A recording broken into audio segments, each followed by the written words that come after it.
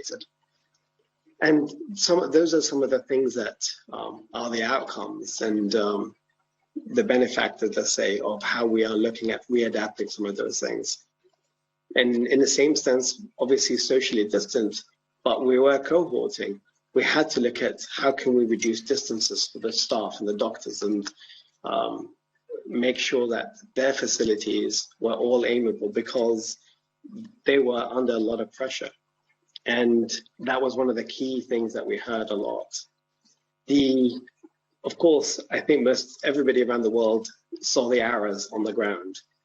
You know, the biggest outcome is how do you create a unidirectional flow of things? And that means how do you bring in, you know, you ensure like you don't backtrack and you create that level of safety. So you can, a staff member, the nurse, the doctor can come, they can put their PPE, they can go in, and that unidirectional aspect was really important. But not all facilities were designed that way.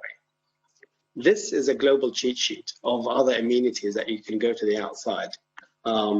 And these are some of the adaptions.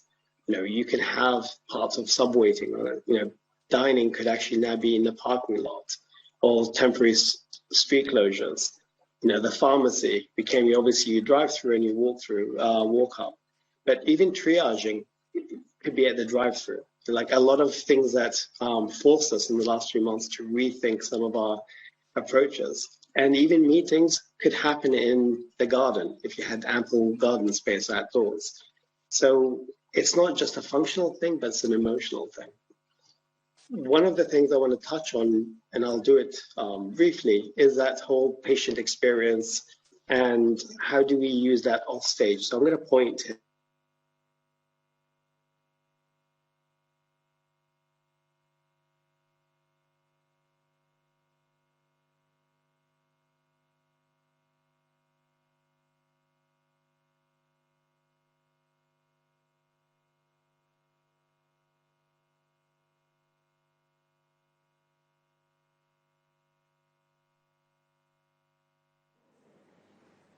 Возникла техническая проблема, попросим. So we have a technical problem. Will you please just facilitate the sound recovery from the part of the technicians?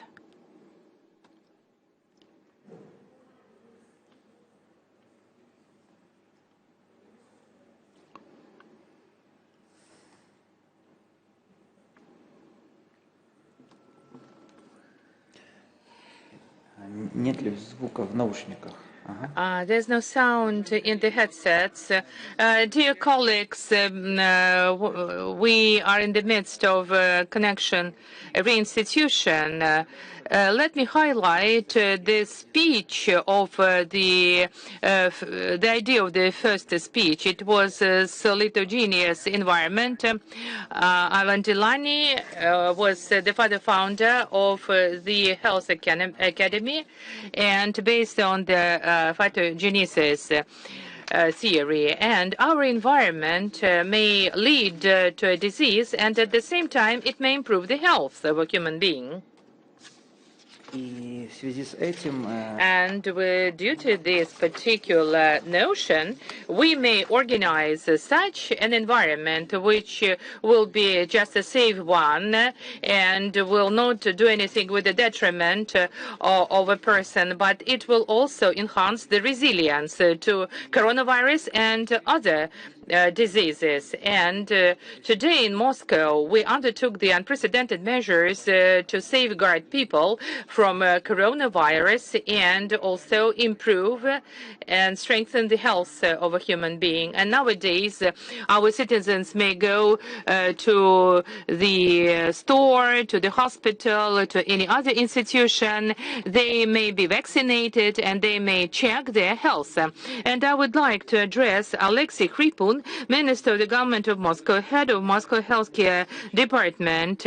Are we supposed to have the mega super-equipped hospitals, or every park will have a team of doctors, physicians to check the health of people and to instruct people on the healthy lifestyle, on sports, and on the proper nutrition? And probably you have some expertise on that score and some innovations to spell out.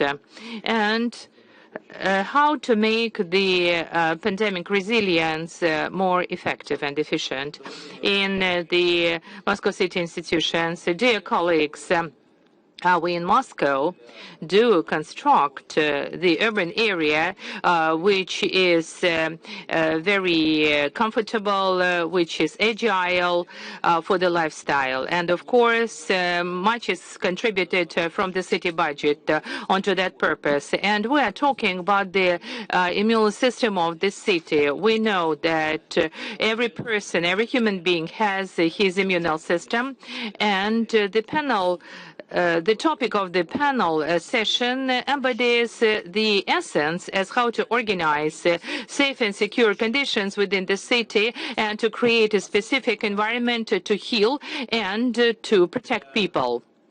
And it turns to be very essential. Will you please show the next slide? It is really topical for such cities and towns and settlements where quite a number of people are being concentrated with a high level of density and communication. And Moscow is one of the largest metropolis of the globe, and it's the Russian first hub, and concentrating offices, R&D institutions, residential areas, and about 13 million people have a permanent residence in Moscow. And I would like to say that it's about 25 plus million tourists a year, and migration and immigration to Moscow agglomeration of about 3 million people altogether from various areas. Moscow constitutes on a daily basis about 20 million people. And thereby, we are in need of the approaches mentioned above. If we take into account the system of health care in Moscow, we hospitalize more than 2 million people on an annual basis. And in Moscow, we have 136,000 babies, and we have more than 100 million visits to outpatient clinics. It's very close to the entire population of Russia. And we have some serious specific features, and thus we are addressing challenges and creating a specific environment to be resilient and to be a healing one. Yes, next slide, please. It was absolutely impossible to be prepared for the challenges of the pandemic as of last spring. And Moscow is so large that we couldn't just prepare the city within a few months for the pandemic conditions. And within decades, we've been improving the infrastructure, having the strategic goal to create a very condensed, compact, and very efficient, ecologically sound system. And the number of legal entities among medical institutions has shrunk threefold in Moscow. And we, to a large extent, contracted the number of hospitals which were placed in some specific facilities. And at random, these facilities were selected, and they couldn't implement the above-mentioned strategy. And by 2.5 times, the number of hospitals has shrunk in Moscow, but they have become smart, fully equipped with the medical equipment and technologies, having a high throughput capacity and using these smart technologies, and they made a serious breakthrough. So by the start of the pandemic, And I will cite some figures for Moscow. We have seen 28 beds in hospitals per 100,000 of population, and there is a reserve of artificial ventilation units, 35 units per 100,000 of population. So those are important and indicative figures that allow us, without any obstacles, to support the patients in heavy conditions that have suffered from the COVID infection. So last year we have easily placed 26,000 beds in the 66 medical institutions. So this saturation of reanimation beds and the artificial ventilation, the saturation is higher than the average for Europe. 26,000 beds we were able to deploy only because the system was flexible. So you can also reprofile the somatic beds, or you can open the possibility for the remaining beds to accept a higher flow of patients. So you can see here on the slide some figures that the system is operating with high efficiency, and the volume of medical services rendered is great. Next slide, please. We have received at the same time a new impetus for a serious development of infectious support for population, and that includes establishing new infrastructure. Look, last year we started building infectious disease number 1, hospital number 1, which is 100,000 square meters, 600 more beds, which on the one hand meet all the requirements for insulating a boxed placement of patients, Nelson type, and on the other hand, that allows for accepting and accommodating very serious advanced equipment, and that includes visualization techniques for diagnostics and lab techniques, and that includes also modern invasive curing techniques. And the main thing that is available there is specific insulation, a possibility to provide for airtight organization of space with a simultaneous application of advanced air purification systems. That includes a high degree of purification in filters. And a similar principle was applied when a smaller hospital was introduced some 2 years ago for children, an infectious hospital in the Kommunarka region of Moscow. And other institutions are being built and commissioned.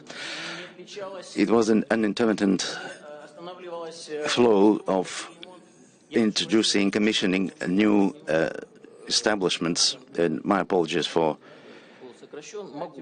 doing that in a hurry, because the first report was a little bit higher. So commissioning and repairing the available infrastructure in Moscow. An ideal illustration for today's topic is this project called Moscow Polyclinic Standard, which is a major overhaul with rebuild and upgrading.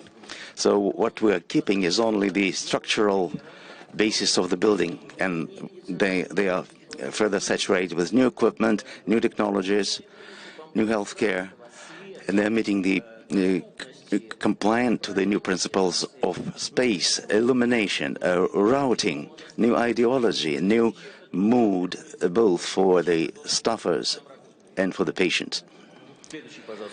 Next one. So eventually, 137 hospitals will be fully renovated by the end of the year 23, and 160 more, and 44 more to get to a greater figure. So in principle, the design that we are discussing today, number one here, the Moscow healthcare system today is to a great degree digitized already, and that allows to set up this high standard. New standards have been introduced with accommodating new incoming patients, with the principle of doctor going to the patient, not the vice versa. That changes the routing of human flow within the institution. That contributes to better organization of space technologies and the respective mood of the interacting people. Upgrading the equipment. What we do in preparing these spaces for accepting and accommodating new equipment should be fully operational tomorrow, day after tomorrow, and a few years to come. So this flexibility should be in the project from the very start. Power efficiency, to keep the heat, new materials, new surfaces, new communication principles introduced, and of course sanitation and epidemiological protection of the medical sites that I've already mentioned. Next one. The Kommunarka Hospital is not only an infectious disease hospital, not only polyclinics that we are upgrading. There is an ongoing construction of one of the Europe's largest institutions in Europe in the same Kommunarka location, with a great number of beds available. It's a multi-profile institution. Kommunarka today is only accepting COVID patients, but as the epidemic will fade away, this will become a multi-profile clinic that is already fully commissioned and fully compliant to the principles that we are announcing today, both space, technological side, purity of air, communications, etc.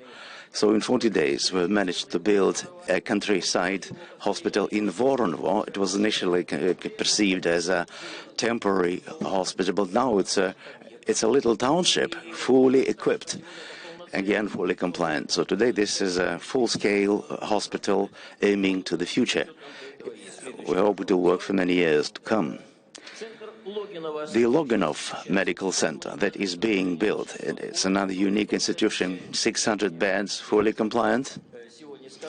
As I said before, just an illustration of the fact that the principles of both design and construction and overall approach, they are being successfully implemented in Moscow today. Well, that was a very good idea that we have to communicate. The Moscow government is not just pursuing greater number of beds, because we have a paradoxical situation.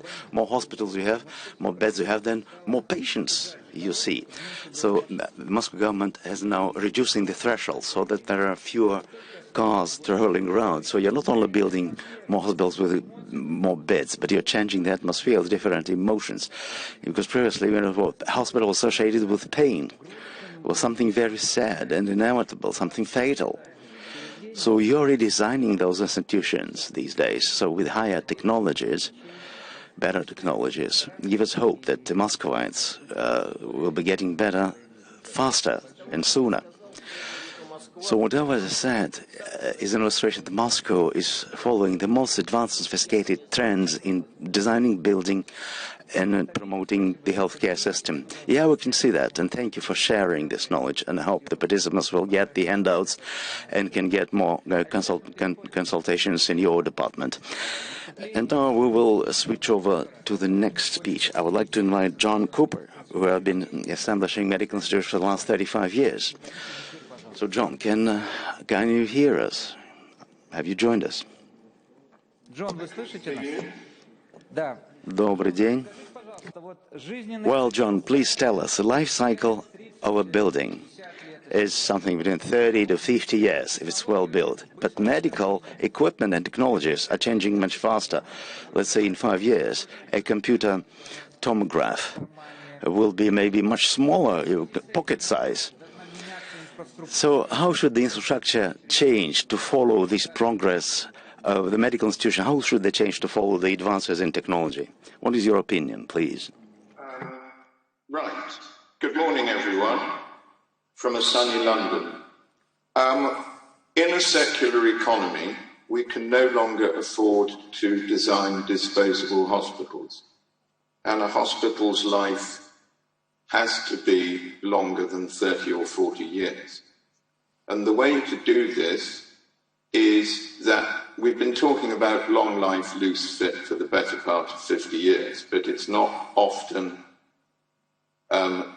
economy and finance gets in the way. So what we need to do is to create a plug-in, plug-out form of design in which the building has a chassis, which is the public realm, if you like, where people come in, visitors come in, ambulatory patients circulate. It also contains the private segregated circulation of inpatients and FM. And it has to be separate from the clinical wings and clinical functions, so that these are effectively, it's the new Pavilion Hospital, and I'd like to bring this back to Florence Nightingale in a way, in that everything that Mohammed was talking about, I was going to talk about. So that's good that we've got a shared view. If you take daylight as an absolute arbiter, as a rule, what we've got to get away from is the deep plan plinth, what we call the muffin with the matchbox on top. That's, I think, no longer a satisfactory diagram for designing hospitals.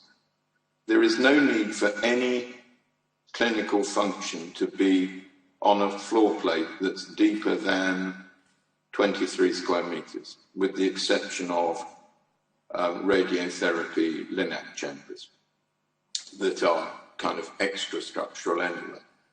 So that what we've got to do is to create adaptable floor plates that can accommodate theatres, outpatients, whatever you care to put in them, that have sufficient resilience with regard to their mechanical and electrical structures, ceiling plenums and main risers, that you can come in and change them at 10, 15-year periods. Equipment is getting smaller, there's no doubt about that, but the ergonomics of taking a patient, let us say, off a trolley into an MRI or a CT remain the same. I mean, there are certainly ways in which imaging equipment is getting smaller, but theatres are getting bigger, so that you have to anticipate what the future may bring. We know that the digital revolution is as important as our response to climate extinction, is as important as our response to COVID, coronavirus. We know that we can now increasingly manage chronic diseases in the home, and that there is a migration of services that have traditionally been provided in a hospital to community or primary settings. But we've got to begin to realize that the climate crisis is as important as the coronavirus crisis, and that we have to have net zero hospitals, or hospitals that are absolutely minimal in their use of carbon. And that too leads us to adaptable floor plate solutions, which in turn enable far greater daylight penetration into buildings, so that they become better places in which the staff work, which one of the things which COVID has done is demonstrated what poor working conditions a lot of our hospitals provide our staff. And it's increasingly important that they have access to daylight for their circadian rhythms and a whole heap of other things, and that we begin to completely relook at the way in which we think about hospitals. And when you start getting into that mindset, so too they become increasingly recognizable in a city as civic public buildings, which have civic public functions.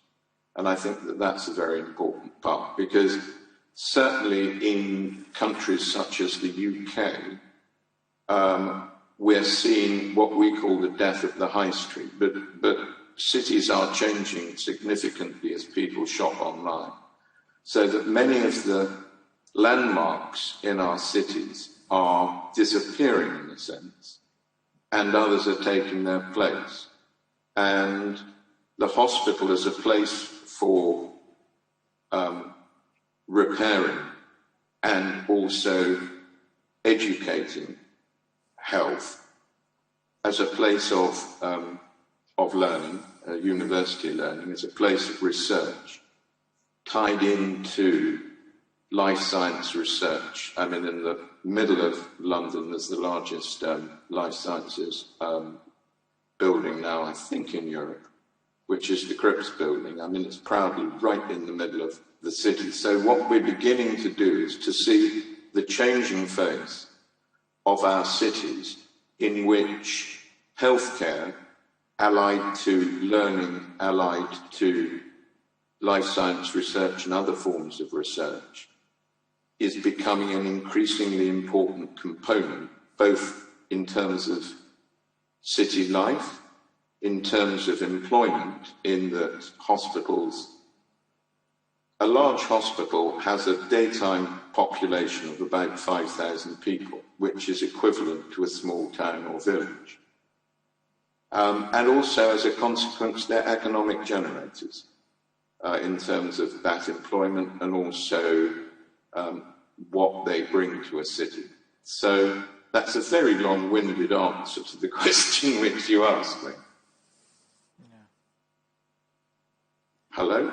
John, thank you for your insights, because really we're turning to new reality. И я перейду на русский язык. Сегодня действительно... And I'm switching to Russian now. Yes, today the technologies enable us to provide some testing at home, so we can reduce the number of labs in hospitals, to reduce the infrastructure in hospitals and clinics.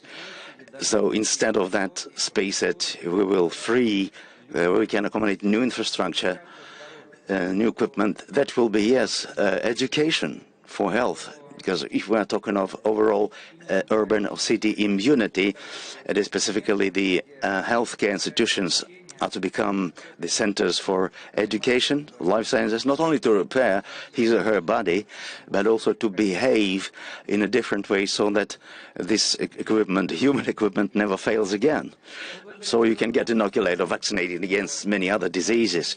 So let me thank John again for his insights. And now we are going to switch over to the next speaker. And this is Timur Handarbayev, who heads the most innovational medical cluster of today in Russia. And we know that this center will bring together the most advanced technologies.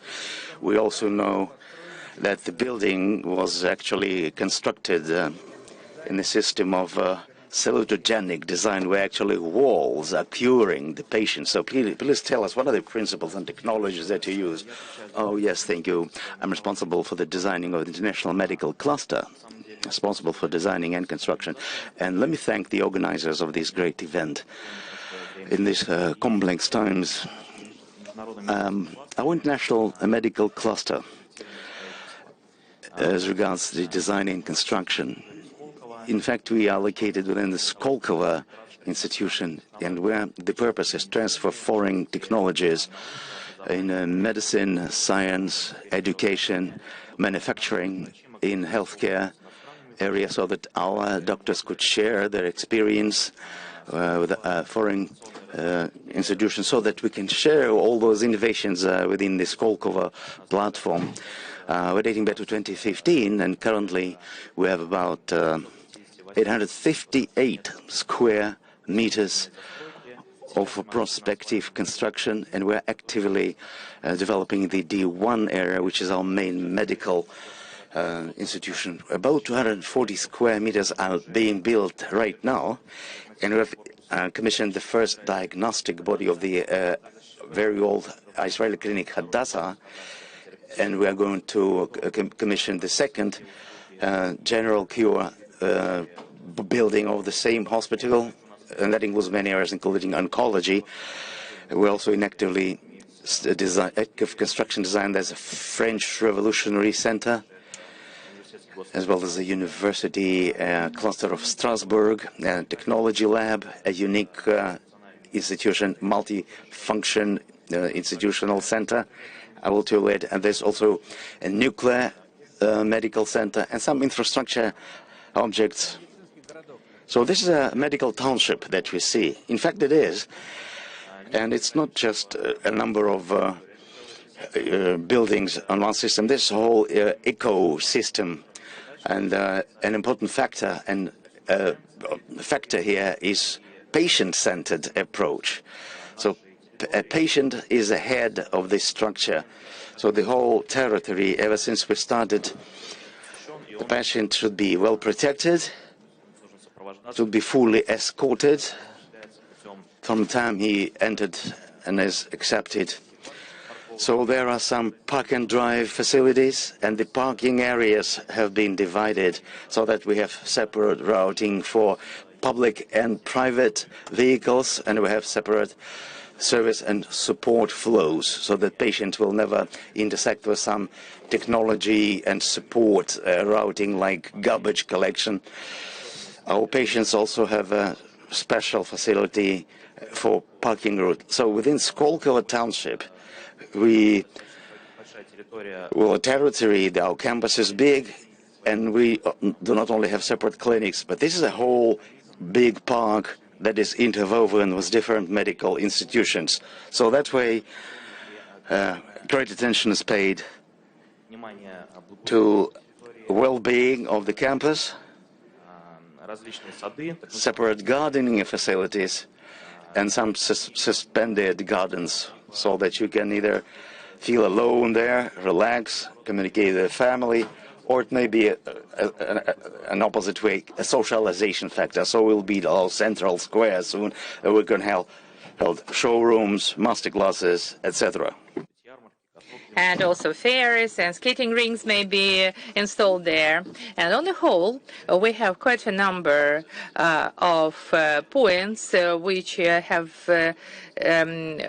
of great attention and which are really very much liked by our citizens and also pretty often visited by the foreigners. The architecture of the building is another prime focus of ours, and it's a unique one, and it is based on the concept of the foreign-based architects who've been dealing with the construction and design of quite a number of outpatient clinics.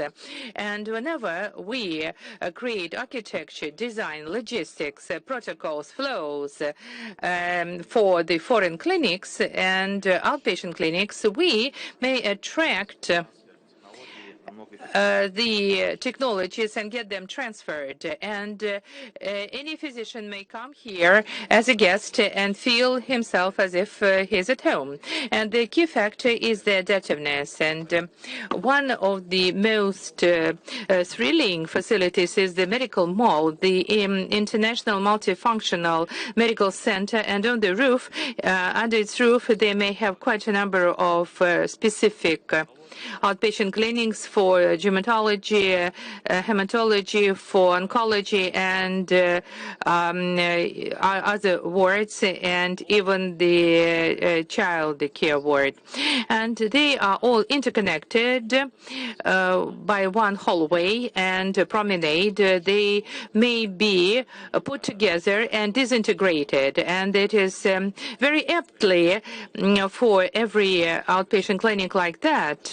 And the territory of Skolkovo, we have this facility, and people may be trained further and provide renovation of their outpatient clinics and hospitals. Yes, your center uses not just the medical equipment, spare technologies, molecular, and also brain cells, but they actually create a comfortable environment for the physicians, for communication with the relatives of their patients, and it is really a very interesting area. It's like Zaryadye Park. It's not at all a hospital, and it has a very attractive landscape architecture with a great design, and it is intertwined with the concept of Alexei Ivanovich, as people are now keen on the high energy efficiency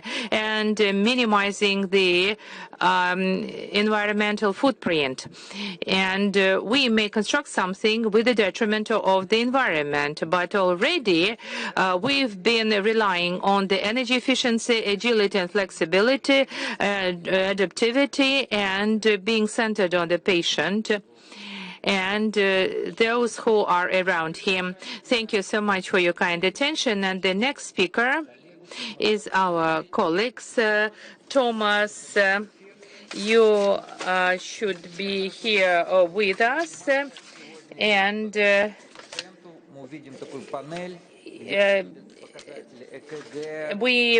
Thomas Willemate, and we may come to various wards, and there should be some tests taken like cardiovascular tests and measurements. And if we come to the cockpit of a pilot, we may see quite a number of panels and technologies. And he managed to combine all these two facilities. And the information about the patient is always visible. Also, the ambient temperature, the daylight, climate control, acoustic comfort, and all these parameters may promote the better health of a patient. And Thomas, could you please specify how you managed to combine science, culture, music, and the environment? Thomas, the floor is yours. To speak, for the opportunity to speak here. I hope it fits very well the panel, as I have not had a translation of your introductory speech, and my Russian is not that perfect.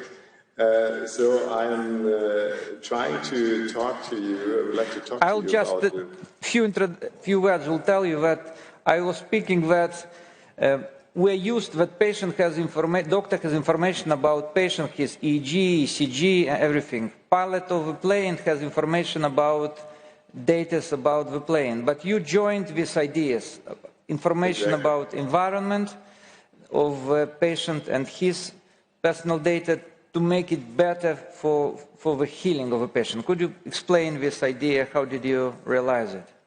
Can you see my screen? Then I will do ICU rooms, intensive care units, but it's, as far as I see, a pretty unique project that not only tries to understand the effect of architectural parameters to the process of healing, but also since we finished these rooms, about 6 years ago, we tried to collect the evidence to be able to really prove how exactly certain aspects in architecture can guarantee a better outcome of the patients.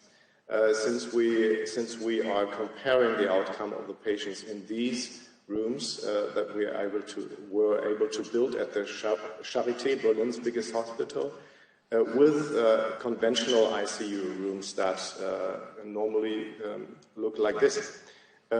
This so-called parametric dream room design project examines how the design of intensive care units can be modified to benefit the process of recovery.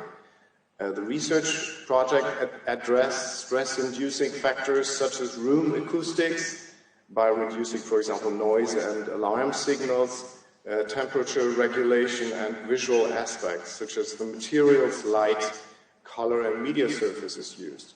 So we all know already that the lack of sleep, interrupted sleep, for example, the feeling of disorientation after an orientation when you wake up coming out of a sedation, certain different aspects that cause stress and the feeling of helplessness really affect the process of healing negatively. And we were trying to, even before we started to design the rooms, to understand these parameters exactly by speaking to staff members, caretakers, doctors, everybody working on ICUs. And first of all, try to implement a new layout for these two ICU rooms that you probably see now right in front of you. That red little square in the middle indicates an so-called observation room that we introduced in the middle, in between these two ICU rooms.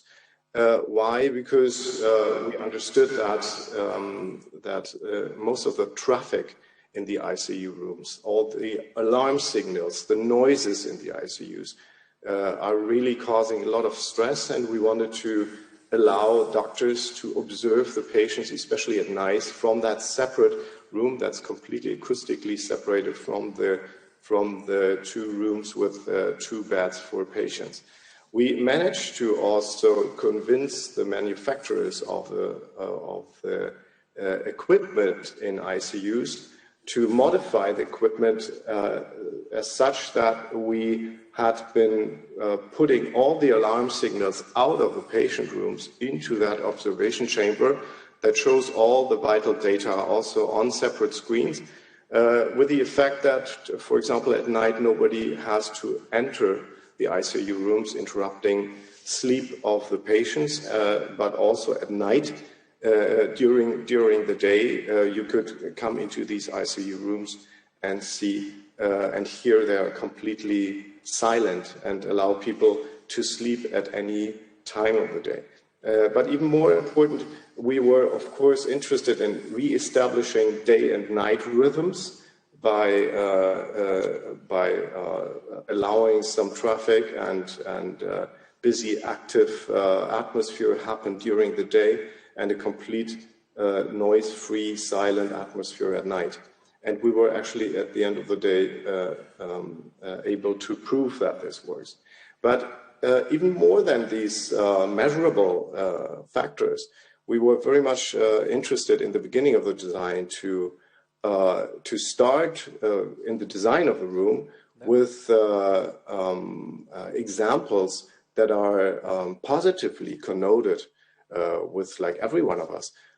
Like what are really positive memories that you have when you think of sleeping or laying in bed, and when you look at all these examples of cabanas, of cocooning in furniture design, then we understand that lying in bed is not necessarily a negative aspect. So when we started to design the rooms, we tried to understand exactly the perception of the patient, trying to analyze and diagram what exactly the patients are looking at. And that is some so far completely neglected area, of course. That's mostly the ceiling in the ICU room. So we understood exactly the angles of the sight of the patients. We were trying to understand what area we needed to address. And that's mostly, of course, the area above the patient. And understanding that missing daylight is probably one of the most important factors in the irritations in melatonin production in the human body. We try to bring in a huge, large light fixture in the room, which is a 2 by 2 meter screen area that feeds, of course, artificial, but daylight-like lighting scenario to the eye of the patient. And this light fixture illuminates in a circadian rhythm. That means that around 11 o'clock in the morning, that artificial sun seems to be rising. It illuminates, and the intensity of the line is getting bigger and bigger. And it also tries to simulate how the sun would be going down, and the daylight would be reduced during the day, only because we understood that this additional amount of artificial daylight would have an effect of the melatonin production, keeping the patient more awake during the day to make him or her able to sleep better at night. But not only that was the reason for that huge 2 by 7 meter 50 large screen above the patient. We also introduced a second grid of LED lights above the patient that is able to show moving images. And this is not only to allow a blue sky to appear above the patient and moving clouds to calm down patients, which in their speed would react to how awake a patient is, basically to the vital data that is collected during the day, but also we try to allow the patients to interactively play with this screen, so they could modify what kind of imagery they would like to see. And also doctors use that screen above the patients to understand with like some media interfaces how well the brain in connection with in relation to motoric functions of the body would that connection would be re-established after phases of sedation. So that screen is basically a multidisciplinary aspect that allows us to really understand how the visual aspects of the environment would affect the healing process of the patients. You see Thomas, that, can you hear me? Thomas? Yes. Yes. It's a brilliant idea to give a patient to play with his surrounding. We have 30 seconds left for your presentation, and I want to ask a very brief question. Do patients have access to music, high quality, stereo, and what kind of music you would suggest for patients to boost the healing? Yes, of course, patients have access to music. Actually, their personal playlist can be fed into the acoustic system of the healing environment, as we understood that the personal environment, that the individual environment that reminds patients of their home is actually very beneficial for the patients. Thank you, Thomas. We run out of time. Thank you very much. Thank you. Уважаемые коллеги, мы прослушали... Dear colleagues, we've just followed the attitude and approach of the leading colleagues of ours, but infectionists cannot settle the problem of healthcare, as well as therapists and other doctors. But we're supposed to have interdisciplinary approach, and architects should be a part of this process, as they do design our settlements, urban area, to make our citizens healthy. And we've followed presentations from various business areas, and the architects mentioned that we have to create the environment stimulating the healing of a human being and being socialized. And the specific atmosphere should be created in a specific hospital. And Thomas, in his last presentation, Thomas Willemeyer, mentioned that such simple things like a blue sky and acoustic comfort tend to be indispensable. And we try to create this atmosphere coupled with the medical treatment and just putting droplets in a safe way. We should give the silence and darkness in the ICU or give an appropriate daylight, and it could heal a patient even better than any medication. And we have the technologies of biodynamic lighting, where the solar light is impossible, and we may give the bluish light, artificial light, comfort light, and actually it should be coupled with the technologies of treatment, medication plus atmosphere, and thus we may just contribute to remedial effect of a patient. And the government of Moscow, by the way, is a proponent of this methodology, and we have to apply best practices for the follow-up implementation of them in the city of Moscow, as Mr. Sobyanin mentioned. And the healthcare system is being changed very rapidly, and I wish you all the best, success, creativity, so that to make our environment healthy, solid, and robust. And thank you very much for your kind attention, dear audience, and for your attention to this particular topic. And see you soon. Goodbye.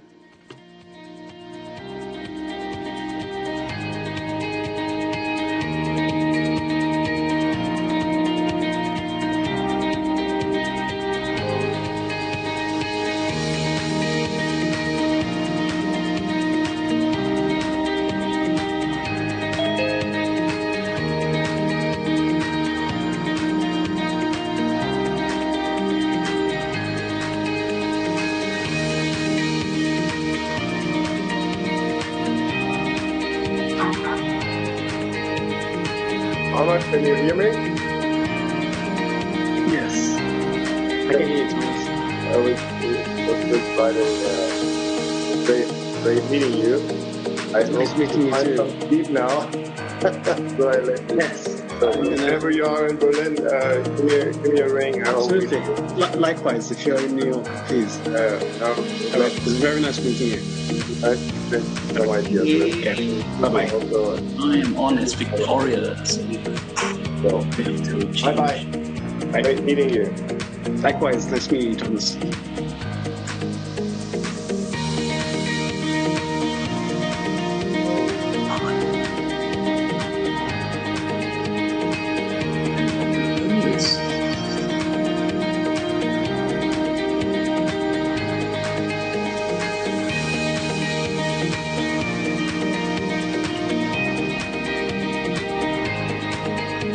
The images refers. Yeah, it's not mirror. I think you have to switch the background.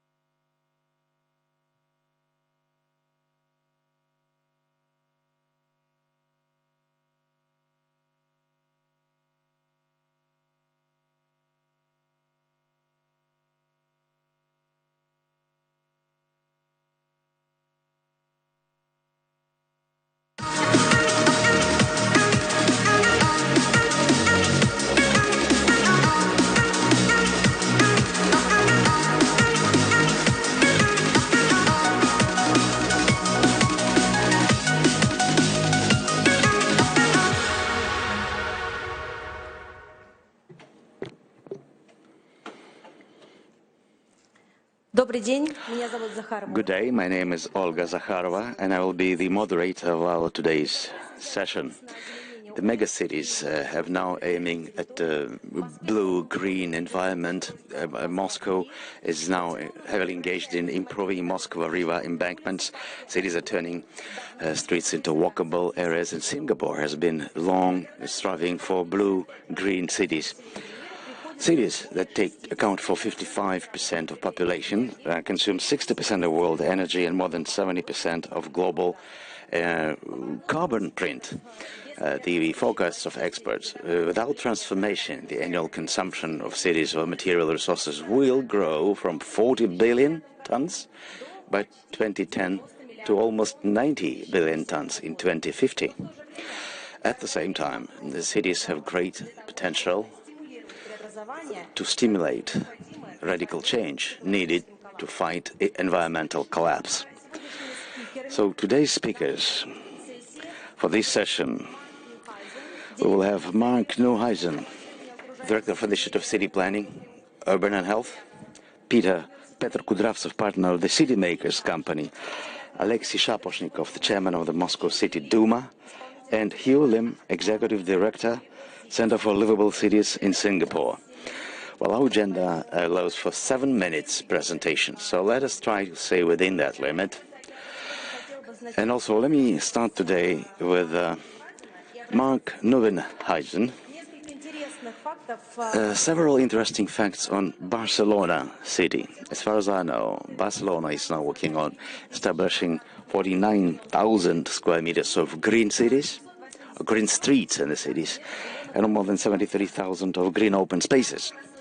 Mark, can you hear us? Yes, I can hear you. Welcome. Hello. Mark,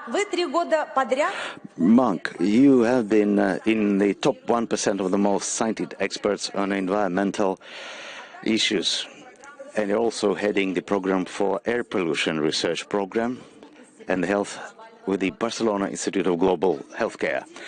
For over 30 years, IS has been involved in the climate research and environmental research, development and research of the infectious diseases and associated ones. So let me ask you, what projects aimed at making cities healthier are you working on right now? And is there any scientific proof that the blue-green areas help reduce the stress level and increase the psychological resiliency of the citizens? And is there any difference between artificial green areas and spaces and the really natural green spaces? Mark, the floor is yours.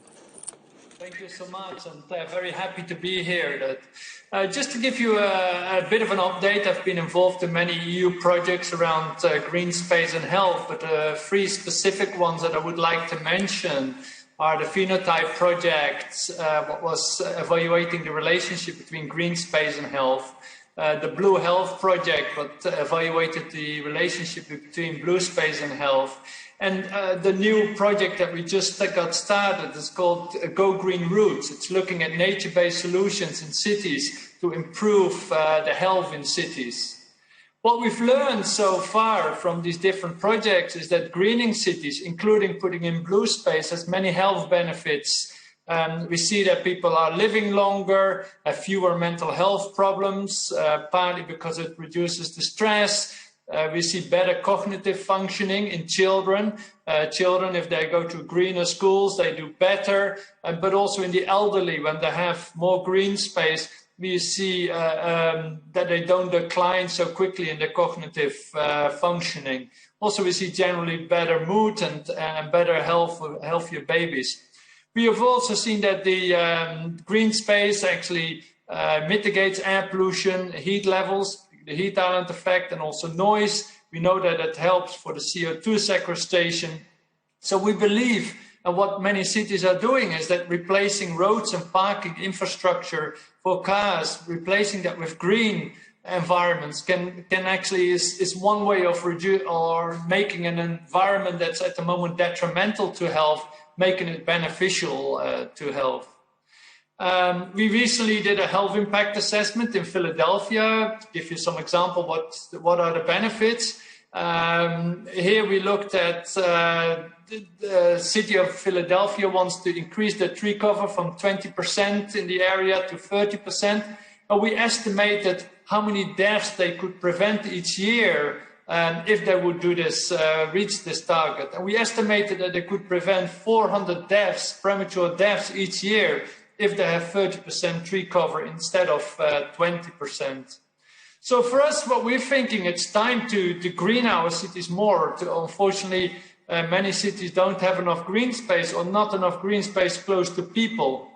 Often it's on the outskirts, and what we would like is green space much closer to people. What you mentioned is that, for example, Barcelona is greening the city through this new urban model. I think we need new urban models, and this is so-called the super blocks. On the left side, you see what is the current system. We have a grid system of traffic going up and down, left and right. The idea is to cut off 4 junctions in this grid system and green this particular part, and also keep the cars out and only allow active transportation. Overall, 500 super blocks are being planned, and we estimated that you could prevent almost 700 premature deaths each year if you would implement all the super blocks in Barcelona. Around 150 of these prevented deaths comes due to greening, by increasing the green space by about 3-fold in the city. So here you can see one of the super blocks, Sant Antoni. You see on top what it was before, with cars, a lot of concrete, and on the bottom what you can see what it's afterwards, with more green space and also active transportation. Of course, there are already other examples, like, for example, this car-free neighborhood in Freiburg called Vauban.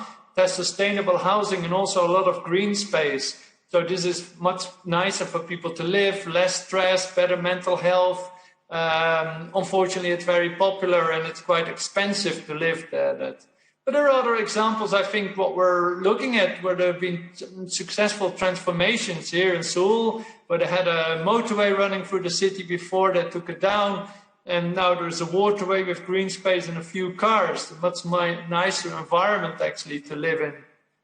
Or this is a hospital in Liverpool, the Children's Hospital, Elderly Hospital. On the left side, you can see the old hospital with a park next to it, what was before. Then they asked the children, what would you like? They said, we want to have a hospital with more green space.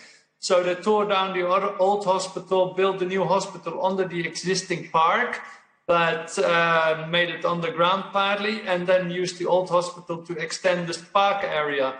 Again, much nicer use of space and much more green space.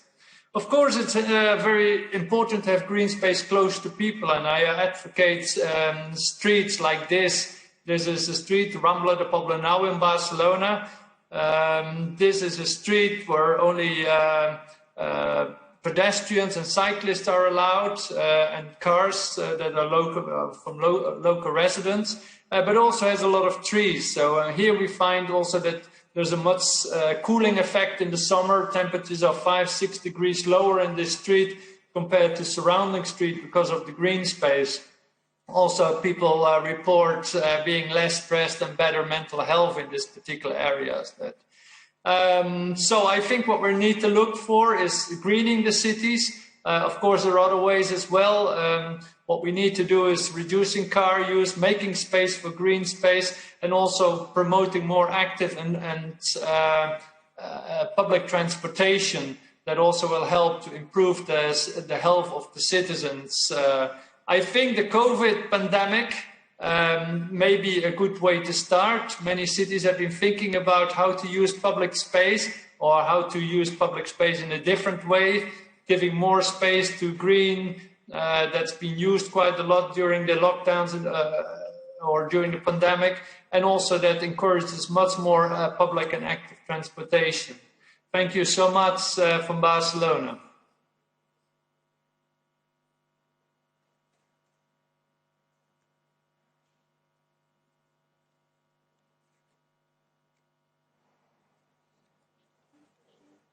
Ага.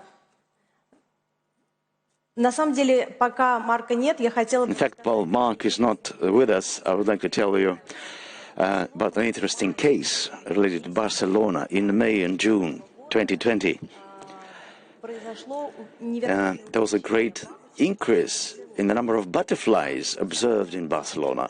So they hired some volunteers on purpose to count the butterflies.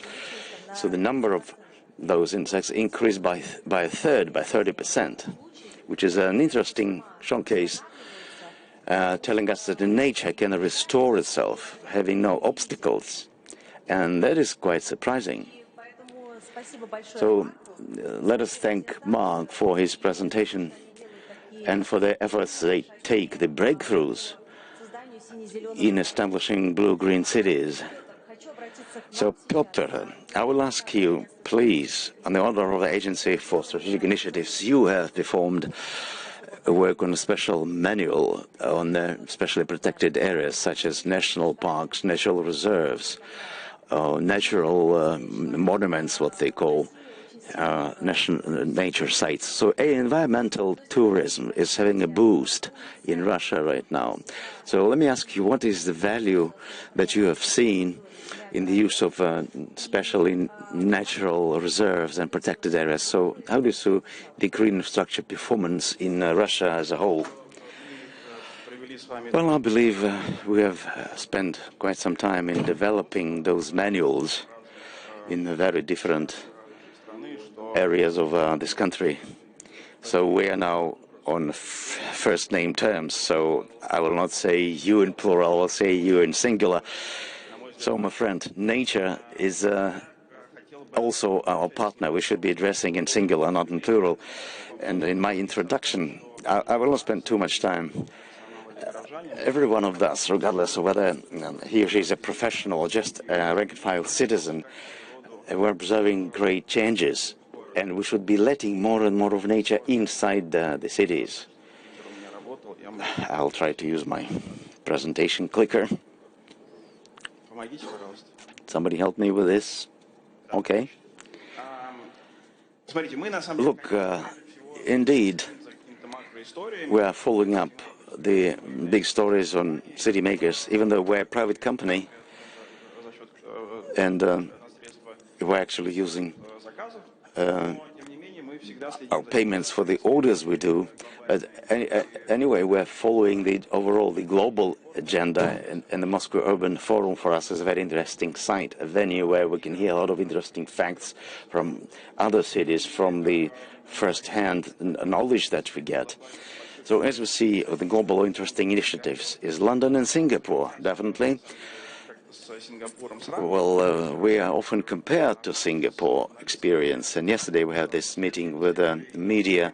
There was a BCG research presentation. Out of 20 different cities, we are again somewhere close to Singapore in ratings. So that makes us, like sister cities, even though the mentalities and approaches are different. But they're very similar stories here. In particular, Singapore is a very green city. And indeed, they have programs for garden city conversion, when the number of square meters of greenery, the total area of green plantations have been increased manifold since '86 to 2007, and then was specially planned, and recently it is added another 10%. Another interesting experience is in London, which is leading this movement for sustainable development, and it is another very green city. It's a park-type city, and many parks have serious environmental ecosystems for self-renewable systems with even interesting flora and fauna as well, and they have interesting programs detailed up to 2050. Which in fact allows for annual increase of more trees planted, new parks commissioned, more bush areas commissioned. Moscow has all the prerequisites, conditions to have a global comprehensive program to have city turned into a national park of a kind. So let us perceive and conceive Moscow not only just as a grid of streets with houses on it, But let us try and perceive Moscow as a national park for the future. So imagine, at some time in the future, we should saturate Moscow with greenery to an extent, and those should be live organisms of different size, so that we as humans will become parts and components of these new ecosystem. And one of the initiatives that we are developing slowly, step by step, we call it Green Network. The idea there is not only to set up more new parks, which is fully understood by the city and by the developers, but it has to be more specifically with this linkage of a great number of natural locations, natural reserves within Moscow city limits of great interest. So Moscow has seen a lot of new plantations. Moscow is already a very green city, but these new areas of Moscow city limits, that is even more greener than the traditional old Moscow. This is in high demand now. And we're talking about active stories like sporting facilities or active longevity of senior citizens, higher bicycle use content, escapism.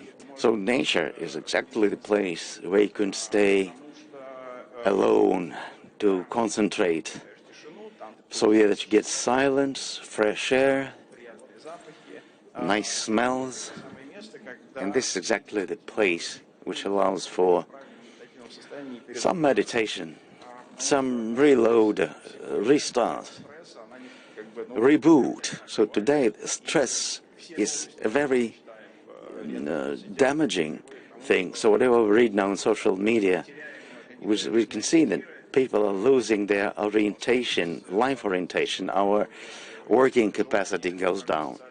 Any desire for social communication goes down.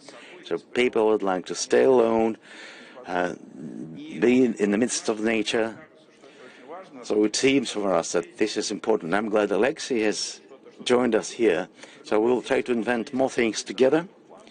And we have a certain plan so that we reconnect larger green areas to set up new local areas for jogging, for cycling, to open up this potential for citizens. So that we have started recently an absolutely unknown area for linear park development, not from the Yauza River in Moscow. And I'll disclose the exact location right now because it's a compact area and nobody knew about that. So there are some private initiatives of interest there and a strong developer that could support this project financially. And it has to do with green planning on the city level.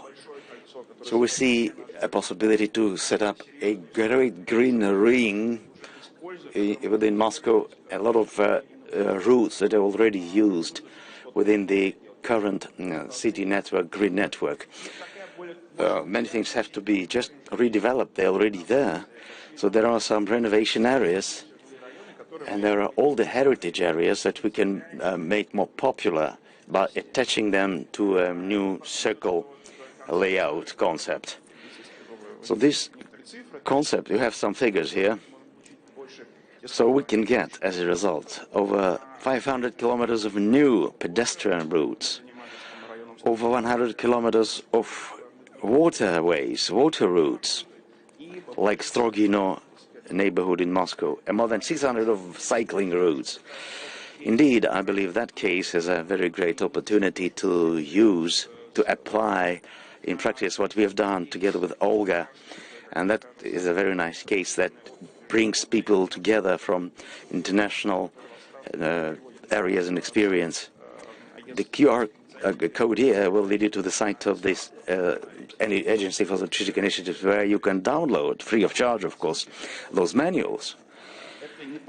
And in fact, these are not just manuals with indications for directors, let's say for green parks, but this would be of interest of any official of any level, both for private developers or any individuals that would like to promote those initiatives within national parks and national reserves. Here's some more figures. very indicative, some KPIs that we're going to try and achieve. Psychological health, making neighborhoods more active, improving environment, physical health, and bringing up investments. And we can see that the private developers are very seriously handling this issue of public parks and areas. We hope that this initiative will be of interest. Thank you again, Olga, for this opportunity. Thank you. Thank you so much. Thank you so much once again. And while you organize the discussion, I just would like to remind you of the magic horse. And it was the fisher whale as a person, and somebody constructed certain things, and the whale just dropped off everything from him. And what is going on now with the pandemic? That is a response of nature to our actions, and we put nature onto the plastic bag. We wrapped it and started watching it from the outside. And nowadays we are placed in that plastic bag so that we may have a clear understanding of what nature felt in the prior period. So we have to think of the balance and how to recover the nature. And we might, to a large extent, depend on the nature.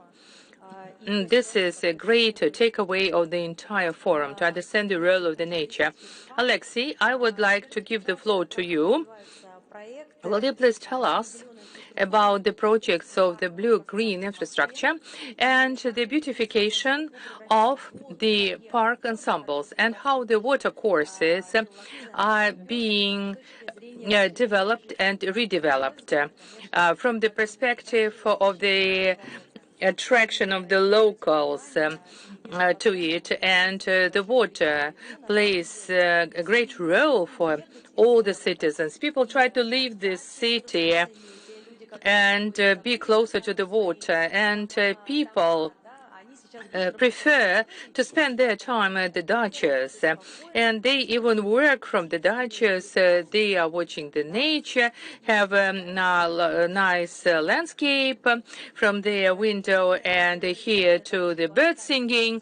And what needs to be done in the urban area so that the citizens are placed and retained in the citizen towns and enjoy life there? And I would like to thank everybody. Olga, you gave a very exemplary case of the plastic bag where we are packed into. The territory of Moscow has 136 especially protected natural territories, and it has 150 rivers, and 50 streets, and the majority of them are open ones. And over the past 10 years, the 750 territories were greened and 33 parking areas.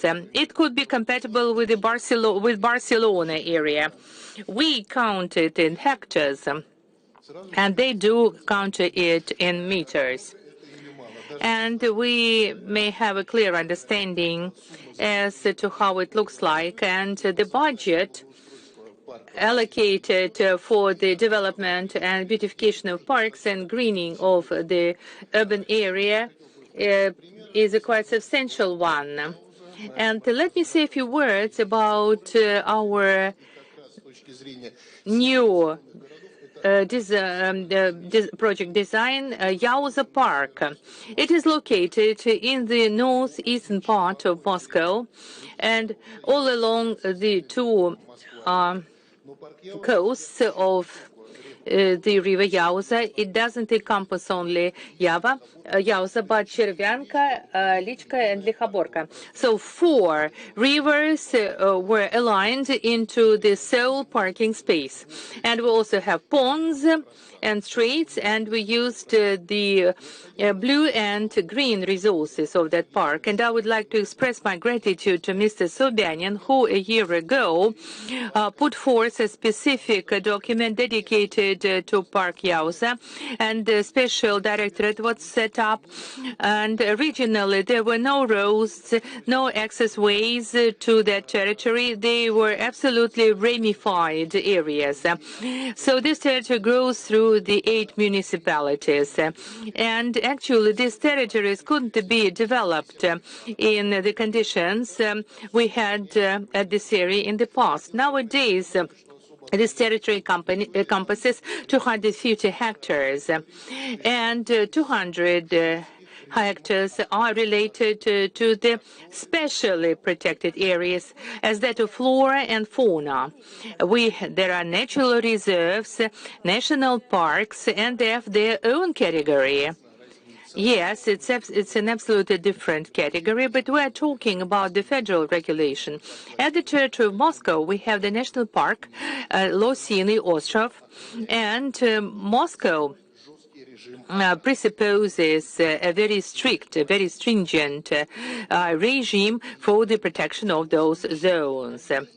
As Muscovites try to control very stringently and rigidly these particular areas.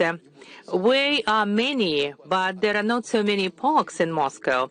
And the number of attracted territories are not so many. But nevertheless, I'm talking about the Yauza Park with a stringent regime of protection.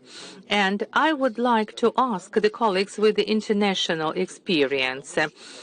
Yauza Park is the longest one in Europe, the only one being placed along the 2 banks of the river and very stringently protected.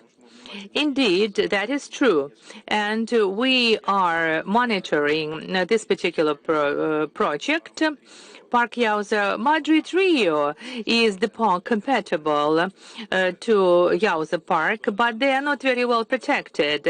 And they have 8 kilometers of special parking areas. So in this case, the size is not important, but the value of this park and biodiversity level, which is retained in especially protected zones. And so the key value of the park is that it is specifically protected. They are not artificially created. They are reinstituted, recovered, and reclaimed from flora and fauna of this territory. And Yauza Park presupposes 16 kilometers length. It is by 2 times higher as that in Madrid. And Yauza Park would also be aligned with the Botanical Garden at the Exhibition of Economic Achievements, and also we'd like to extend Yauza Park towards the Losiny Ostrov, the island of Elks, and the Agency for Strategic Development of Moscow, by the way, took part in this particular project, and thus we may get an access there, making this project very interesting. And from the part of the Moscow Ring Road, we're supposed to have another area from Mytish to the Moscow Ring Road, and we have all the technological and technical opportunities to have another parking area to be further attached to Yauza Park, and it's going to be the environmental framework. And that would be a great idea if we have wildlife there, if we watch animals going back and forth. And in Barcelona, there are a number of butterflies to actually get enhanced, but nowadays we have beavers in abundance who gradually go closer to Kremlin. And we are looking forward for protecting our trees from beavers. Sometimes they are ruined by beavers, and we have to monitor this process. Mark, by the way, mentioned it in his presentation. This is not an artificial green zone. This is a natural zone. It has been retained and conserved very carefully. And the territory of this park and the mere idea launched took place some time ago at the level of the common people. And we decided to set up a concept of this park, then divided it into milestones, but then synchronize it. And my words of gratitude go to Mr. Biryukov from the Moscow city administration. And nowadays, we are supposed to complete all the beautification operations along the bank of Yauza. And by 2023, we're going to complete the entire rehabilitation of this area. For dozens of years, some territories were not used, and we have just some residential areas closer to Yauza. This territory was full of junk and trash, and we've managed to clean it up and beautify the area. My question goes to you, and those trails and tracks, they are made of the tiles. No, they look different everywhere. And some of them go all along Yauza River, and they are made of natural components, and those on top actually presuppose the stone pavement.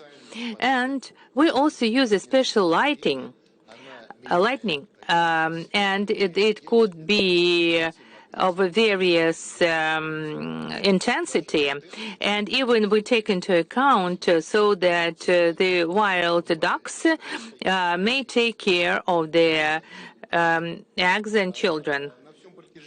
And all along the park, we have eco paths available.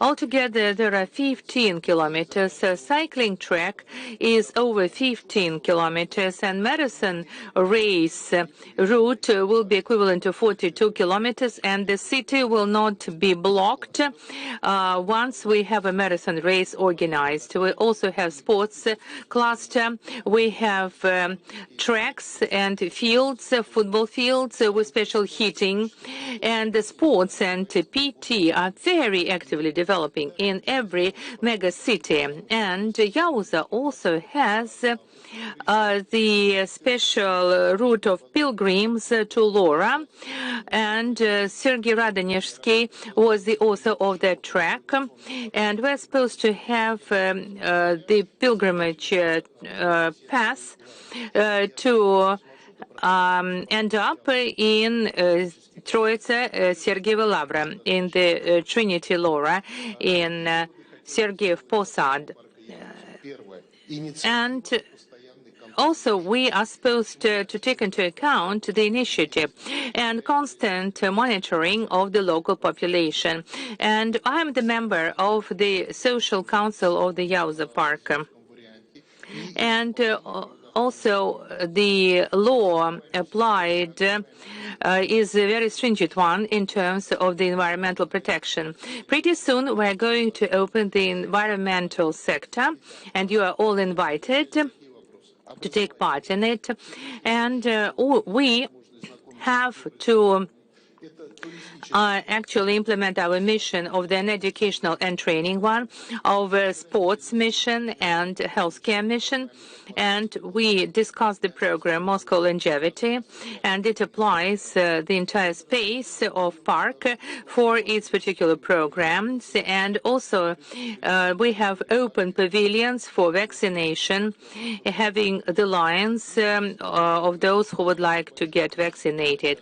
And also we have quite a number of cultural areas for various events, and also we have a cathedral located at the territory of Yauza Park, and which is very substantial for our citizens. We would like to avoid all the lines to the park.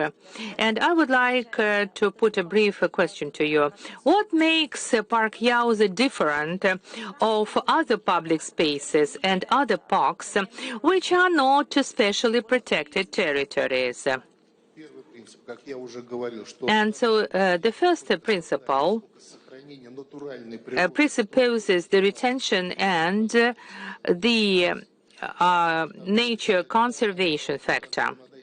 And also we are guided by a very stringent regulation for specially protected areas. This is the most stringent one. So we are coming back to you, Lim. Mr. Yulim, can you hear us? Mr. Yulim? Mr. Lim, can you hear us? Yes, I can. Господин Лим, Сингапур по праву считается эталоном сине-зеленых городов. Говорят, что сначала он был городом-садом, затем городом в саду, и еще спустя какое-то время потом городом садов и водных пространств, и, наконец, превратился в настоящий природный оазис. Расскажите, пожалуйста, как в условиях ограниченного пространства и существующей застройки Сингапур побуждает всех стейкхолдеров интегрировать сине-зеленые пространства и системы в городскую среду? Very good afternoon, everyone. Before I begin, may I extend my appreciation to the Moscow Urban Forum for inviting me to chair this panel discussion. It's my pleasure to be able to speak on the blue-green ideas from Singapore alongside representatives from other notable cities around the world. As an island city-state with a small land area and limited natural resources, Singapore faces several constraints and challenges. Today's Singapore's population is just over 5.69 million, with a density of more than 7,800 persons per square kilometre. With such land constraints in mind, ensuring that natural elements form part of our urban development has been critical for Singapore. In Singapore, we aim to strike a balance between several key outcomes which make up livability: high quality of life, competitive economy, and sustainable environment, premised on integrated planning and development and dynamic urban governance. This approach is summarized in the livability framework developed by the Center for Livable Cities. CLC also produced a matrix to plot the livability of cities according to Mercer's 2019 Quality of Living Index against the city's population density. While most cities that ranked high for livability exist in large geographical spaces with lower population densities, Singapore has the challenge of being one of the few cities in the top right quadrant that is trying to achieve high livability against a high density of population. With respect to greenery, Singapore observes that the Green View Index, which is the amount of green cover considered at street level views, we achieve a number of 29.3%, which is even higher than London's 12.7%, despite similar density and livability. Notably, the cities represented in today's panel are similarly recognized as some of the densest cities in the world. The different approaches to infuse blue-green infrastructure into these dense cities is thus particularly relevant for Singapore's learning as well. Today, let me share on Singapore's approach to blue and green, which has guided the development of our city for many years. Since independence in 1965, Singapore has progressively transformed, first as a garden city, then a city in a garden, followed by a city of gardens and water, and now a city in nature. Under the 1991 concept plan for Singapore, the Green-Blue Plan became one of the strategic concept plans which helped shape and align the work of all government agencies. This plan earmarked different types of green and blue elements at city level, including a connected network of parks, natural green space and waterways, and these become the backdrop for recreation for residents. Beyond planning for people, the Nature Conservation Master Plan was introduced in 2015 and formalized 4 biodiversity core areas in Singapore, which are circled on the diagram. These ensure that the areas remain protected even amidst greater urbanization, with the addition of green buffers against urban encroachment. This was done by identifying the various natural habitats that were located around the country, acknowledging their unique and rich biodiversity that must be conserved. Infrastructure such as the Eco-Link across a major highway support the movement of wildlife across the island. With limited land area for water catchment and only seawater around the island to rely on, water supply has always been a critical issue for Singapore. Up until 2018, imported water from Malaysia accounted for almost half of Singapore's water supply. Such considerations have motivated Singapore to develop 4 national taps in order to secure a resilient domestic water supply. The 4 taps are water from local reservoirs, imported water. Первое – это важность воды, импортируемой воды и опреснительные установки для производства пресной воды. Это вторичное использование воды, технологии по опреснению, соответствующие договоры. Этим занимается отдельный департамент, занимается голубой инфраструктурой. Это производство воды в целях более благоприятного взаимодействия с окружающей средой. Например, Марина, в 2008 году было завершено строительство дамбы здесь. Это в центре города расположено. Проектирование зданий, их предусмотрено большое количество зелени, эффективное использование общественных мест предусмотрено. Повседневные места отдыха, зеленые сады направлены на дальнейшее внедрение зелени в городскую окружающую среду. Также поощряется более высокий стандарт. This is what I would call nature plus. It's going beyond what might naturally occur. For example, the Kallang River at Bishan Ang Mo Kio Park was previously a concrete canal running beside a housing estate. The original concrete canal was naturalized into a meandering river and integrated with a public park. Today, this picturesque river is teeming with life and is a stark contrast to the concrete canal that it once was. Recently, Singapore opened the 36-kilometer coast-to-coast trail that connects a series of parks and park connectors. The places of interest along the trail include naturalized canals like Bishan Ang Mo Kio Park, as well as nature areas like Bukit Batok Nature Park. Where hard infrastructure, such as roads, cycling paths, and overhead bridges are unavoidable, lush trees and flowering shrubs are added to further increase the amount of softscape and green cover in the city. Natureways take advantage of planting verges along roads to introduce dense foliage. Specific trees and shrubs selected facilitate the movement of birds and butterflies while integrating greenery with the road network.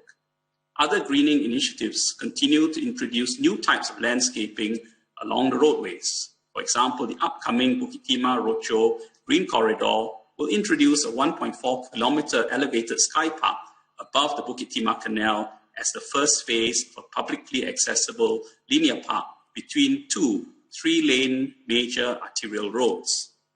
While greenery and plants everywhere, some might wonder if the urban streetscape across the island could become too monotonous. However, differentiated uses and design help to add interest to each green space. For example, Gardens by the Bay combines themed conservatories and floral exhibitions, while the Singapore Botanic Gardens brings together a rich local and regional plant collection with arts performances and generous open space. along the upcoming rail corridor that reuses a defunct 24-kilometer long railway passage, landscape design has been carefully considered to offer a new way for residents to experience nature. Viewing pods, canopy walks, and boardwalks have also been introduced to make nature reserves accessible, but reducing human impact on the natural habitat. Going forward, Singapore is motivated not just by its land constraints, greening goals, and water security. The Singapore Green Plan 2030 recognizes the potential for blue-green infrastructure and ideas to tackle the effects of climate change and the urban heat island effect.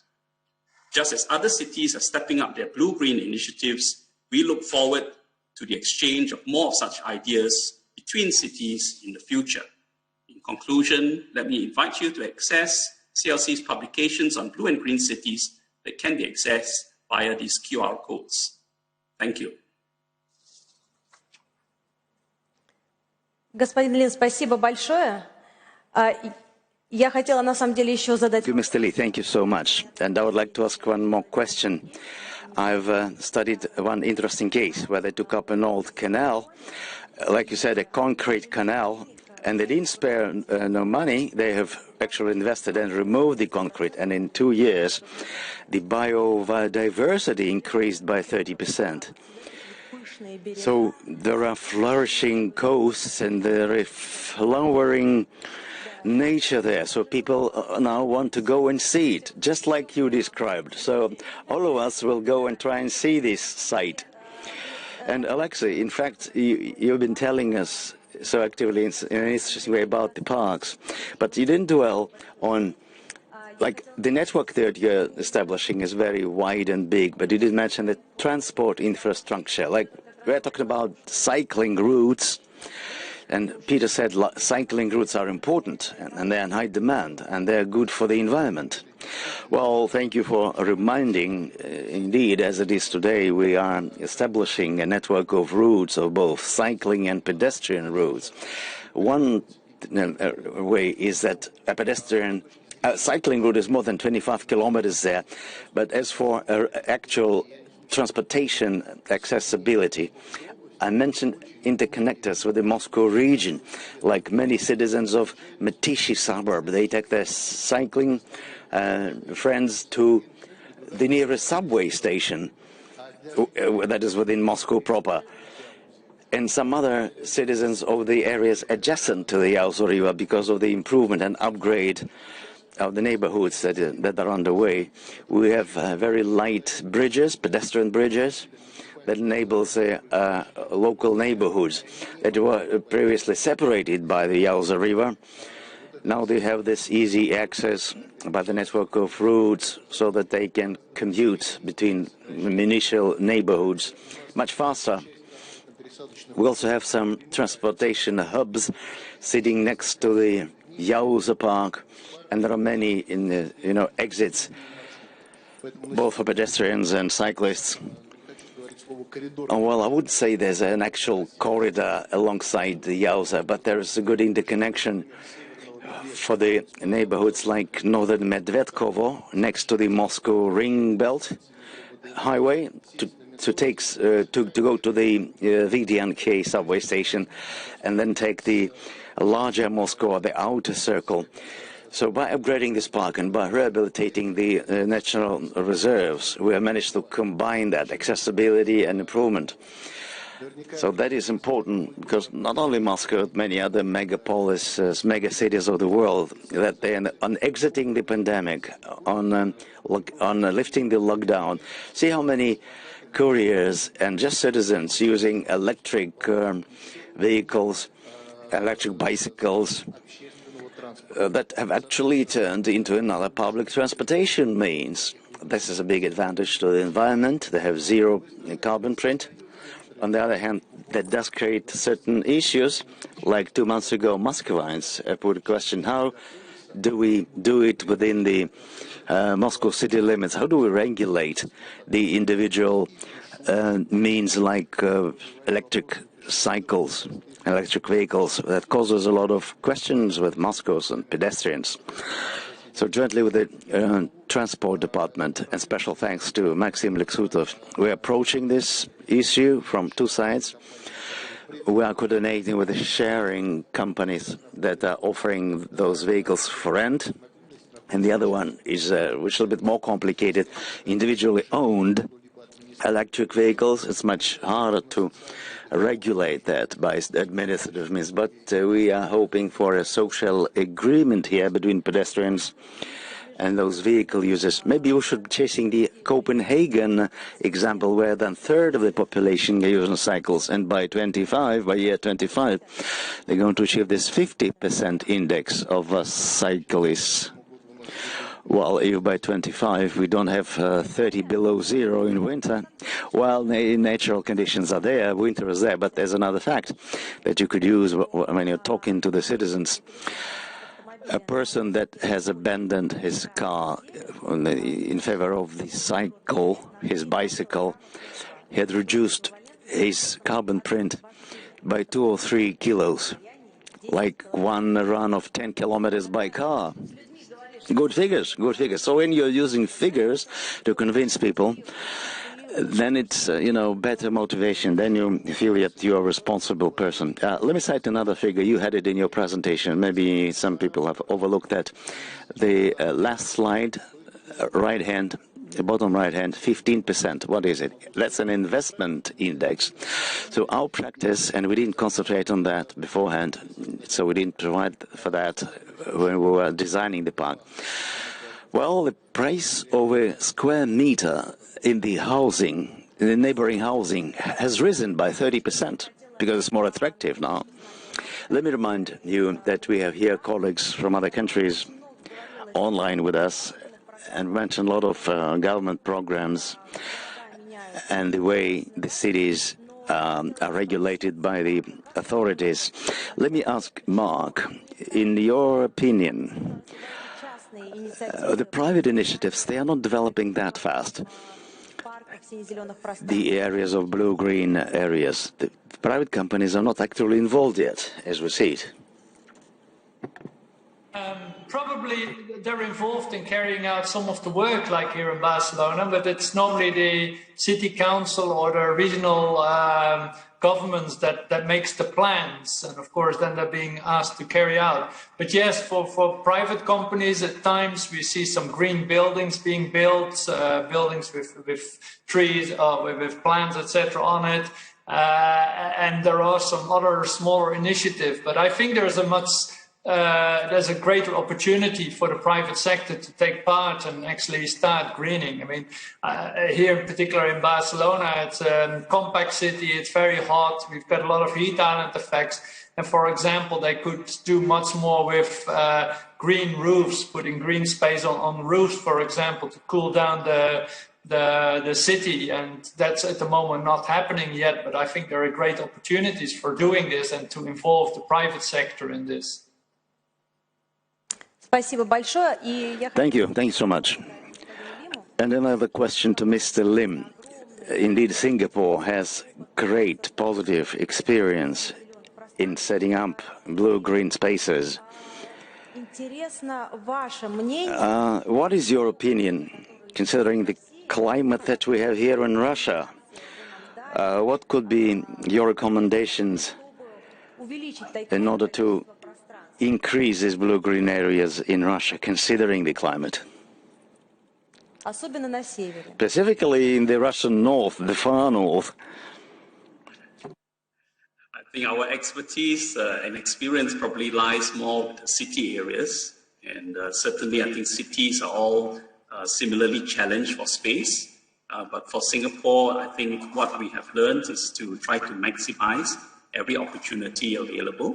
And we are looking more towards also using nature-based solutions instead of hard infrastructure to meet some of our needs. And at the same time, how do we also incorporate greenery into private developments, as was recently shared? We have a policy today that requires all private developers, when they develop a piece of land, to be able to replace the greenery that is present on that land. And sometimes it can be at a higher level, because when we build up you can introduce sky-rise greenery to replace the greenery that was on the ground level when the land was developed. Thank you. Господин Лим, скажите, пожалуйста, а есть ли какие-то меры поддержки? But please tell us, are there any governmental support measures to incentivize the investors, the private entrepreneurs, to turn concrete square meters into green square meters? Что вы им обещаете? So, what is the promise? What is the promise from the government?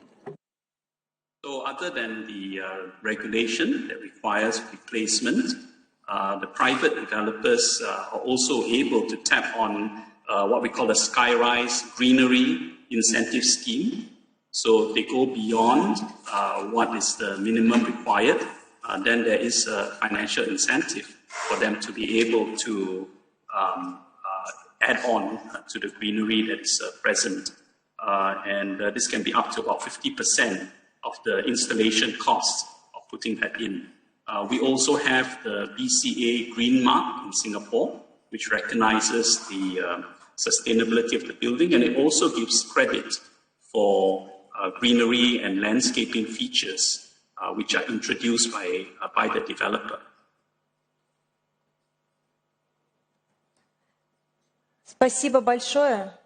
Thank you so much, Mr. Lim. Indeed, Peter, my question to you is, we do know that all people like to sit down and relax alongside the banks, river banks, or lake banks, and people and entrepreneurs try to, provide supply and demand equality, and they're building a lot of makeshift, not really good offers alongside the banks and the coast. Do you know any practices internationally so that there is a regulation for water protection areas alongside the banks? That is in Russia, but people are trying to monetize their investment so that the developers are trying to, to get more money by offering some coastal facilities for money. Do you know any practices so that there is a balance for both trying to get some return on your investment but still protect the nature? Well, I'll try to add something to the previous speaker and then to respond to your question. You mentioned the word balance, and I would like to argue with you some private initiatives, developers in Moscow, not really developed. Well, this is a new trend, and we work hard with investors. An example is for the ZIL South strategy, this neighborhood, together with Ethanol company, we have developed a certain strategy for environmental issues. So there's a balance for Glavmostroy developer. We're discussing a brand new park to be built. And this is private money, but that is going to be turned into a municipal park later on. So we're now producing a strategy of integrating parks into residential quarters. Same as Capital Group, MR Group, and other major developers in the Moscow area. And that is happening not because the state is providing incentives, but it's the market. It's the market that requires this combination. So a question: how to make it a win-win situation? In fact, there are three participants to the process. There's a city or municipal authorities with their legislative initiatives, which is important because we won't be able to resolve things with the measure, because the legislation is super rigid, but there's a need to monetize to get some returns of investment, and you need legislation for that. Then there's a side of the citizens, and we have to see how can we consider their interest. What scenarios do they see for the urban environment, both for family, for the personality, and the third party is this private investor, the private capital. So if the three parties communicate properly, that will be a success. Thank you so much. I'd like to thank all of the colleagues for sharing their expertise, opinions, and experiences. So my great thanks to all of you. Nature is very fragile, remember that. Let's live together with nature in harmony. Thank you so much.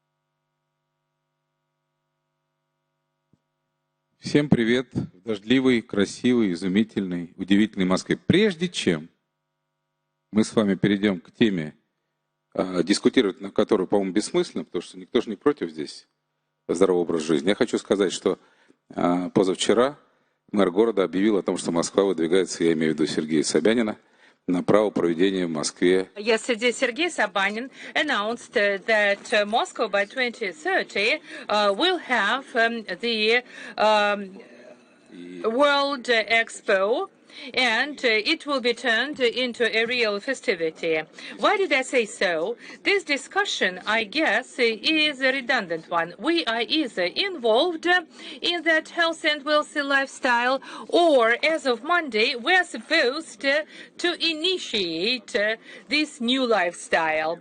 But we sometimes extend this particular period, and we start from winter or spring, but everyone understands healthy lifestyle in his own format. Not to drink, not to smoke, just not to eat much, to sleep well, sleep longer, move more, and communicate with children. And Moscow provides wonderful opportunities, and we have been turned into a large garden, into a large venue, and I am a Muscovite in the third generation, and I would like to thank Muscovites, and Moscow should become better and better, and I am a recipient of those services provided by Moscow. Whom else would I like to introduce at this panel? Niels Lund, Vice President, Head of Program. Novo Nordisk. Hi, Niels, if he's here. Is he? Okay. And also we'll have Mikhail Arutyunov, заместитель руководителя департамента спорта. The head CEO of the Department of Sports, Yulia Rajaeva, the first deputy chairman, and she represents here the social aspect of Moscow city life, and much depends on you. Lim Tek Lim. Кстати, из панели все были в Сингапуре? Привет, Лим. Everybody visited Singapore, wonderful city, and Dmitry Tarasov, the director of Moscow Marathon Race. And he is looking forward for the opportunity to work with us. And Arsen Galasyan, and he is very busy with other sessions in medical cluster in Skolkovo. I am the senior vice president of Skolkovo health sector, and we're going to speak about it in more detail. And the project is a wonderful one. All the speakers are there. Everybody is prepared to have a say. But before we get started with our discussion, let me just say a few words about the healthy lifestyle and what is the cost of this initiative. I would like to give the floor to Niels Lund, and he is going to develop on some key theses of his own position with regard to this particular issue. Thank you very much, and thank you for the invitation again to come back to Moscow Urban Forum. I had the pleasure of being in Moscow in 2019 in person, and I also participated in 2020 in December at the virtual session there. My name is Niels Lund. I'm heading up the Cities Changing Diabetes program, which is a public-private partnership to address diabetes and obesity in urban settings. And we now have more than 35 cities part of the network these days, and the network is growing, including with Moscow, which is really, really exciting. So why diabetes? Well, diabetes is rising at an alarming rate worldwide. Over the past decade, diabetes prevalence has grown or even almost doubled, and is on a continuous upward trajectory. And this is a function of the way that we live. It's a function of economic growth and prosperity that we are seeing all over the world. It's not a rich country's problem alone. This is a challenge for societies all over the world. And 3 out of 4 people with diabetes live in low and middle income settings. So it's not just the problem in Copenhagen, where I'm from, or New York, or Moscow. This is a global program. and one that will continue to grow. The good story is that type 2 diabetes, which is often lifestyle related, in many cases can be prevented. So we can do something about it. And estimates suggest that up to 50% of the cases can be prevented by adopting a healthy lifestyle, a healthy diet, sufficient physical activity, and maintaining a healthy body mass index, and also making sure that you don't grow too much around the waist. Those are factors that will be important and are essential to do or to work on. But it's easier to say than to do. And I think everyone who has tried to be on a diet knows how difficult it is both to lose weight, but also to maintain a healthy lifestyle, because there are so many things that can come in the way. And this is what I'd like to focus on in my talk here, because it's important to understand what those barriers to healthy lifestyle is, because unless you understand those barriers to healthy lifestyle, then you cannot design interventions that will address them. Then the interventions are going to fail. So there are some personal factors. Your genomic setup is what it is, and you cannot change how your DNA looks like and how your body was produced originally. And there are also some things that are intrinsic to us, tastes, preferences, and personal preferences that are at play here. Those are probably not that difficult. They are difficult to change. Lack of information is also important. We know health literacy is essential to have in a population to advance healthy lifestyles. But what I'd like to focus on particularly are those social and cultural factors that play in and often stand in the way of doing the right things. And the right things here being the ones that will help you lead a healthy lifestyle. Those are, when we look at the social factors, there are financial constraints, time constraints, resource constraints, and geographic constraints. I think the obvious one is the financial constraint. You know, if you are poor compared to you're rich, you have fewer resources to pay fitness club memberships, buy healthy foods that are often more expensive, but also factors such as time constraints. For example, and we see that in many of the cities that are part of the network, particularly in the big cities, if you spend 1 hour, 2 hours commuting to and from work, you won't have time to cook a healthy meal for your family, and you probably don't have time to exercise either. These factors are important, as are the geographical constraints, where you know the physical locality that you live in. You may also influence your ability to exercise or not. If you live in an area with a high crime rate, that might influence your ability to exercise also. Or if you live in a neighborhood where there are no really good groceries with a lot of vegetables, then you know what can you then do? These are social factors, and when in comparison to the cultural factors, the social factors are probably easier to deal with than the cultural factors, because cultural factors, you know, we really go on the inside. I place my hand on my heart here, because this is very emotional. The factors that relate to our culture, and one, for example, is the traditions and conventions that we all are part of. In our program, City Change Diabetes, there's one factor that is similar all over the world, and it is, you can say it in a sentence: when we meet, we eat. So food is a cultural fabric. It's what binds people together, and you know, we will always celebrate being together in the family around holidays and so on by eating. And I hope you can see that, you know, changing these traditions are difficult, and of course I think from now on and until eternity we will still eat when we meet, but maybe we should look at what we eat when in those situations, and maybe eat a little bit less, or eat maybe a healthy alternative. But it's understanding that this is a fundamental cultural fact that you know, so deeply ingrained in us, that unless you understand that, then your interventions will really be difficult to address. Also, in the one about self and others, what is normal? That really is dependent on who you are with. There was an interesting study made in the US some years ago, I think, or a decade ago, where they looked at people's weight in different army bases around the US.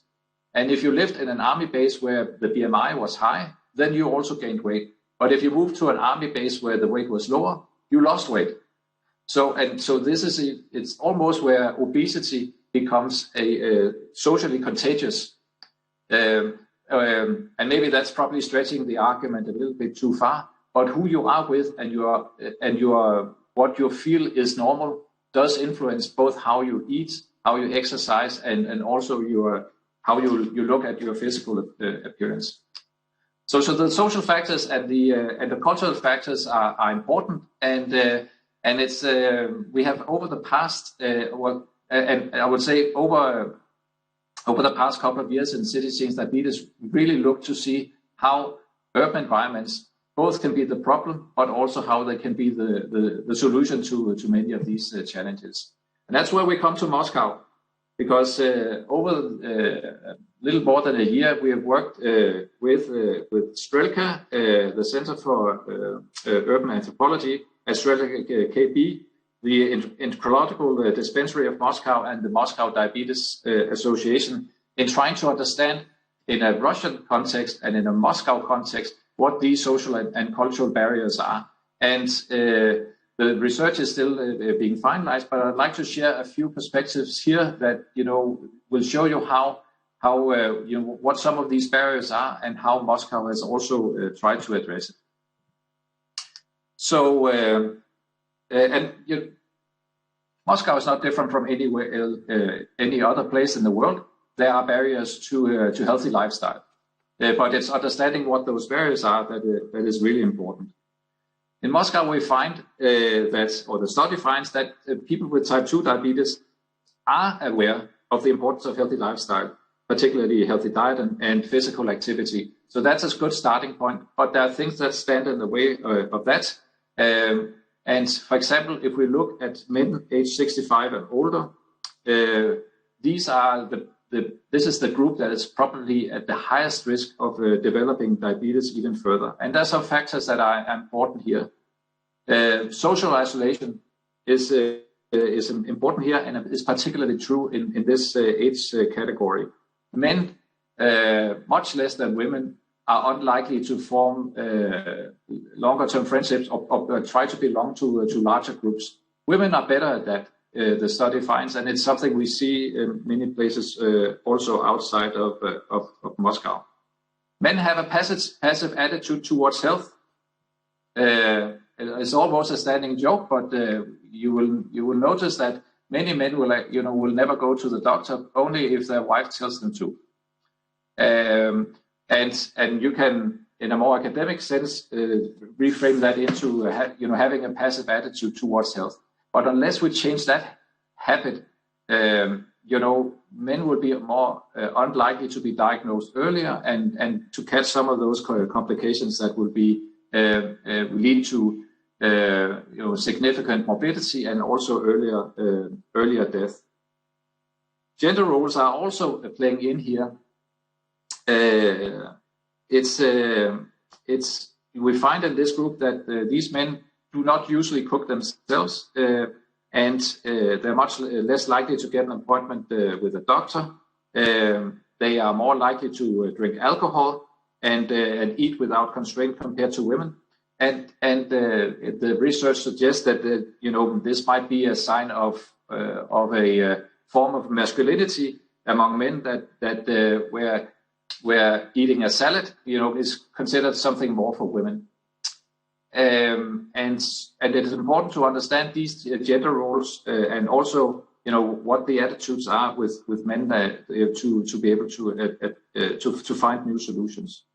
Then obviously there are the financial restrictions that we find in many places, and also, as I mentioned, the eating traditions and habits. In short, it's difficult to teach an old dog new tricks. At least that's what we would say in Denmark. But also the change is for particularly this age category is a challenge. I think it's important to say that these are some factors that we see in many places around the world, and we're then through the City Change Diabetes program work to address them in new and innovative ways. And I think when we look at Moscow, there are some interesting and relevant initiatives that both will address the issue, but that Moscow can also share with other cities around the world to address the challenges here. The one is two examples. The one is the Moscow Longevity Program that does tackle social isolation, works to include people that are older than average. There are examples or facilities for including people who are less financially able to provide those to pay for the cost that would otherwise be relevant here, and it provides equal opportunity. Probably one of the things that the program I think struggles with is that 91% of the participants are women. So in terms of being able to bring in the men, maybe there's room for improvement and also for inspiration to make sure that the men I just talked about before will also be center stage for that initiative. Niels. Yes. Hello. Yes. Yeah. Just a matter of curiosity. What is your routine sports activity on a daily basis? Yes. I bicycle to work. Also this morning. So I have a 7-kilometer bike ride each way, and then I try to. I'm one of these guys who has a fitness watch, so I try also to get my 10,000 steps. I don't make it every day, I must admit, but I do try. And then in the last couple of years, I have cut down on the red meat and eat more fish now. Okay, so, thank you. But I'm 54, and so I can also see the physical decline almost every day when I get up. I certainly can feel it in my body. So I'm also very aware that I probably need to do something to change the outlook for my future. I have to say, congrats with your football team beating our Russian football team. I do it with certain, I would say, reluctancy, but we really hope your team goes further in the Euro Cup. Thank you, Niels. Stay with us because we'll have some more discussions to share with you. And I want to, я хотел бы пригласить Михаила Арутюну, который... I would like to invite Mikhail Arutyunov. He followed what Niels has just mentioned. What are the geographic financial resources? And Moscow contributes a lot onto that program. No matter that serious international events are not held in Moscow due to the pandemic. Nevertheless, Moscow offers quite a number of opportunities, and we have quite an efficient programs. Maybe you just enhance some new ones, introduce some new ones. What about your Department of Sports, and what about your healthy and lifestyle? And you are responsible for that, and you are being criticized for that. Thank you, dear friends. My best regards to everybody. No matter that we are in the midst of pandemic, the city actually accepts substantial events, but with some constraints and limitations. If we talk about the culture of the healthy lifestyle, right after the disintegration of the Soviet Union, we've been witnessing some kind of a decline of interest to sports, to healthy lifestyle as a whole. The priorities were different, and as of 2010, thanks to some subjects of sports and organizations. The society started somehow recovering the interest to sports. And nowadays, healthy lifestyle has become a trend, and it does not presuppose just the systematic sports events and PTs, but it contributes to the image of a well-to-do and successful person.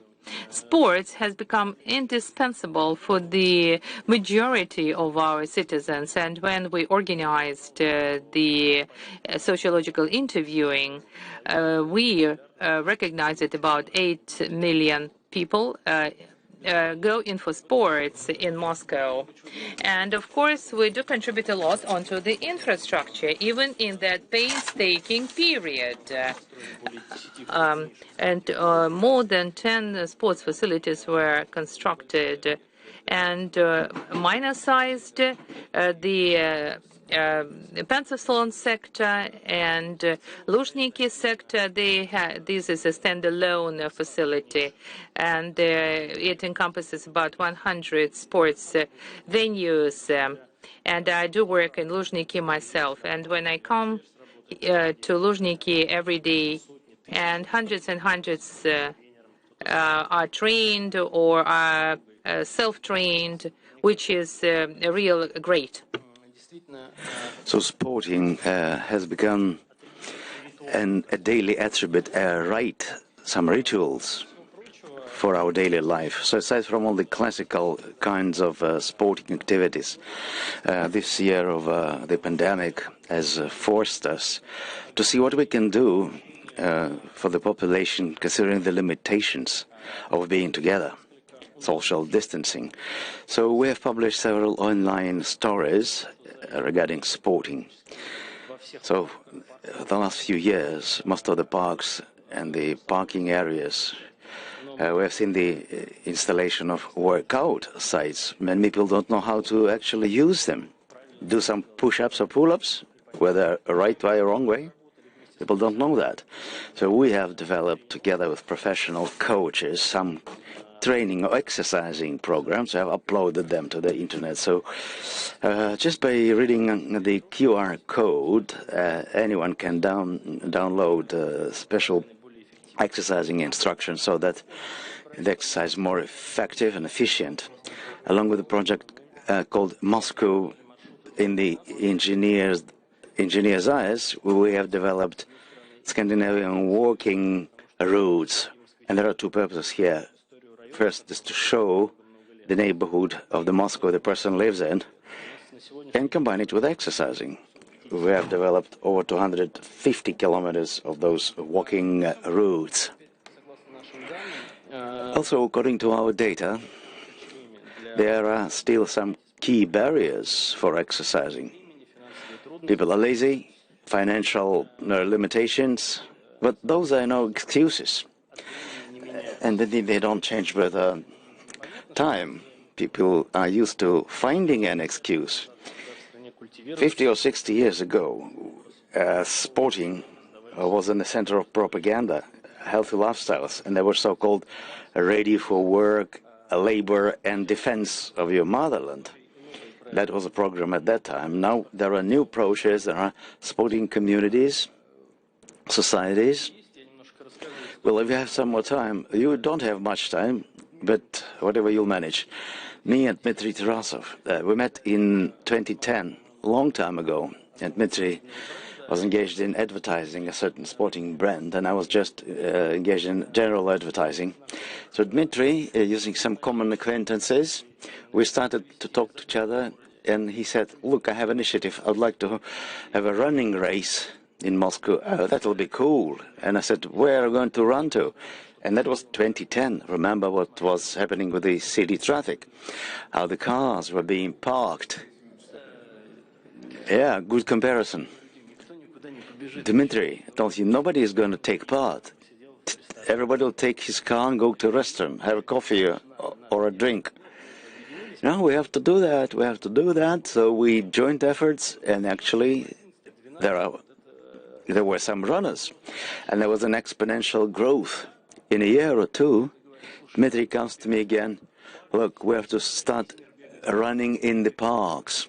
The world is doing that. I said, Dmitry, come on. Parks are there for, frying kebabs, and people work out their dogs there.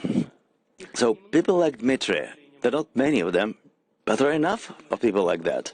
There are a super active running community, jogging community, triathlon people, other fans, other activities have a lot of supporters. So we in our sporting department, we help as we can, we participate. The communities that prepare and offer convenient, comfortable activities for the citizens. So this is kind of symbiosis, cooperation. Somebody knows about Moscow Marathon? No. Now everybody knows what is a Moscow Marathon race. So our objective is to draw attention to other sporting activities, other events, and there are stories like that. There are many of them available for citizens. So overall, as I said, 1 minute. Okay, just 1 minute. We'll save that minute for later. A question to you. Within this pandemic time, have you seen any decline in sporting activities? Yes, we've seen limitations, social distancing. People are getting out less. Well, considering the limitation, outdoor activities have declined. Yes, whatever we could, we shifted into online. So together, the Moscow multifunctional services centers, we have started so-called sporting weekends. So in YouTube and in Zoom, some professional coaches, sporting celebrities show their exercises or coach on different sporting events. And this is not just video loaded in YouTube, but it is a feedback provision also within Zoom. So you have a coach on stage, and there are dozens of coaches that help people watching that in Zoom and actually correcting their activity. Of course, we're trying to cope with the challenges. Some of them we cannot actually cope with, but we're trying hard so that people in their homes or in their country houses do engage in sporting. Now let us move to Singapore again. Most of not good people want to go to Singapore. Limtech in. To keep attracting people to your beautiful, beautiful, lovely city. Welcome. Thank you very, very much. And greetings from Singapore. Before I start with some comments, just let me say that Sport Singapore is a body of the Singapore government, and we are responsible for sport promotion and the promotion of physical activity and fitness, as well as for developing all aspects of sport from community to high-performance sport, like the Olympic athletes, as well as to build all the public sport infrastructure. In reading the synopsis of many of the speakers, I find that many of us are doing very much the same things. But I would just perhaps want to contribute 3 points of emphasis that we have found in our experience to be very important. The first point I would make is how we work across other government agencies, because there are many parties in government that have in some way or another responsibility to ensure that the environment for healthy living and for sport and fitness is attended to. And so over the last 10 years, we have been increasing the ability for government agencies like the Land Transport Authority, that's responsible to ensure that our roads are accessible and that cyclists can commute and at the same time exercise. We work very closely with the National Parks Board, is responsible to build 300 kilometers worth of park connectors for easy access for joggers, runners, cyclists, and for outdoor living. The Housing Development Board is responsible for not just building public housing projects, but also to create healthy districts. We're talking about the environment. And of course, the health promoting agencies from the Ministry of Health are people that we need to work together with the Ministry of Education. Working together as different government agencies, I think many of us will recognize, is not the easiest thing to do. We need to be able to align not just in our master plans for infrastructure, but also on policy. And one interesting point I would like to make is that if you're involved in the work of health promotion, you would necessarily be focusing on the minimal standards that you are trying to achieve in the general population. So we talk about walking and steps and counting steps. Well, that's a sort of a minimal standard. And even between the Health Promotion Board and ourselves in Sport Singapore, we have to negotiate as to how we interpret the WHO's 150 minutes moderate intensity exercise. What does that include? What does that not include? So working together across government agencies has been absolutely critical. The second point I'd like to be able to make is that as a government, we have made sport fitness very accessible to the general population. And that's very important because you will find that by and large affordability across multiple dimensions of spending pressures in a modern lifestyle obviously puts sport fitness programs possibly as a lower priority. And so we have made available together with the Health Promotion Board a very wide range of free programming. We have also provided a lot of very affordable access to sport facilities as well as good quality sport programs. The next thing we've done is to make sure that there is a sport facility within a 10-minute walking distance from every home. That means building a network of facilities between our sports facilities, those that are owned by our schools, as well as private institutions. Now, the benefit of working across agencies is that we're able to then put in place a very strong data collection plan. And so we are in the process now of building what we call the data exchange and looking very carefully at all the data that we want to collect to be able to inform decisions. And this is not just a data exchange between government agencies, but also with the private sector. So, for example, we have a very strong relationship with a sport retailer called Decathlon, coming out of France. We work very closely with them to be able to understand spending patterns, what people are interested in, what they are buying, what is their average spend on sport and physical activity. At the same time, we, on our side, help Decathlon think about where to locate their stores, their warehouses, and to be able to see if we can integrate them in close proximity to our sporting facilities. So being able to datafy everything and work very closely together is absolutely critical. Now, what else did COVID bring for us? And this is the third point I want to make. And that is we now have very easily pivoted to digital. And when I say pivot to digital, I think people are more familiar now with a certain level of online exercise activity, easy access in your home. And what we've now created and are looking to flesh out is what I would call a virtual sports center and create a marketplace that we've called our Active Singapore Circle, where businesses, coaches are able to come together and collaborate and provide their services to companies, to schools, to the general consumer man in the street. Again, this is a very important data play, but an interesting factor for this is that it is a model that's allowing a much stronger coach-enabled approach to be able to coach health and wellness. The ability through technology now to reach from one coach to many has been enabled by digital. So I just would like to make those 3 points to the many good points that all of you have already contributed. Thank you. Thank you, Mr. Lim.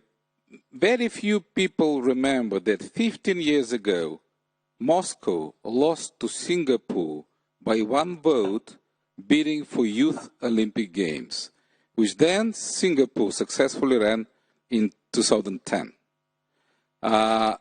I think you owe us that vote, and you should support Moscow bidding for Expo, and I insist on that, okay? Can we count on that vote? Thank you very much, and hopefully we'll see you very soon in Moscow after the pandemic is over. And thank you very much. We go to Yulia. Юля, мы с вами коллеги, вы про соцполитику. Julia, we're colleagues. We're both discussing social policies. And I'm sure that social policies is just basically the main consumer of the healthy lifestyle concept. Both the customer and the consumer, the motivator and the provoking party. So how are you going to motivate us, Muscovites, so that we bring you less problems in healthcare by living healthy lifestyles? Yes, indeed. For us, the healthy lifestyle is, on the one hand, an important variable, input variable, and I've seen the questionnaires, 70% healthy lifestyle, but when further questions followed, like, what is your regular sporting activities? Oh, 15 minutes a day I'm walking to my job site, and say, well, healthy food, what's healthy food? Well, traditional rich Russian salad and lots of sandwiches, that's healthy food. Well, as we see it, it is important, very important, to divide and separate sporting activity, which is close to professional or really regular sporting activity, and this basic healthy lifestyle, a certain culture that is involving people and taking them to a different level. There are many articles, descriptions, that in advanced countries, Moscow on income really compares to Western countries. Because of chronic diseases, we're losing 45% of GDP. And when we started fighting COVID pandemic, all the conferences on healthcare have discussing the chronic diseases epidemic, diabetes, Moscow and Russia generally, cardiovascular diseases, number one. Sadly, we're one of the leaders worldwide. Okay, obesity is another factor contributing to heavier load to the healthcare system.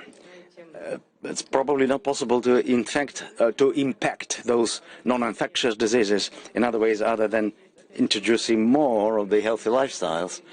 So as colleagues from Singapore and Denmark mentioned, changing the human habits, setting up, like Misha Gromov, when we meet at different sporting events, we always discuss, you have to introduce new traditions, new habits.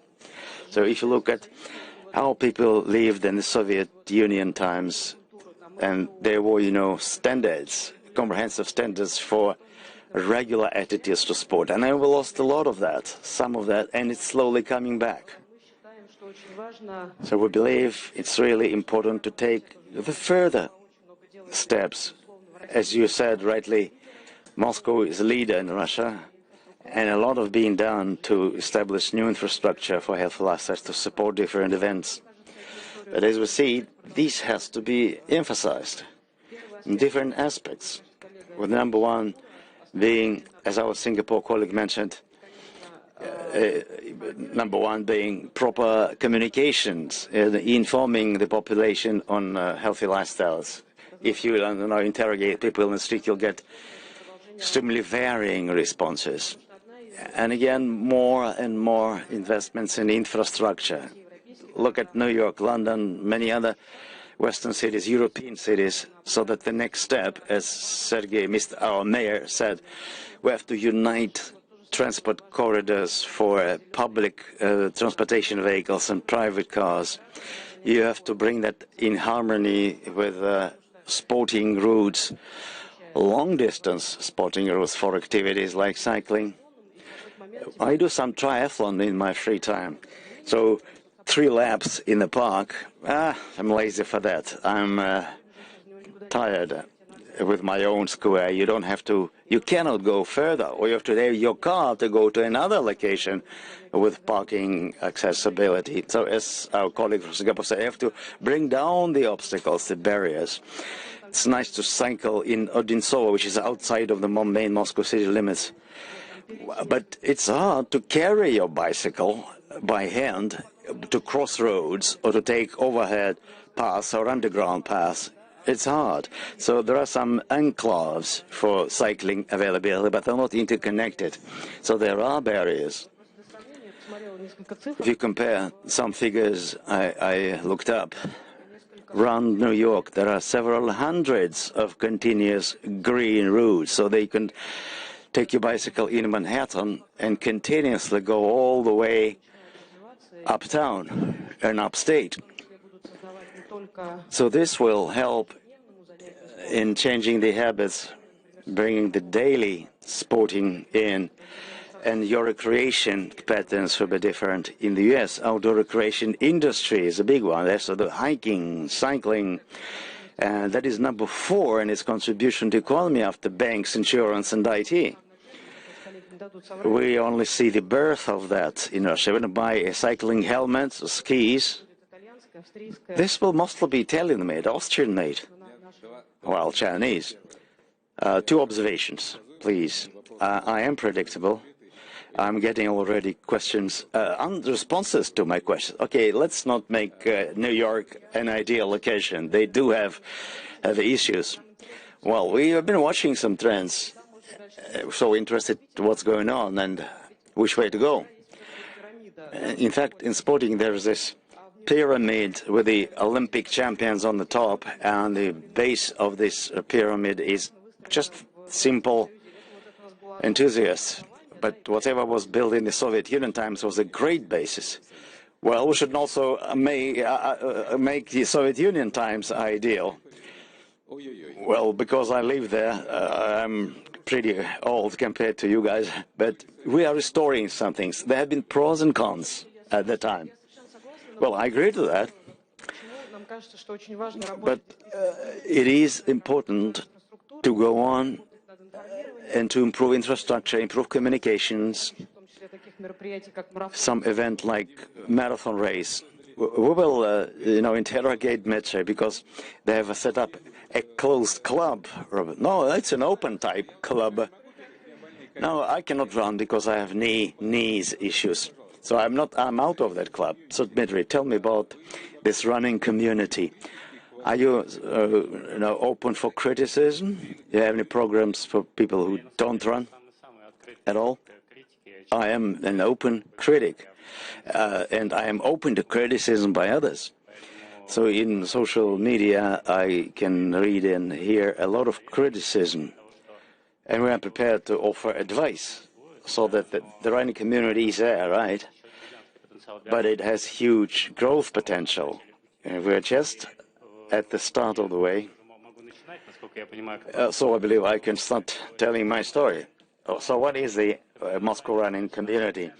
Well, this is rather a vague term, but we are organizing most massive marathon races in the country. So we are over 8 years old. We've been focusing on running community. We inspire people, Muscovites and others, to run, to involve more and more people. So we are proud of our events. Look at the slide. 20 events a year, and that includes children participation.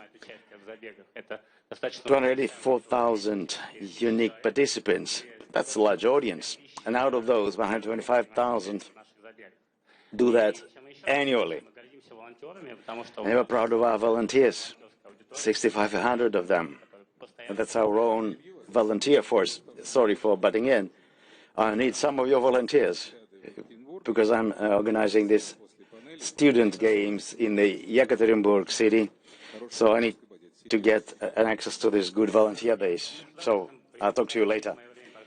Okay, but then you'll have to stop my clock. Stop my clock. Otherwise, I will be short of time. Oh yeah, the volunteer program is important, and I'm coming back to that a little late. We are proud of those figures, you see. And this is a result. 32 participants at the Moscow Marathon race. That's a good figure. We're also proud of our average age, 25 to 36. When we started, there were young people, university students, actually almost graduates. Hopefully I switch over. So we talk about what is the purpose of our project, what is the use for the city, we discuss that. Why do you need the Moscow Marathon race? All the city and all the projects we do, they are trend setters for the new healthy lifestyle for the whole country. we see that the city mayors or the governors of this, they copy the experience we have shown, and they do that, everyone.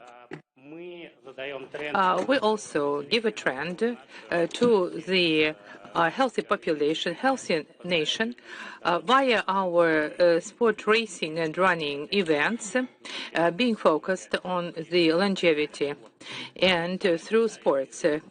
Running is the simplest form, and it's less costly than the cycling, etc. People just have to be willing to do that, have to have special track shoes, and that's it. And we are giving a trend for overall examination, and people now start thinking about their health, and that is a very powerful trend nowadays. So people start undergoing through the annual medical examination. So people who run with us came into that, go into that kind of sports and they do it eternally.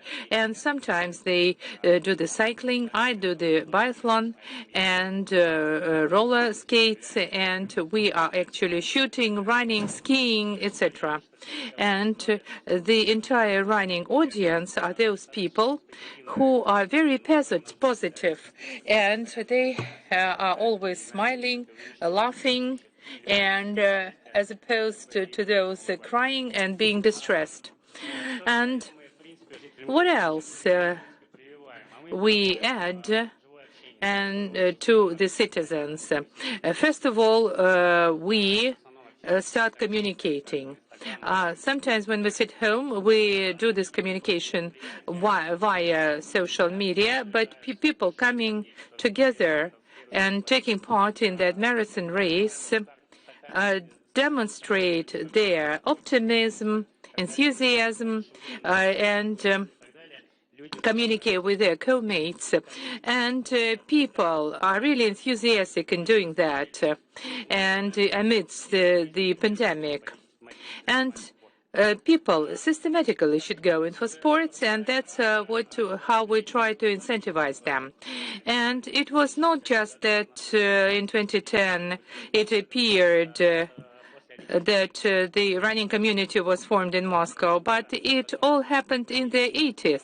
The Moscow International Marathon encompassed 300 people, and it was the first ever marathon in Moscow in 1981.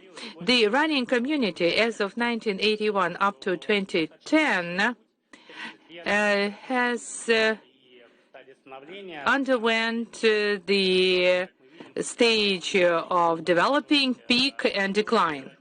But we have to support the audience, and really we have to incentivize everything within our community. And so back in 2010 at the Moscow International Marathon of the World, we had 3,500 attendees, and these audience is aging, unfortunately. We had people up to 45 and older. But nowadays we have a new story for the series of Moscow Marathon. In 2013, it was 6.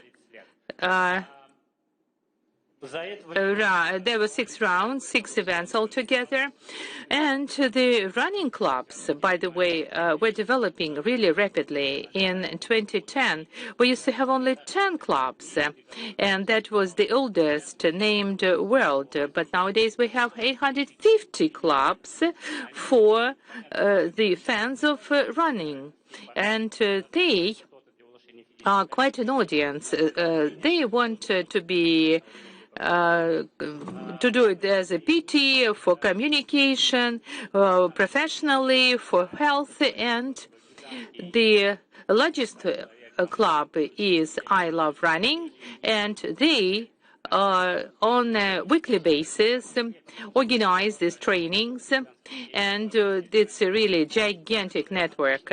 Also, we have small-sized clubs. They align 1 or 2 leaders on the average, and there are 11 people in the club. And also we have just corporate running clubs like Rosnano, Rosatom, and others, as well as the higher educational establishments, they're running clubs as well. So the running community, Park Run, encompasses about 40,000 participants, and these are 24 park cranes altogether. And Die Hard is a new community. It encompasses more than 1,800 people. They are more professional. They are running faster. They do it on a weekly basis, and these are long-term trainings and long-term events. And I come closer to my last slide. Altogether, we have 500,000 runners, 300,000 take part in various events. The Moscow Marathon has a gigantic audience for fans, and this is really very substantial for us. And it is very substantial for COVID audience to know that there are fans, and also 6,500 volunteers, and for 4,000 events of various levels organized in Moscow. And we are running out of time, but altogether, in order to develop the audience, we really have to support it, and we have to enhance it. A special infrastructure is necessitated. A colleague of mine told me about it, that we have to develop infrastructure. We have to have manage. We have to have other facilities. We have an audience, but there is not much space to run all alone. And we'd rather have some kind of tracks in various districts of Moscow. It should be like multifaceted events of various kinds, and also thus we may incentivize the audience, stimulate the audience, and we really need managers for that. And our Abbott Marathon majors and other ones may become a part of this movement. And really, we have the line of Boston or New York marathon races. So we are running out of time, but this is actually what we are living for. This is our future generation. They have a chance to run and do it in the future. What kind of question would you like me to put to you? We are partners at the Church of Stolkolo. What do you plan to have there? Looks very cool. Thank you so much. I'll probably view this problem from another angle. And healthy lifestyle is not a trend. It's kind of a hype, and tectonic changes which take place in the sphere of healthcare. And I am positive that today those 4P, 4, 5, 6, 5, and when we have prevention, participation, and prophylactics, they become indispensable as the system for treatment comes to the essence of the healthcare system. Prevention goes first. And in order to avoid a disease, you have to do all that. And our T2D diabetes is something which we're very much concerned of. And if a person changes his lifestyle, that will be our great achievement. That is a necessity. Not a single system of medical care may do anything about it if you do not help yourself. And actually, that's the aging, that's the new RNA changes, coronaviruses, etc. They all affect your health status. And we need to give some kind of a good prerequisite for a person to exercise the healthy lifestyle. And the business takes very active part in that particular process. And we do plan to have a wellness longevity center at the territory of MMK, and also are supposed to have the Center for Longevity as well as we do in our area. Okay, so Niels represents a fund jointly with KB Strelka, and they are launching a program, Cities Changing Diabetes. And one of the key factors which turns the life of human beings into a torture could actually somehow change the vision. And I would like Niels to say a few words about this new program to combat T2D. The philosophy, the concept of yes, this program, please. Well, thank you for the opportunity, and thank you for the opportunity to listen to the many good practices that exist in Moscow at this stage. Tomorrow we are launching the inclusion of Moscow City in the Cities Changing Diabetes program tomorrow afternoon, together with the Youth Council of the Moscow Health Department, the Moscow Urban Forum, Strelka, KB, the Moscow Diabetes Association, and the Chief Endocrinologist of Moscow. And we hope that we can use all of the good experiences of Moscow to inspire other cities around the world, and as well also provide an opportunity for you in Moscow to also learn from the many good experiences from around the world. As I said in the beginning, Moscow will be number 39 in the group of cities, and there are cities on all 5 continents. And I really am happy for the commitment of the city of Moscow to join the program. I've been to 212 countries. For me, Moscow always will be number 1. And я считаю, что мы провели отличную панель. Она вообще... It was not a discussion. It was a very powerful advertising campaign for the healthy lifestyle. Let's run, let's swim, let's eat less, if you may cope with that. And actually, we have to have infrastructure, good infrastructure, to be loved, to be healthy, wealthy, and slim. And see you soon. Thank you. Goodbye.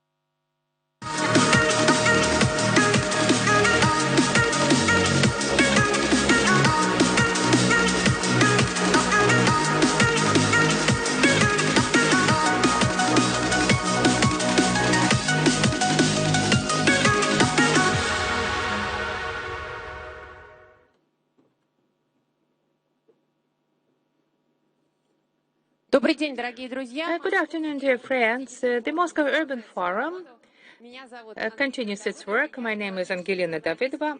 I'm the environmental journalist, editor, magazine Environment and Law, observer of the UN climate negotiations.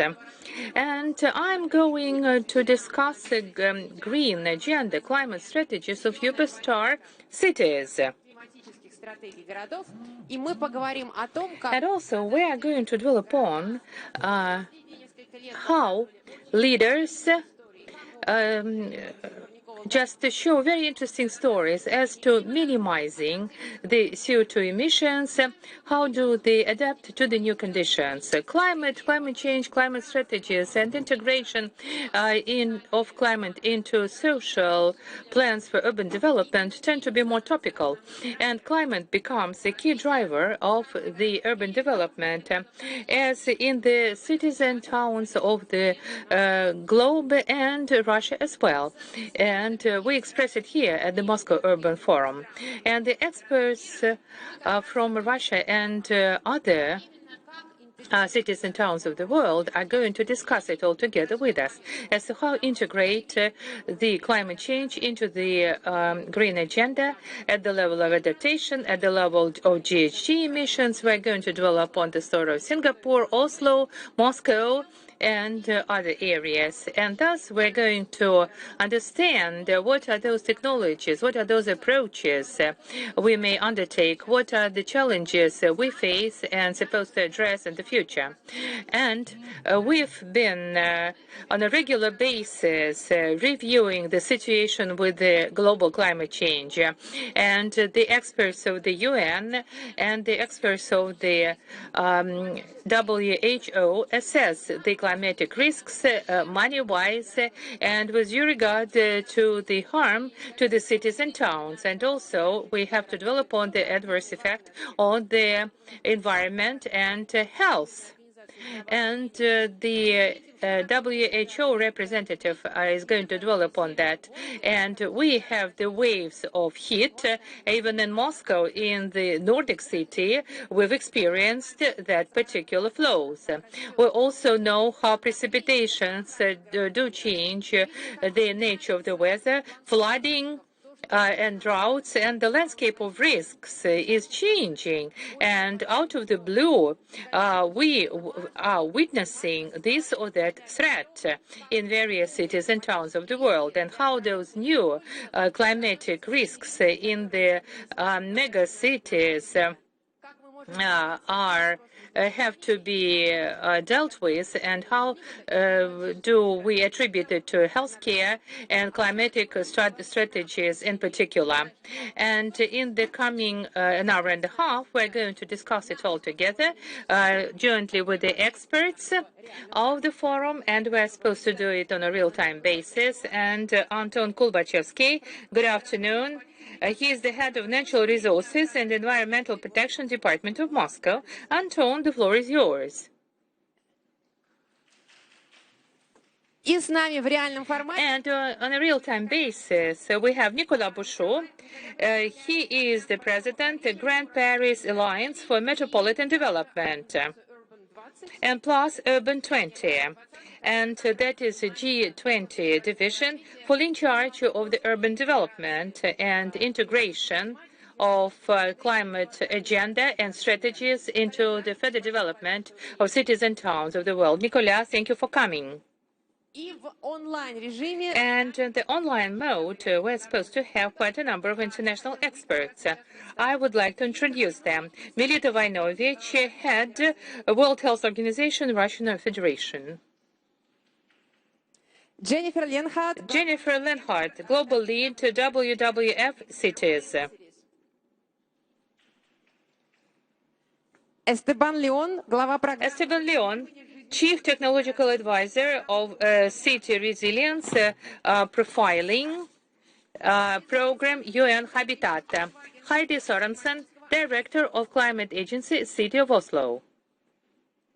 Gerhard Schmidt, former Director, Singapore ETH Center, Professor Emeritus ETH Zurich. ну что, друзья? Okay, ladies and gentlemen, let's get back to the subject matter of our discussion, which is a really heated which arises heated debates, and Moscow and Oslo are experiencing the waves of heat, and the problems of heat become very painstaking for us. And the first speaker today is given to Esteban Leon, Chief Technological Advisor for City Resilience Profiling Program UN Habitat. We're talking about the climate change strategy, minimizing the GHG, adaptation for cities and towns. It becomes really indispensable. What are the key challenges we do face, and how do megacities respond to that, and which requirements the cities and towns are coming to you with, to the UN Habitat? How can we help them? Thank you. I hope you can hear me. Да, мы слышим вас, все в порядке. Well, yes, we can hear you. First of all, thank you very much for the invitation. It is a pleasure to be here with all of you.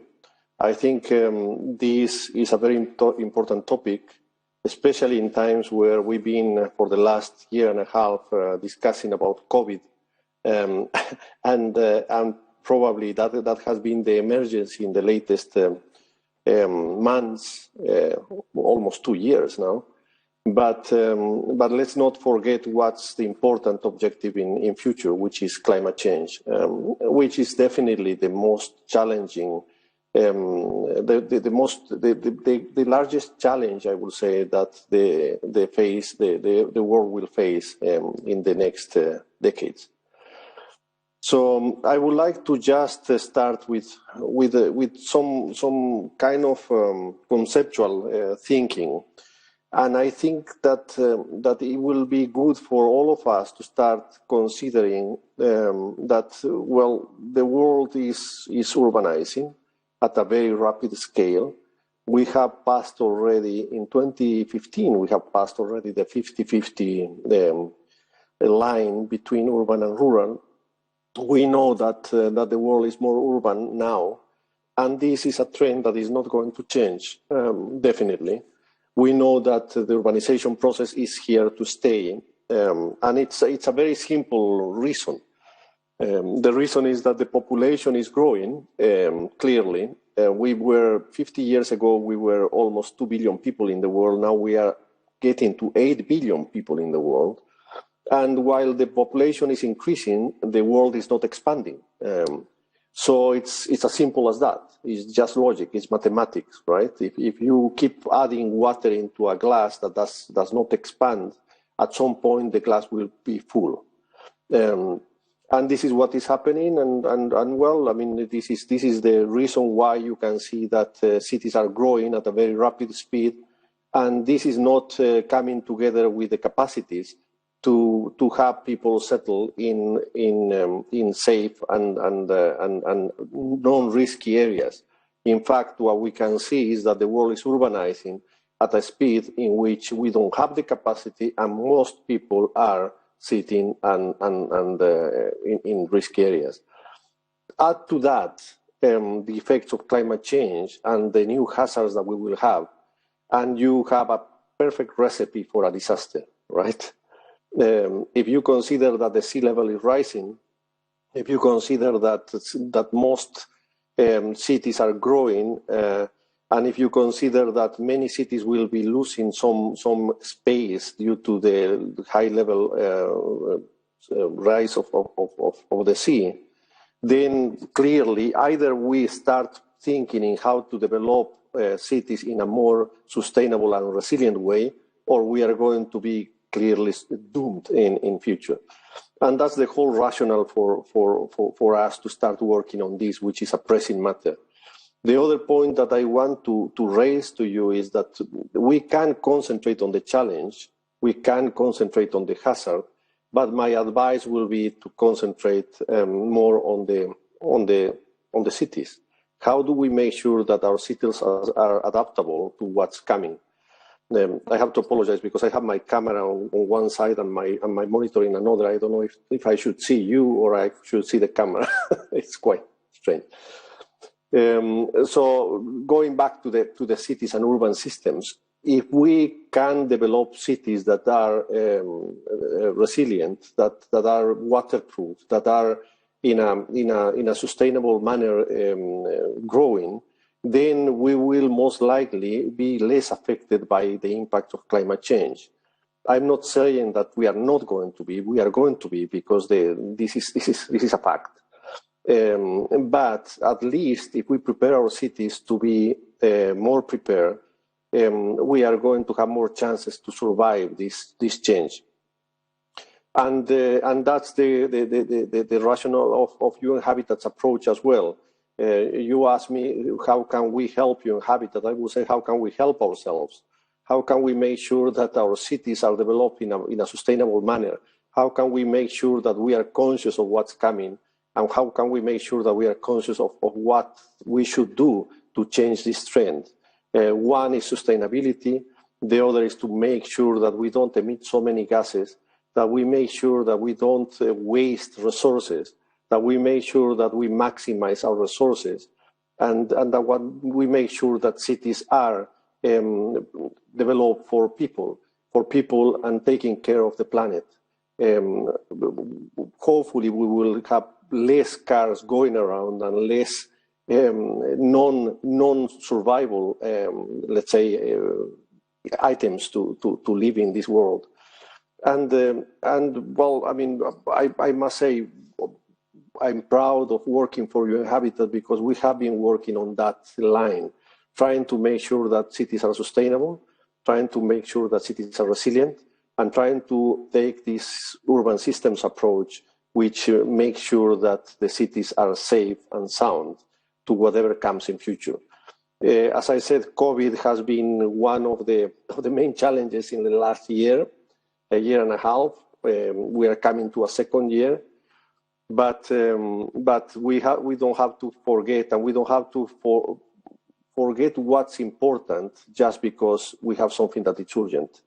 The COVID crisis is urgent, yes. We are having some health problems all over the world. We are having also some socioeconomic problems that are, due to this COVID-19 and the response. But let's keep our eye on the north, which is what is it going to happen with this climate change impact? And we have two ways of dealing with it: clearly, mitigation and adaptation. And from the point of view of cities, I have to emphasize and advocate for us as city leaders, as city managers, and as citizens of this world to make sure that we make our best to try to change that trend. I thank you very much again for giving me the floor, and it has been a real pleasure to be here with all of you, and I'm looking forward to your interventions and to listen at how do you think we should keep working on that with that objective. Thank you very much. Спасибо большое, Esteban. Действительно, Thank you, Esteban. Thank you for summarizing and generalizing the global climate agenda.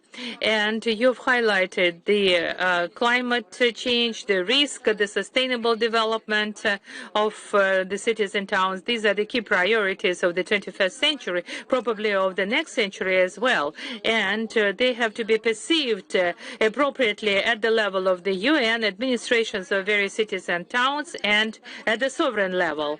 Talking about the climate change, we are talking about the climate risks. And it could be the urban infrastructure, transport infrastructure, energy infrastructure, and those networks which make our life comfortable. But they might be under the great climatic risk, posing danger and threat.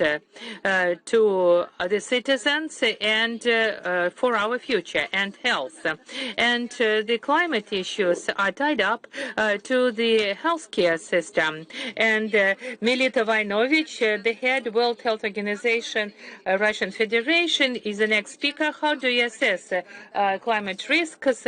How often citizen towns address you with regard to their anticipations and climate change emergencies? And what needs to be done at the level of cities and towns as to minimize the climatic load onto the health of the population? Thank you so much. Let me, as we are discussing a specific topic, I will still stick to English. Poses huge risks to human health and well-being, and the best way we can see it is monitoring the premature deaths from increased respiratory and cardiovascular diseases, from increased injuries, which are related to extreme weather events, but also to increased air pollution.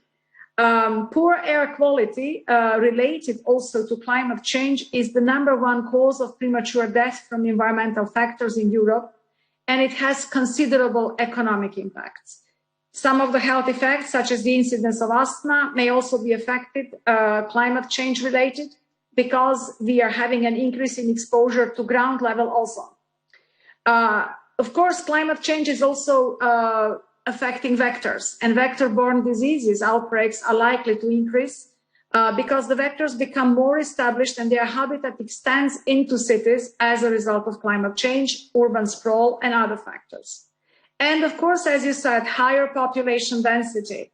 It is increasing the population at risk in urban areas.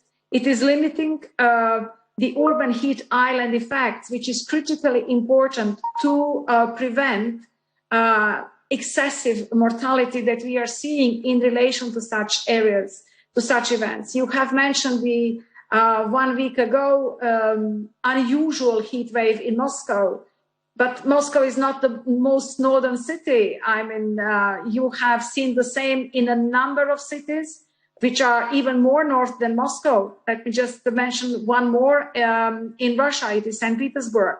So these enormously high temperatures and the heat islands are actually something that are critical.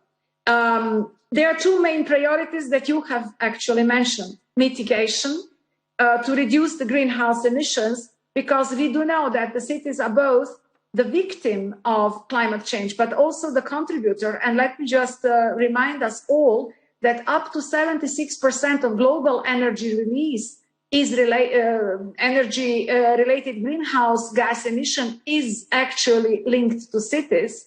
And also cities are producing $62 trillion, which is 85% of global GDP. So one is related to the others, and human health is actually a resource for both development and economic progress. One does not go without the other.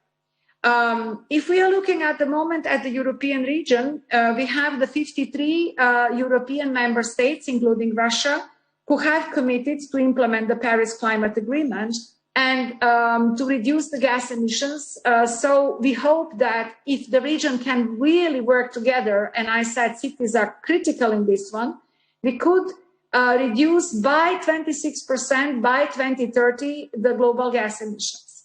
But what is the role of urban nature in protecting from weather extremes is actually something that we can concretely do. And this is where our Department for Environment and Health in Bonn is actually working with many cities across Europe, including with Moscow. One of the effective measures that can be taken is that in dense and artificial urban environments, it is important to ensure access to natural areas and the local availability of blue and green spaces.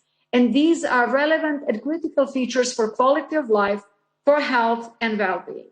If we are looking at the burden of disease, of course, we know traditionally it is the respiratory and cardiovascular disease and injuries, but it is mental health related to all these diseases and mental health per se in urban settings and in the environment that is suffering as well. And this is a direct investment into improving both the quality of life, but directly contributing to improving mental health as well. Urban planning and sustainable transport policies, another area which is outside of the health system and health sector, but has a critical importance for health, because this can promote health, reduce pollution, and support actions to address climate change and make cities more inclusive, safe, resilient, and sustainable. If we manage to reduce the number of cars, the number of people individually using cars in every city, and use at least part of their day to include 45 minutes, 30 to 60 minutes of walking, not on these electro scooters that we are seeing now everywhere. Yes, they will partly reduce the pollution, but they are using energy, and this energy is produced somewhere where it's also greenhouse emission. Walking, cycling, two basic things integrated in cities. And we are seeing fantastic examples. Of course, Moscow is a star city, but let me mention another small star that I'm aware of, Yuzhno-Sakhalinsk, which has used all the instruments that WHO is offering to calculate the economic benefits and the co-benefits for health by introducing as much as possible cycling in the part of the year when it is possible, of course, but also looking at other innovative options. So all policy sectors, both national and local governments, and down to the lowest level, and in Moscow, I would say to the rayon level, it is very important to jointly consider and communicate internally and externally the links between nature, biodiversity, and health, incorporate nature, environment, and health considerations into all policies at both national and local levels, and seek no regret and nature-based solutions to societal, economic, environmental, and climate challenges. These are standing problems. We want progress. What does progress mean? We want a nice life. We want to live better, easier, with quality. But that requires our individual action in every moment. And let me just briefly mention COVID-19, because there have been a lot of confusions about how COVID has brought an environmental relief. And indeed, climate change may indirectly be affected by the COVID-19 response, as it undermines environmental determinants of health and places additional stress on health systems. I'm not going to mention again our health workers working in the costumes, even in a very cool area. And can you imagine what it was on +30? Мелита, извините, пожалуйста, у нас, к сожалению, ограничено время. I'm sorry, but we have very much a limited agenda. So please, could you wrap it up very briefly? Thank you so much. Sorry for that. I'd like to finish on one. Any short-term environmental benefit as a result of COVID-19, for example, the decreased air pollution due to lockdowns, come at an unacceptable human and economic cost, and are no substitute for planned and sustainable action on air quality and climate.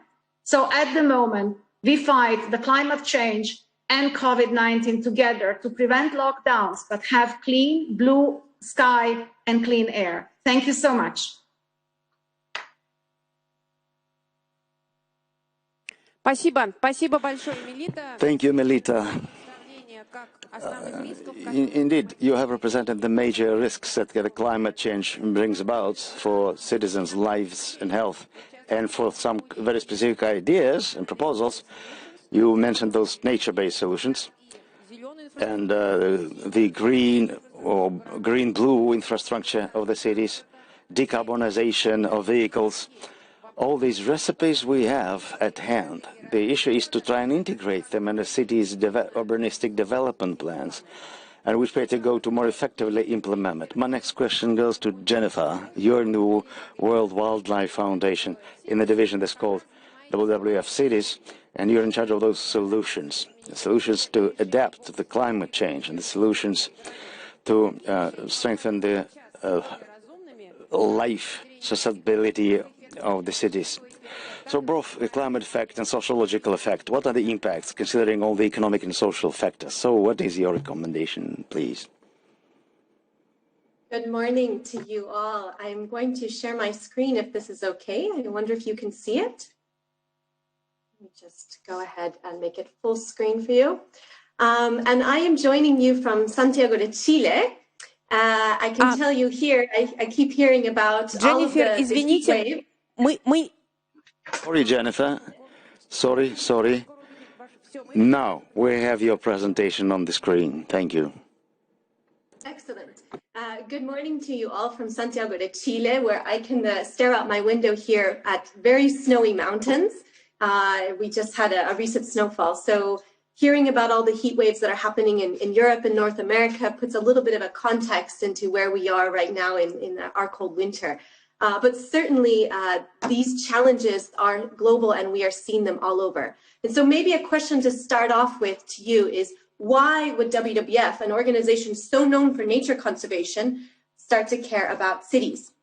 Well, as my colleagues from both the World Health Organization and UN Habitat have already shared, cities matter in terms of where our population is, where emissions are happening, 70% of carbon emissions, 75% of natural resource consumption, which is certainly a number that is very important to WWF, but also many of the opportunities that we see in our cities as well today. So 10 years ago today, we started something called the One Planet City Challenge. And this One Planet City Challenge is really a space to galvanize and connect cities to show that they are spaces of solution, but they also need to really have the right plans and policy and actions in place in order to do so. And so we start with data. We know that if we want to measure where cities are now, this is very important for knowing where they're going. So to date, we've had 600 cities from some 50 countries join our One Planet City Challenge, and we do this in partnership.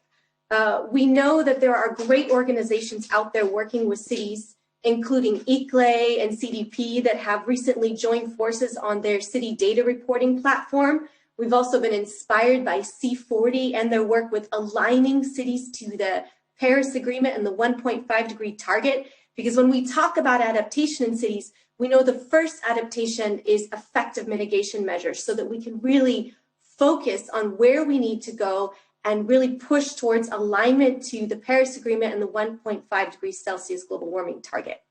So it's really, we start with data.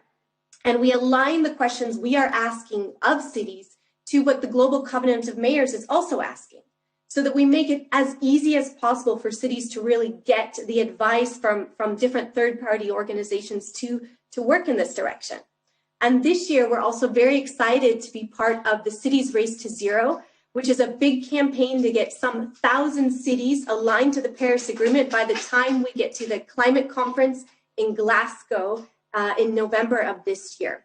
And we're also very happy to say that our method of assessing to see how closely cities are is recognized by the Cities Race to Zero, as well as the Science Based Targets Network, to really give cities a strong push in these marks. We provide advice, and we do so through a cycle, I should say. So the first cycle, where we are right now, so we open this up to cities in Russia and across the world in order to submit your data on this joint reporting platform run by CDP and ICLE. Then we will assess that data to see how close your cities are aligned to 1.5.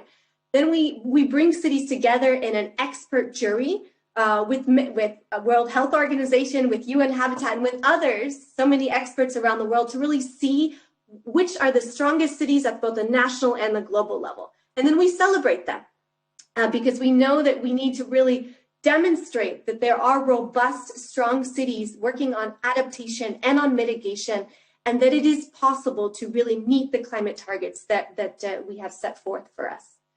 So when joining the One Planet City Challenge, or the OPCC as we call it, we really want to recognize strong cities and show what is possible both at the national level and at the global level, and provoke learning between cities.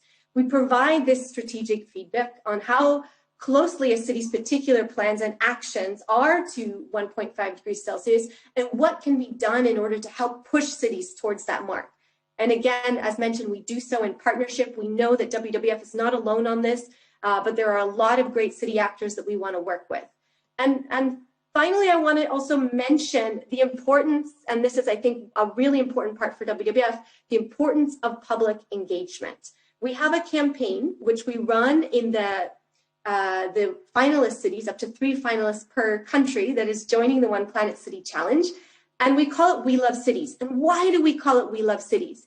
Because first, people need to know and love where they live if they want to create the right changes and the robust visions that we need in our cities to really move, as was stated, to see the linkage between health and nature-based solutions and climate action.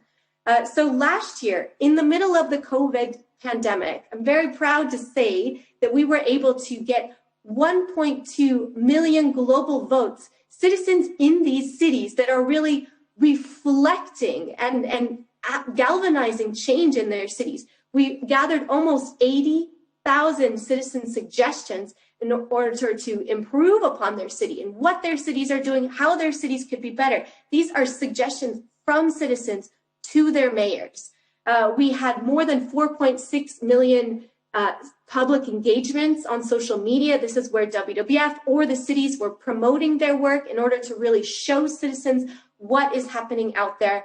And we had the wonderful city of Batangas in the Philippines that won this campaign last year, really going out and having their mayor very actively engaged in this campaign in order to show what is possible, planting trees, picking up trash, also, sharing information online, as many of us were locked in our homes for much of last year.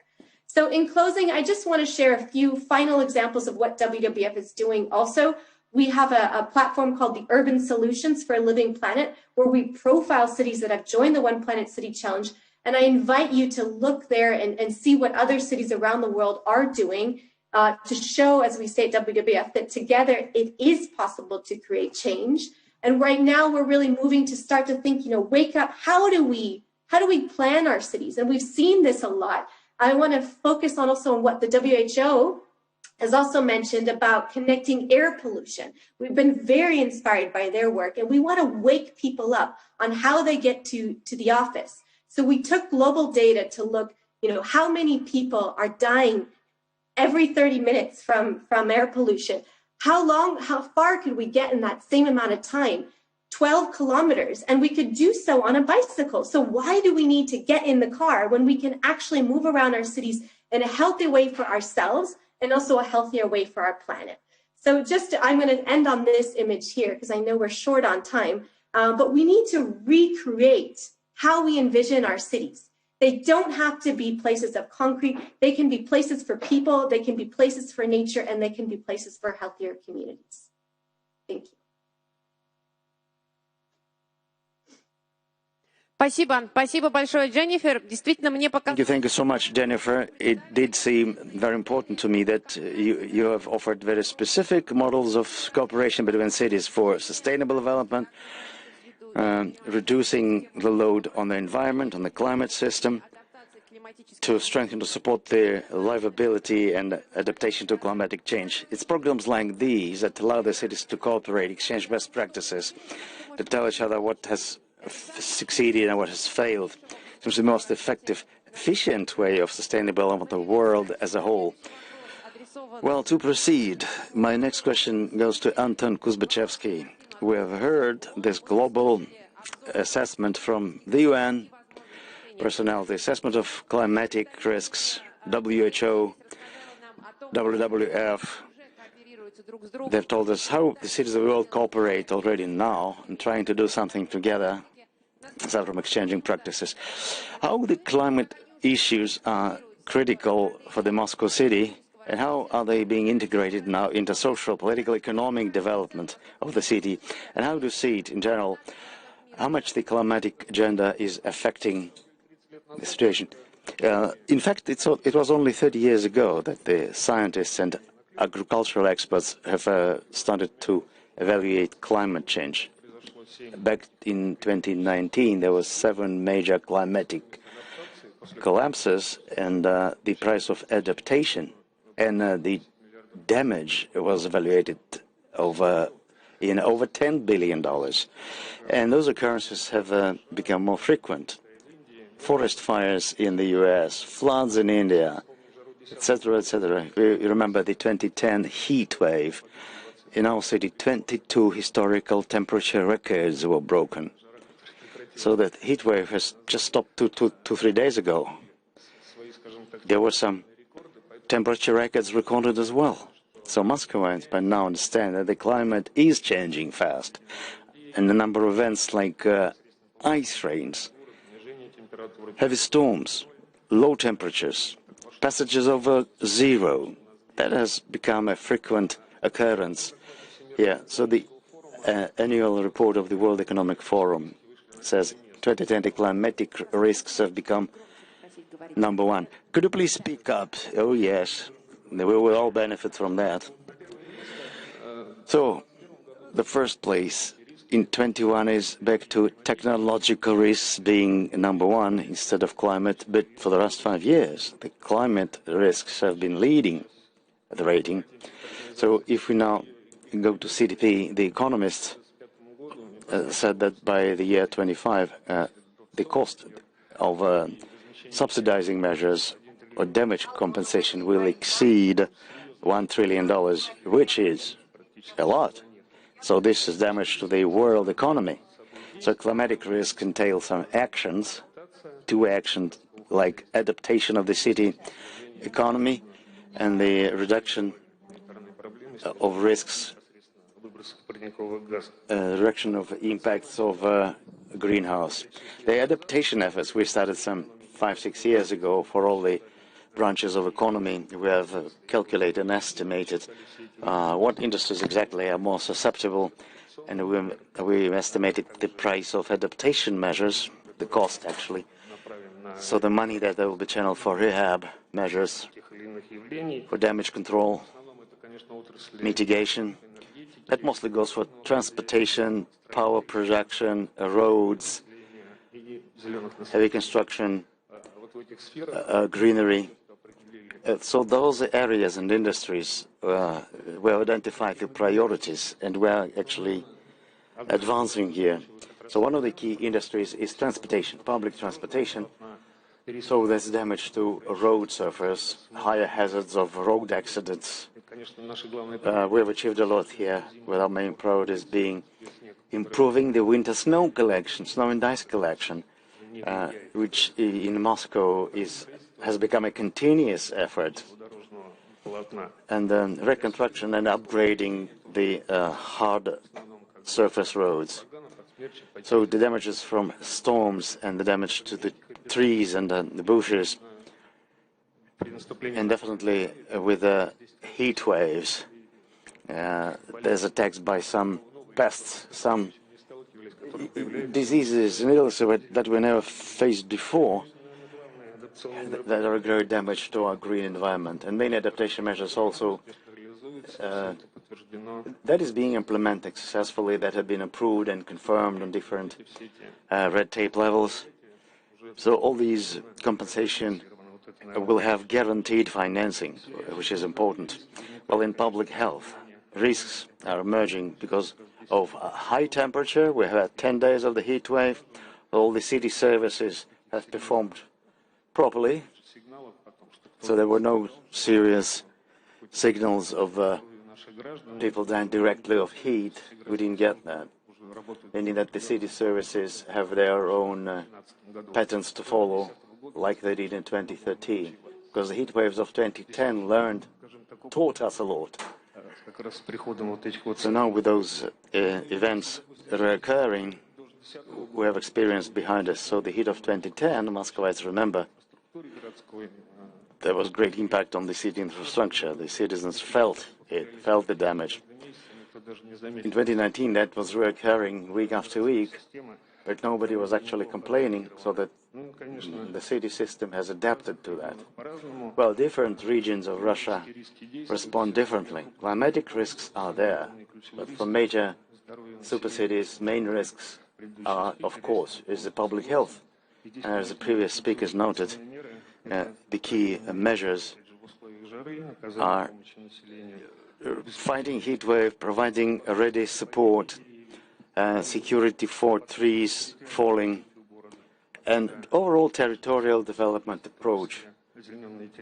So there's better accessibility over the green areas. So this year we're going to renew our climatic plan. So we will readapt certain city urban industries.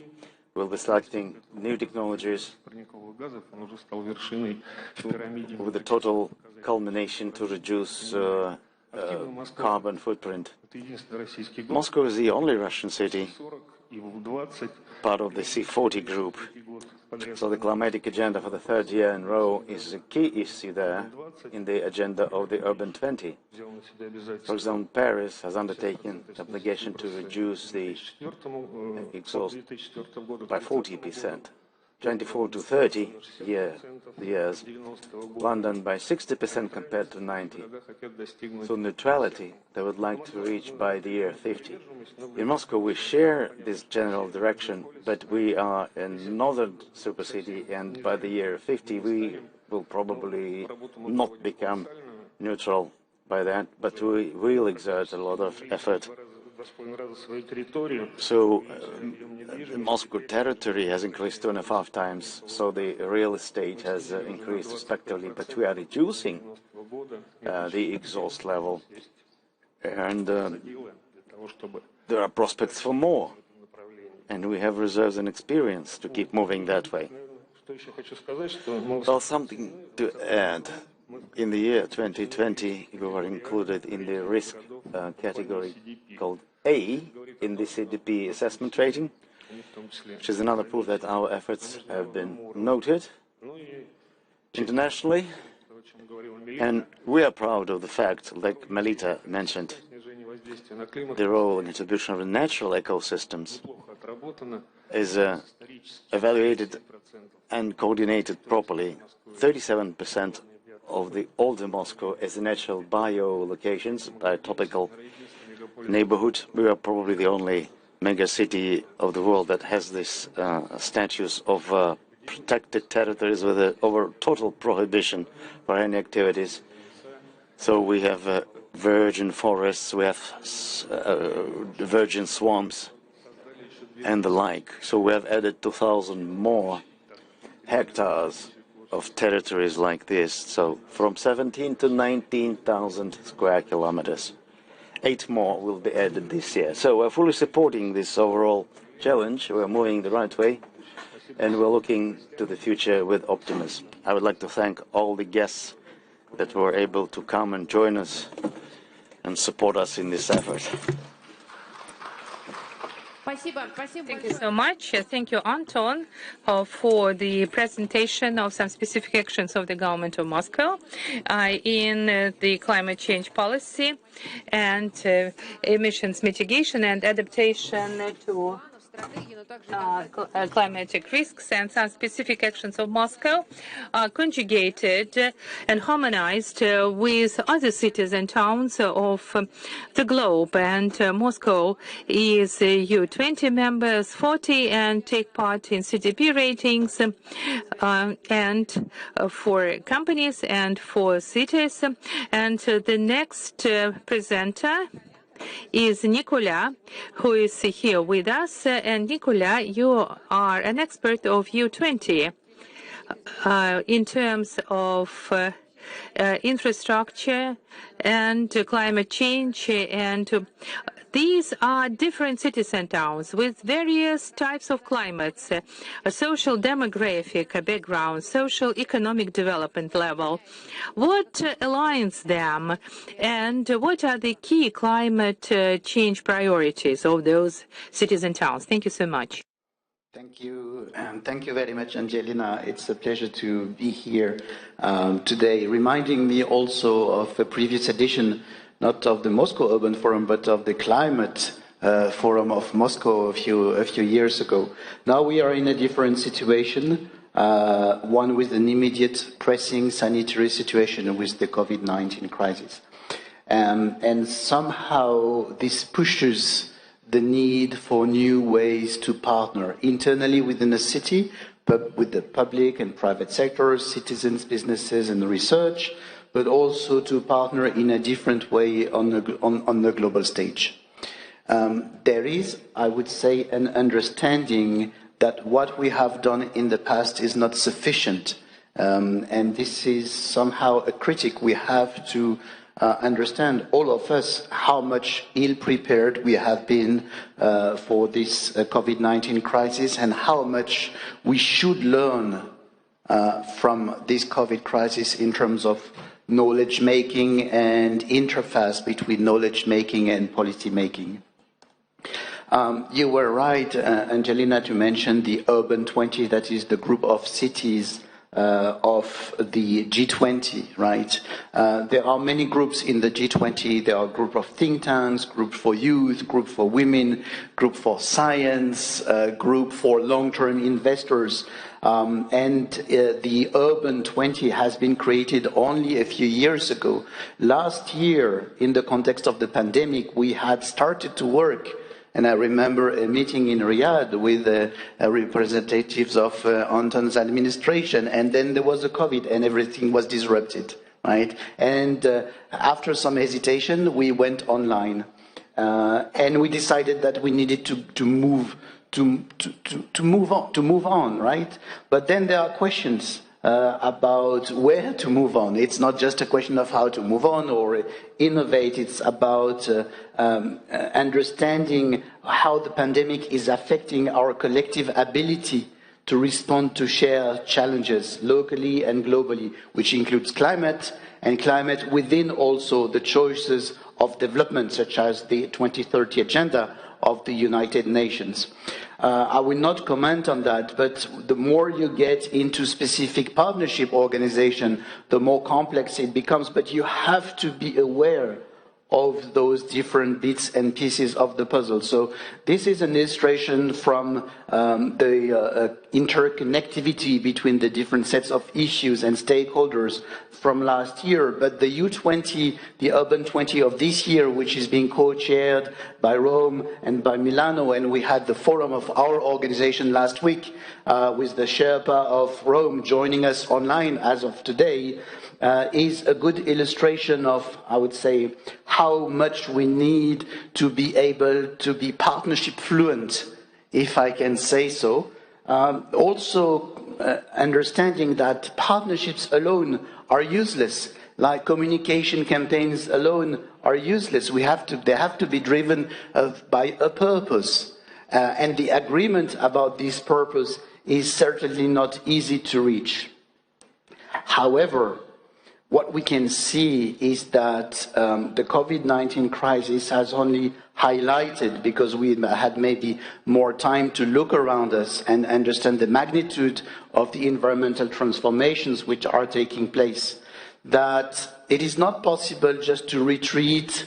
It is not just possible to find solutions city by city, and the interdependencies within a given space or among different cities are more important and meaningful. Therefore, the level of interconnection, institutionally speaking, between cities, let's say subnational governments and national governments, in the context, for example, of a huge forum such as the G20, is something also very new, which was not shown us there. This year, under the G20 presidency of Italy, there is a lot about subnational governments and circular economy and climate finance and biodiversity, and we can see that this is emerging, but there is a way forward for this, but it will require dedication. And I think places or superstar cities such as Moscow, who have been involved since the beginning in this Urban 20, do have a role to play. That's adding even more responsibility, because this means addressing the needs of the citizens locally, but that's also building on the talents, on the capacity building, on the human resources of Moscow and other cities to cooperate together and to be able to address change at an even wider scale. Last comment would be on the need to work across intersections. That's a little bit of a different concept and topic, but we have been exploring that through dialogues, and I'm happy to see Jennifer Lennart here, who was part of the experts, and you can see that it is about several factors all at the same time, with the issue of health and society, prosperity in communities, fragmentation of knowledge, inclusion and distribution, system solutions and agendas. This makes it all the more necessary to go beyond our zones of comfort, but also to understand, this will be my final point, how much the current situation linked with the COVID-19 is weighing on us, physically, mentally. We have to be aware that it is consuming a lot of the capital that we have been building over the past decades, and that we have also probably to build on each other, to trust each other, to build solutions for the future, because we will have to cope with other crises. And the climate one is sort of a long-term horizon, but we can see that it is also among us. So partnerships, recovery, intersecting are interesting ways to move forward. Thank you very much. Thank you so much. Thank you, Nicola. Thank you for the Urban 20 introduction and highlighting the key priorities in the sphere of climate. And I think you aptly mentioned intersectoral work. These are various sectors, various challenges we are facing, and finally, they are put together. And quite a number of solutions are applicable to the cities and towns, and those factors have to be taken into account. Thank you for the representation of your work. And we, within the framework of Urban 20 associations, would like to view various cases vis-à-vis regions and cities of the globe. Gerhard Schmidt, for quite a long time, has been working in Singapore. He was at the head of the project Cooling Singapore. He tried to work as to how minimize the adverse effect of the heat for such a densely populated state as Singapore, and to make the lifestyle better and to minimize the negative implications of the climate change. Herbert, what kind of takeaways you may highlight as to Cooling Singapore? Is it applicable to other cities and towns, and what are the conclusions of this project? Thank you very much. I hope you can hear me, and welcome from Switzerland, where I'm at the moment. Is it okay with the sound and the view? Да, мы можем вас слышать, все хорошо. Thank you. Yes, these questions are quite loaded, and I try to answer them one by one, and in the wrap-up in a few minutes, you will see, hopefully, some answers. Today, we're talking about superstar cities, and we have seen that even for superstar cities, it is not enough to be sustainable, not even to be resilient, but it's very important to be regenerative for the future. Let me lay that out a little bit. Today, a superstar city has many, or has to have many qualities if it is really working for its people. It has to have clean air, clean water, high thermal outdoor comfort, less noise, calmness, affordability, livability, diversity, creativity, clean industry, renewable energy, circular economy. And even if it has all of these things, it's not guaranteed that it will increase the quality of the city over what it had before. So that means the regenerative quality of the city is very important for the future. Focusing on a city that is very dense, as you said in the introduction, and thank you again, which is Singapore. Let's have a look at the qualities that Singapore is working on very much at the moment. These are the qualities that are blue and green. And in specifically cooling Singapore, because the heat and the humidity in Singapore is a big problem, we can see in blue what Singapore is focusing on. And I'm talking about the Singapore ETH Center and the Cooling Singapore project are working on these specific blue parts that you can see here. That means on outdoor thermal comfort, to increase the outdoor thermal comfort, to increase the livability, to make proposals for clean industry and renewable energy. And these are all areas that the city is very supportive of and wants to increase its impact in the future. These cities like Singapore, all the cities in the tropics, they are exposed to harsh and aggressive climate. But we have to work on that. We come from seeing the climate as an enemy to become a friend. By the way, all the images that I'm showing, they really have been already there, or they're underway. So in the past, Singapore has tried to use and work with the climate by building specific architecture in the specific tropical environment. But of course, that was at much less density. At this time, maybe there were 200, 300 people per square kilometer in Singapore. Today, it's more than 7,000 people in Singapore. And when Anton was talking about the area around Moscow that has been reserved for protected areas of 17,000 square kilometers, I just calculated quickly. That would mean, with the density of Singapore, that almost 120 million people could live in these protected areas, which of course is not intended. Today, Singapore is looking like this. It has succeeded, I would say, in making the harsh climate partly its friend, in that it has separated the city and has put the whole city in a garden, or has put a huge garden in the whole city, as its founder Lee Kuan Yew has asked for. And you can see this interplay between buildings and garden and jungle is working quite well.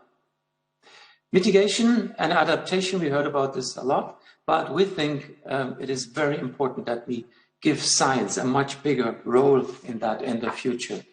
In Singapore, in our Future Cities Laboratory, we have the motto, it's called through science, by design, in place, over time.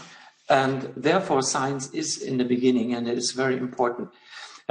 This is how it looks like in the end in Singapore. It's an aerial view from the center, and you can see, of course, the streets. You can see some of the nature that was there before, the trees here, but you can already see very important things for hot climate, like district cooling plants, like active energy generating devices on the roofs, like photovoltaic and so on. So this is very important to have also in science places to show what can be done so that it can be applied to larger areas in the city. It is also important that to become resilient or even sustainable and then further on regenerative, citizens and cities must work together, and therefore governance is really, really key. And I showed that in my last talk for the Moscow Open Forum, the citizen design science, where science and citizens work together to make better environment. Here, this example from Florence, but also from Singapore, with very high-tech means now, with computer engaging the population with interactive tools to improve particular areas of the city, like here, Tanjung Pagar area where the harbor is today. Also, we have to work with the urban climate by regenerating and by accelerating regeneration. How could that look like? If you could drive through Singapore today, in many places, it looks like that, and you don't even see the buildings. You can see roughly the buildings here in the background, like here and here, but there are many places which are very, very green. And if you get closer, it is almost like we saw before, that image in Vienna or wherever it was, where the streets were suddenly becoming green. In many places in Singapore, this has already happened, and is contributing to the better microclimatic conditions. Very important, as also mentioned before, the decarbonization, but generally the detoxification of the city. And that means to improve the urban metabolism. We have now a good understanding of the urban metabolism, what goes in, what comes out, but this has to be really detoxified. And if you see situations like that, this is not Singapore, this is Los Angeles, but here we can see the transportation system and how the housing is sitting in between not a very attractive situation, I would say, for the people living there. Of course, many function as shopping, some industry and transportation together. But for every city, we have to have an understanding what that means in terms of carbonization or decarbonization and detoxification.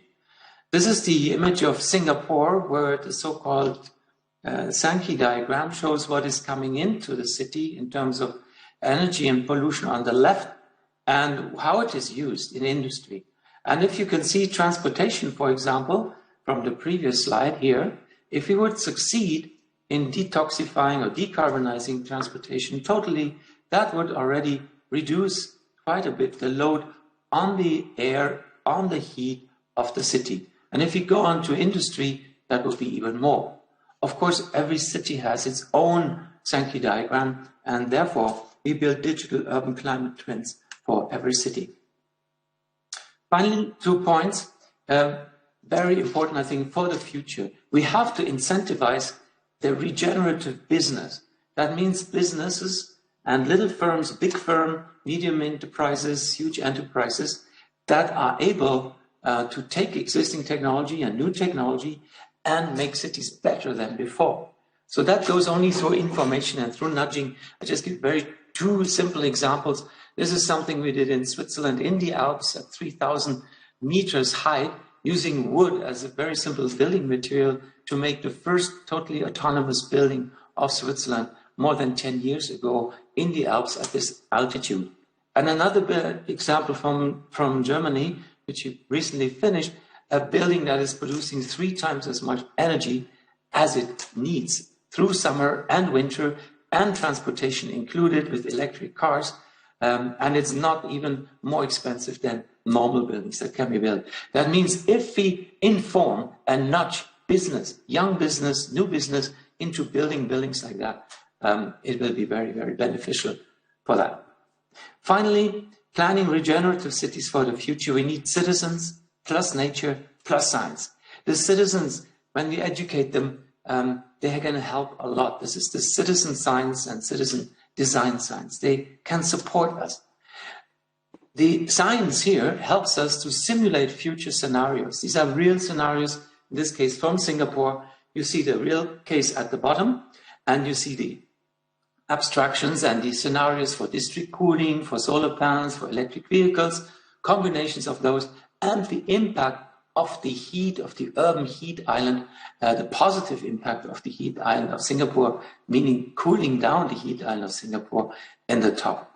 And of course, we have to do that together with reality and make competition and building future Singapore with proposals like that from my colleague Kees Christiansen and KCAP, who made this winning proposal for one part of Singapore for the future.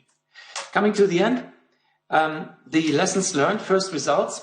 As mentioned before, we have built a digital urban climate twin that we can apply basically for every city. Looks very complicated, is very complicated, but it produces very clear and simple results on what to do in each city with all these different parts that make the heat island. Second, we have to bring these results into the public. I just mentioned one example here from earlier this year, when this company was doing global news and compared Singapore and looked at this Cooling Singapore project. And within a few weeks, there were more than 1.5 million downloads. Of course, the title was very smart, saying how Singapore uses science to stay cool. People thought all kind of things about this, but it had a lot of impact, so people know much more about this. And I think the most important outcome so far is that by increasing sustainability, by increasing resilience of a city and going towards regenerative parts of a city, we can make very intelligent urban heat vulnerability maps of cities to protect its people, also to tell them and let them know where to be and where not to be when these heat waves hit, to warn them before that, and this way make cities much healthier than they are now. These are the final slide. Superstar cities today, resilience is not enough. For harsh and aggressive climates, we have to go from enemies to be making them our friends. Mitigation, adaptation, science is key. Towards resilience, citizens and cities, governance is key. working with the urban climate, accelerate regeneration, improving the urban metabolism. We have to detoxify the city, incentivizing regenerative business through information and nudging, and finally planning regenerative cities for the future. We need citizens first, we need nature, and we need science. Thank you very much.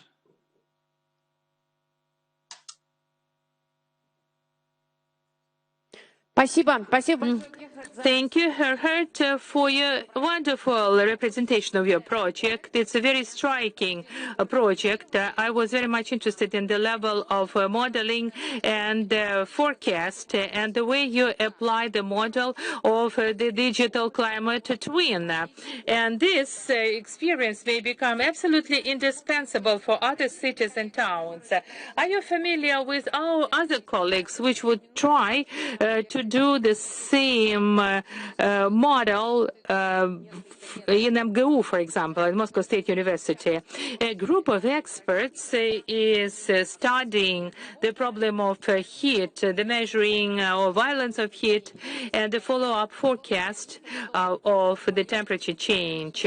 I think their experience will also be of great value to us. Okay, we are going forward, and from the tropical Singapore, we are moving slightly to a cool area, to the city of Oslo, and Oslo climate may be conjugated with some cities and towns of Russia.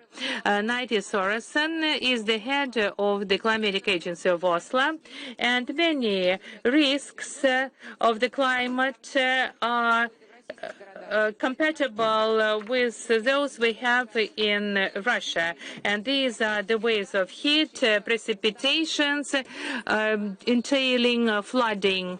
Heidi, what are the key issues of your climate agency? What are your key priorities, and how do you structure your work? Thank you very much. Are you able to see my presentation? Ваша презентация сейчас загружается. It is being uploaded. It's being uploaded. Thank you very much. Thank you for being able to attend to this very inspiring seminar so far. Да, мы видим все в порядке. Yes, I think it's comparable to a lot. Yeah, we can see that. That's all right. And if I think I have to say at start that Oslo is a very big city in Norway, but globally not so very big at all. We are almost 700,000 inhabitants. Our priorities was set by the City Council last year when they adopted a very ambitious climate strategy.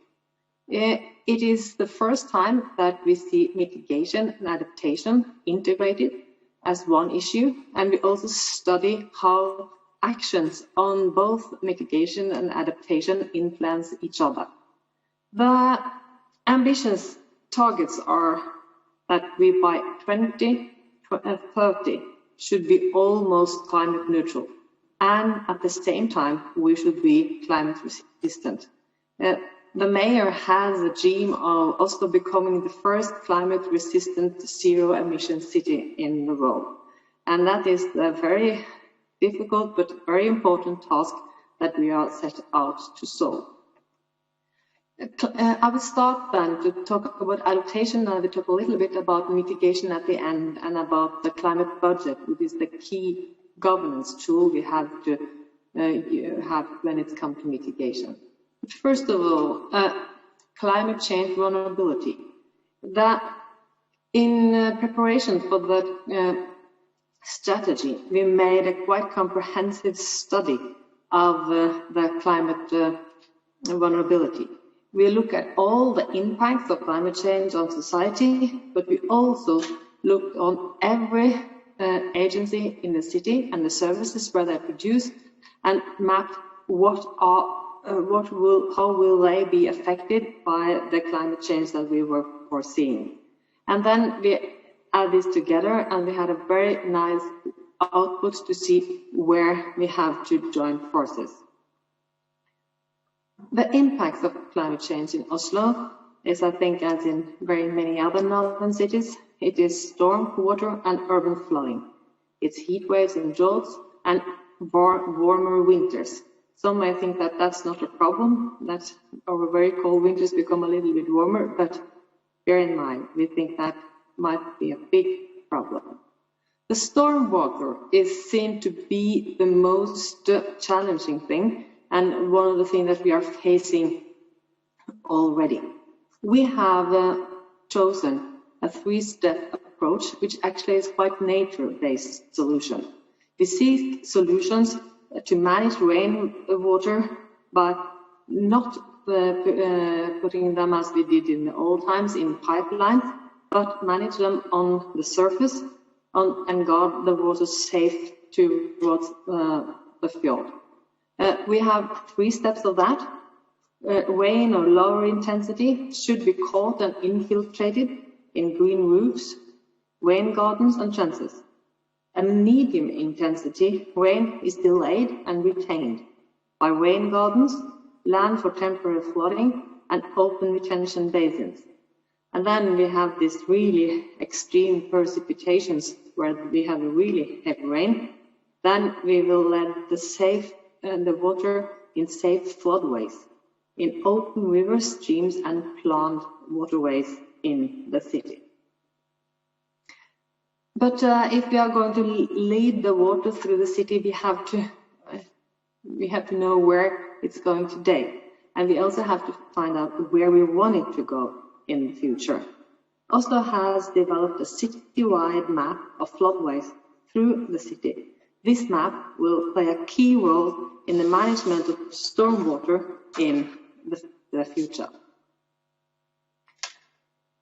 Oslo has 10 rivers and creeks that run through the city. When Oslo developed and became a city, many of them were put in pipelines and totally covered. That created a lot of problem with the stormwater and flooding, but it also created a grey environment. The last 10 years, more than 10 kilometers of waterways has been opened and has given us a more resilient city, but also a nicer city, a greener and a bluer city. That is also very important. In the forest that surrounds Oslo, there used to be a lot of bogs and peat mosses and different important nature systems.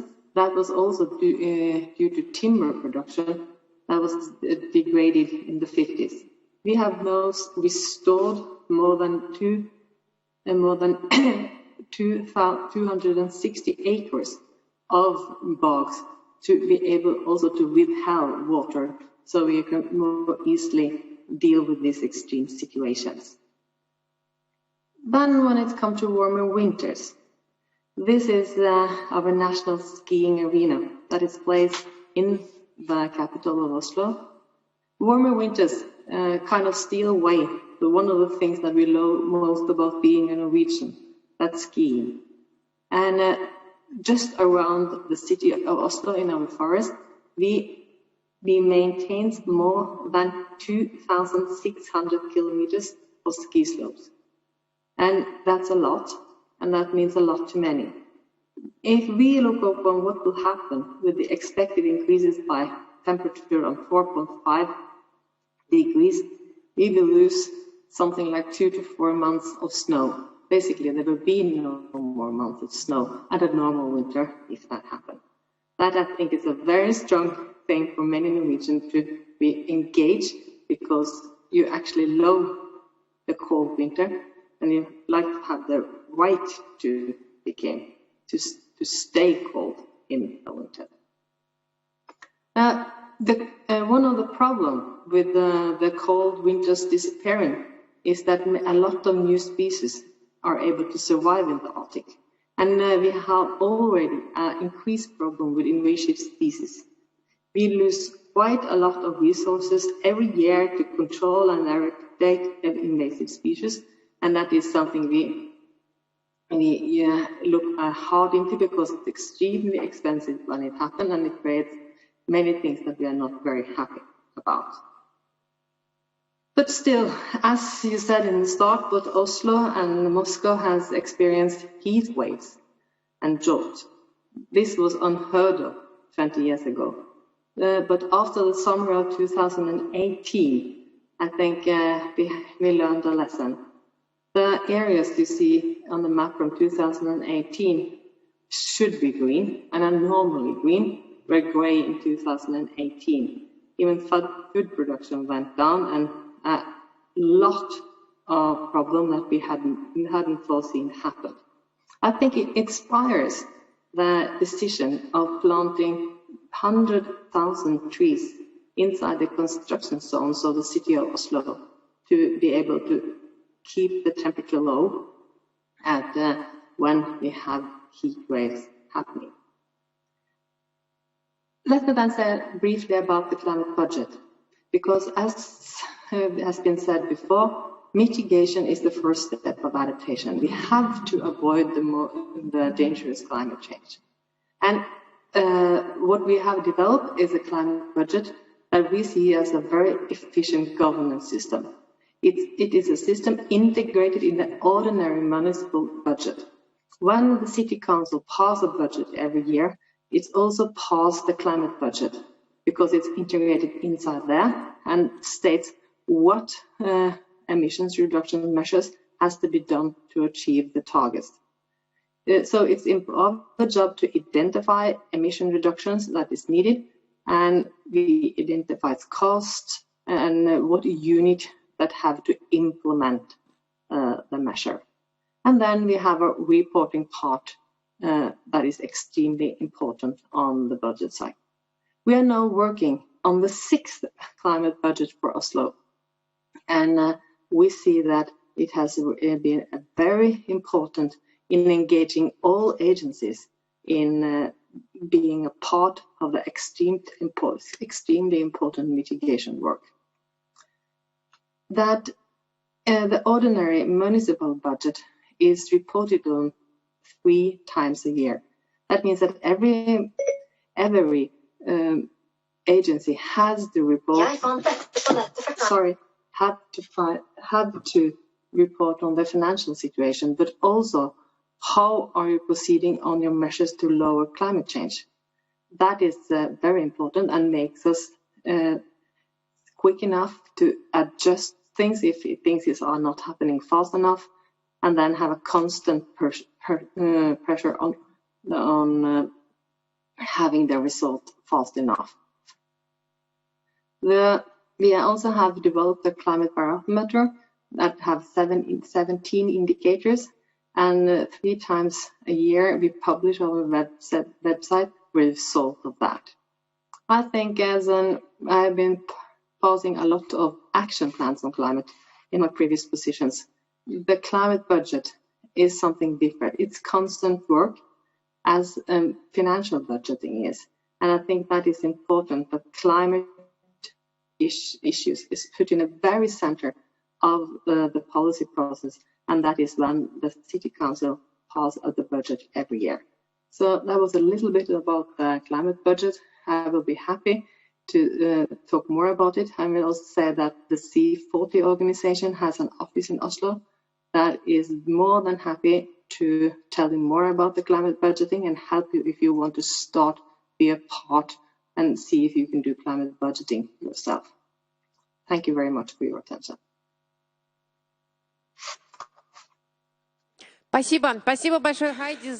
you, Heidi, for your presentation of very specific areas of your activities. It does seem that in Russia too, where we are now, the climate portraits of the cities, Moscow and Oslo, are similar in many ways. So it was important to hear what risks you take as most serious ones, and to hear about very interesting, unique experience of establishing the climate budget. Very few cities worldwide do have something like that. So this experience of developing this budget and implementation of it is, of course, extremely valuable information that we can lay hands on. Well, okay, friends, we have some time for questions. I have here some questions from our audience. That's a question to Nicolas, please. In what way could cities and global institutions and city associations cooperate in a more effective way in environmental and climate issues in the context of greater environmental risks and environment issues getting more and more acute? Yes, thank you very much. I think this is an important question. I will just a statistic. 600 cities, which are major cities worldwide, over 1,000 cities of 500,000 inhabitants or more. How much time will it take for the Oslos of this world from one city to expand to 1,000 cities with so many differences in terms of social context, economic backgrounds, etc. We do not have the time to go from one city to one city to one city. Networking has been very useful, but networking is not sufficient to address the challenges. 50 years ago, there was this very influential report about the limits to growth, known as the Meadows Report. We are living in the conditions, somehow, that were described 50 years ago. 30 years ago, there was a global agreement with environmental governance with the Rio Earth Summit. But we have come to the end of this cycle because the think global, act local was very useful when we were getting global. Now that systems are interconnected, this is not sufficient. So we have the 2030 agenda, and we think it's still an horizon, but think about where we were 10 years ago. It was the beginning of the Moscow Urban Forum. It is not a long period of time ago. So 10 years ahead of us with the acceleration of the challenges and resources challenges and biodiversity and climate is a very short period of time. Therefore, I think there is a chance in ongoing negotiations. It was mentioned COP26 about climate. There will be COP15 about biodiversity. There has been for the first time an open discussion between the International Panel on Biodiversity and Ecosystem Services and the International Panel on Climate Change a few days ago. How can cities and not just national governments or international institutions can sit at the same table to solve the problems is an issue for multilateral organizations and international relations, and probably also an opportunity for strong players to expand their influence and the solutions, moving from scaling up and experiments to new standards, new norms, also building on the diversity of city experience, but moving into more integrated standards about sustainability, which are not yet there. Спасибо. Спасибо большое, Николя, за ваш ответ. Thank you so much, Nicola, for your response. One more question from the audience. If the cities are just starting to discuss the climate agenda, how could they integrate the priorities of climate change into their strategies and plans and specific operation plans? What would you advise to the cities in their climate planning? So we can take a response by any of the speakers. That's a question to all of you.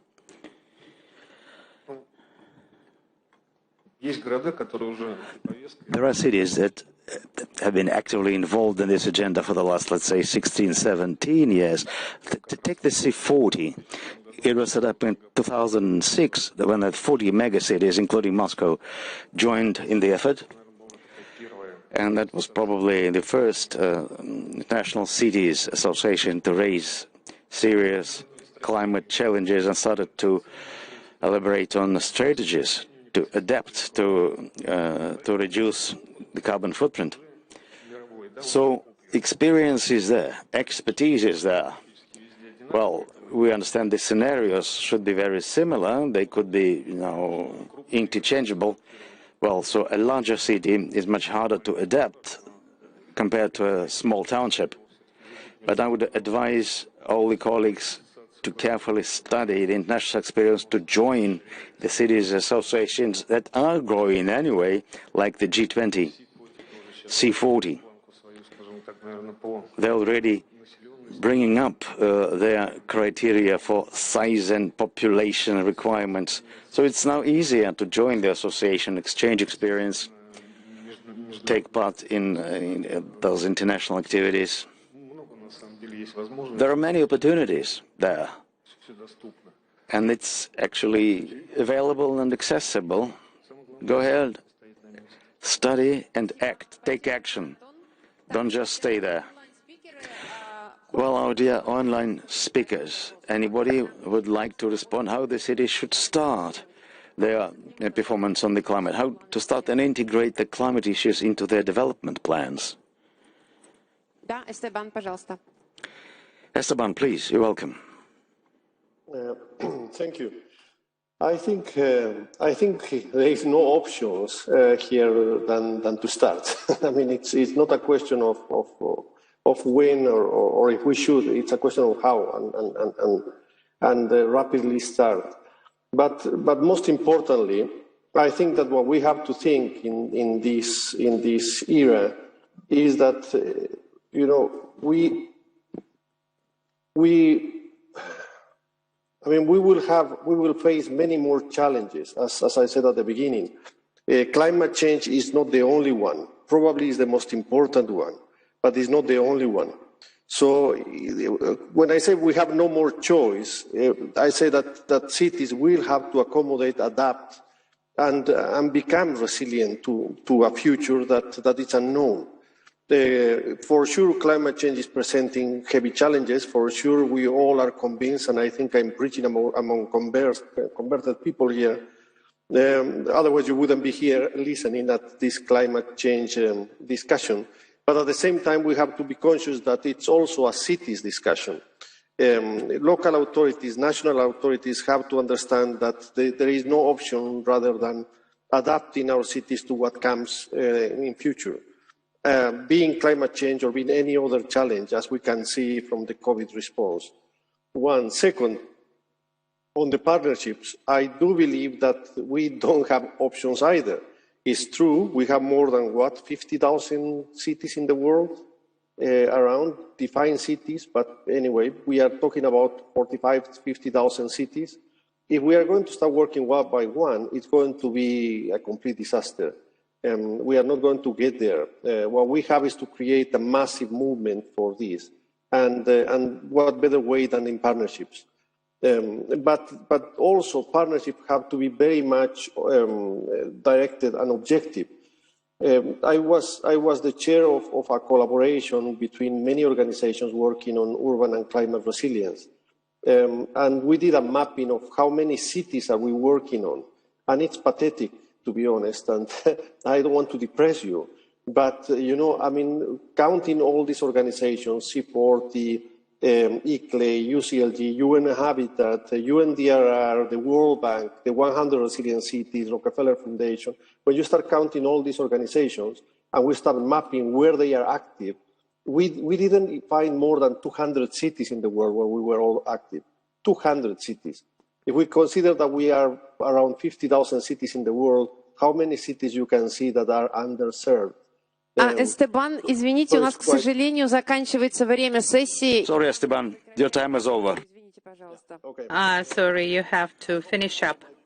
Yeah, I hope my point was crossed around. Let's not pick the sexy cities.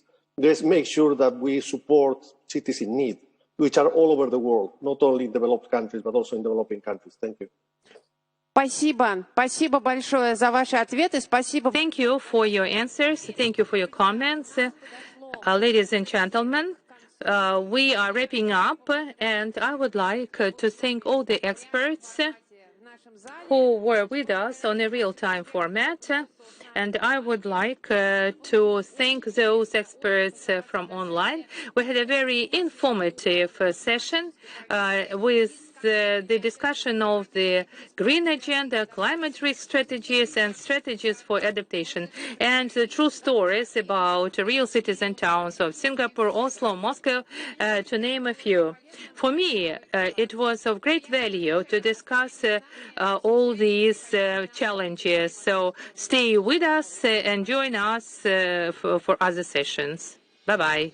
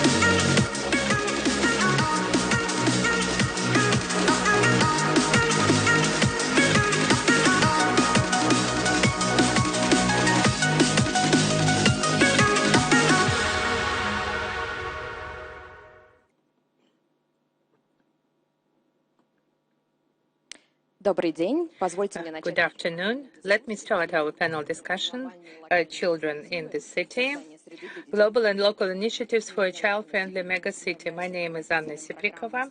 I'm the Program Manager, Streets for Kids Program at NACTO, and I'm also the co-author of the book for the Global Initiatives for Designing the Cities and Towns. And I'll be a moderator of this session. We have Mara Mincer with us. She's the co-founder, Program Director, Growing Up Boulder. Also, we have Marcus Grant, Editor-in-Chief, Cities and Health. Victoria Efimona, psychophysiology, CEO, Child Neurology Clinic Prognosis, and Tatiana Slushko-Tsapinskaya, PR Director, Inteco, Dina Borna, Director, ZSD, Architects, Mayors of London, and Advocate. And we're supposed to have 7 minutes for each presentation, and then the initiated discussion. Why we are talking about kids? As the urban environment affects to a large extent the health of children, and from 0 to 5, the children's health is being shaped up, and it affects the conception, cognitive properties and qualities, and thus they are prepared for adulthood from 0 to 5. And we know how it all affects children, but we actually are in the midst of crisis. About 500 children every day are killed in an accident, and so our session is going to last for about an hour, and it's equivalent to 20 children's deaths. It's a whole class at school, and if we undertake proper measures, we could have avoided these particular cases. 93% of children inhale polluted air, which affects to a large extent the kids' health. And thus they are deprived of the future healthy growing and development. If they are in the midst of the extra noise, they also are impacted by that, and they are not moving to a large extent. They just draw a bicycle and that's it. And their physical activity is lowered, also being detrimental to their health. And we cannot change anything. We cannot make them less vulnerable. But what we can do is that we may change the environment. We may change the urban areas. So we may have access ways. We may have the public transportation more accessible, affordable, and safe. And today's session is going to be dedicated to those solutions, starting from some minor ones up to the major ones, and what kind of strategies we are guided by in order to make cities comfortable, safe, and livable. And now I would like to pass the floor to Mara Mincer and ask her. You are one of the few to start initiating the project for urban environment design, and how Growing Boulder Company is operating. What are the benefits of your program, and how the children view themselves in an ideal city? Great. Thank you so much, Anna. Thanks for having me here today at the Moscow Urban Forum. Let me go back one. So what I want to talk about today is why child-friendly cities lead to more sustainable and equitable cities for everyone, not just children. And as Anna said, I run a program called Growing Up Boulder, and I'm also an advisor to UNICEF USA's Child Friendly Cities initiative. So this is a map to help you locate where we are. We're in the United States, sort of towards the Middle West, and it's a city called Denver in Colorado near the Rocky Mountains. It's a university town. And Growing Up Boulder is the name of our initiative. We are what you call a child and youth-friendly city initiative, and our vision is to inspire communities around the US and the world to adopt a child-friendly city lens while planning and developing communities for all. And our mission is to empower young people with opportunities for inclusion, influence, and deliberation on local issues which affect their lives. So we were founded in 2009, and we're actually a partnership between the University of Colorado, our local school district, our city of Boulder, and then also with a number of partner organizations around us. We work with young people from ages 0 through 18, and yes, we even work with toddlers, and they're often mentored by undergraduate students. 50% of our young people are from historically marginalized backgrounds, and we believe that children who have less of a voice in all parts of their lives deserve to have their voices elevated, and that's why we make that commitment. As I mentioned, we work with 60 or more partners, both local through international, and we've engaged 6,500 kids locally and reached 2.5 million people globally through our TED Talks, our books, our other presentations. So we're based on the United Nations Convention on the Rights of the Child, which is a treaty ratified by all countries in the UN except for the United States. And there are cities all over the world that take this treaty and operationalize it. They implement it to make it theirs. And you can see in that handprint there that there are 5 key principles that are outlined. Now, the one that we focus a lot on is the right to be heard. So we actually want to hear what those young people have to say to improve their communities. But you may be thinking, well, why should we even care what kids think? And especially if someone doesn't have their own children, why would they want to live in a child-friendly city initiative? And I want to answer that question. And I want to tell you all these photos are kids that we've worked with, though. This is a young woman. She's now 16, but we worked with her. Okay, well, kids are not just future citizens, they're current citizens. They have a right to be sharing their opinions as much as I do or as much as my grandmother does. A child-friendly city is a city that is friendly to all people. So if you have a smooth ramp that works for someone in a wheelchair, it also works for a parent pushing a stroller or a teenager on a skateboard. You know, when you take the end user into account, you create a better design and a design process. And this is an image from a park in Vienna that was designed with young women. What they did was they learned from the young women that they were afraid to use the sports courts because if they felt unsafe, there was only one exit and entrance and they couldn't get out.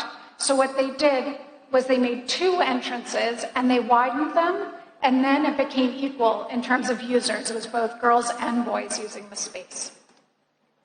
Children designed for all ages. We often work with elders as well as young children, and they have a lot of the same ideas, and they think about each other's needs. Kids ask for where are their grandparents going to sit? What are they going to do? Young people are more flexible and creative than adults. There's research that shows that as the brain develops, we become more fixed in our ways, and that makes sense. It helps us organize lots of information, but what it does is it shuts out new ideas, and we can look to our young people for creative ideas. And finally, everyone who's involved benefits from dialogue and compromise.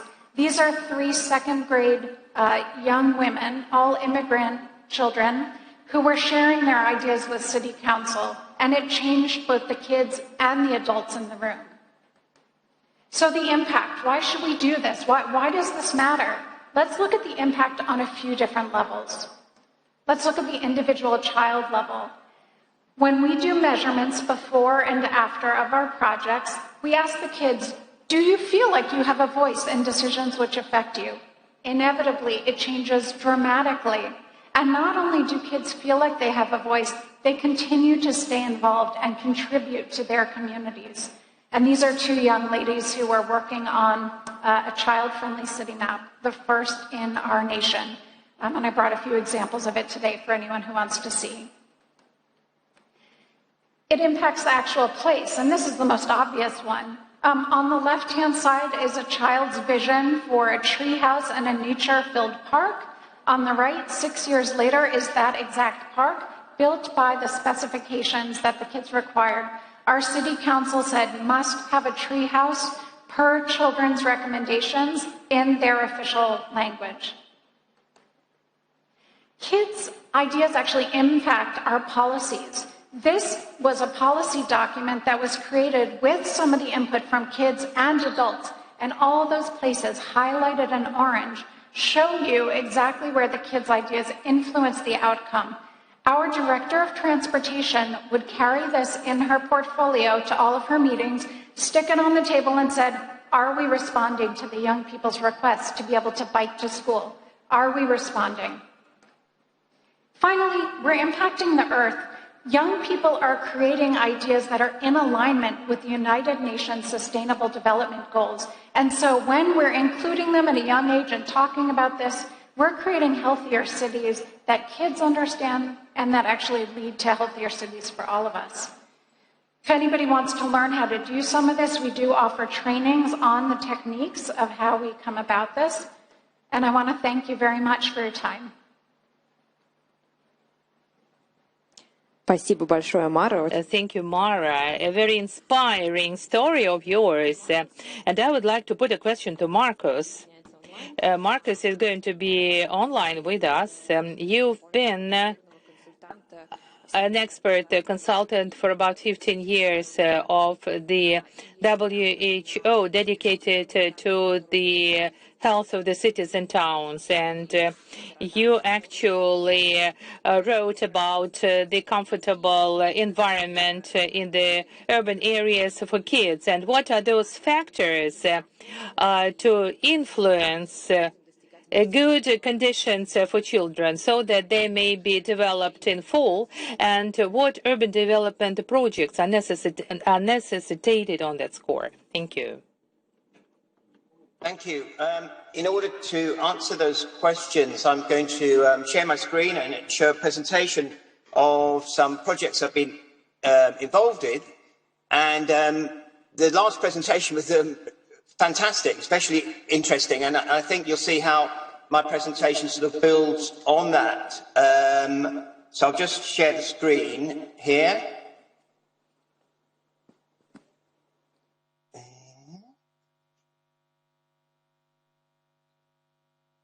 So, a bit of a background about me.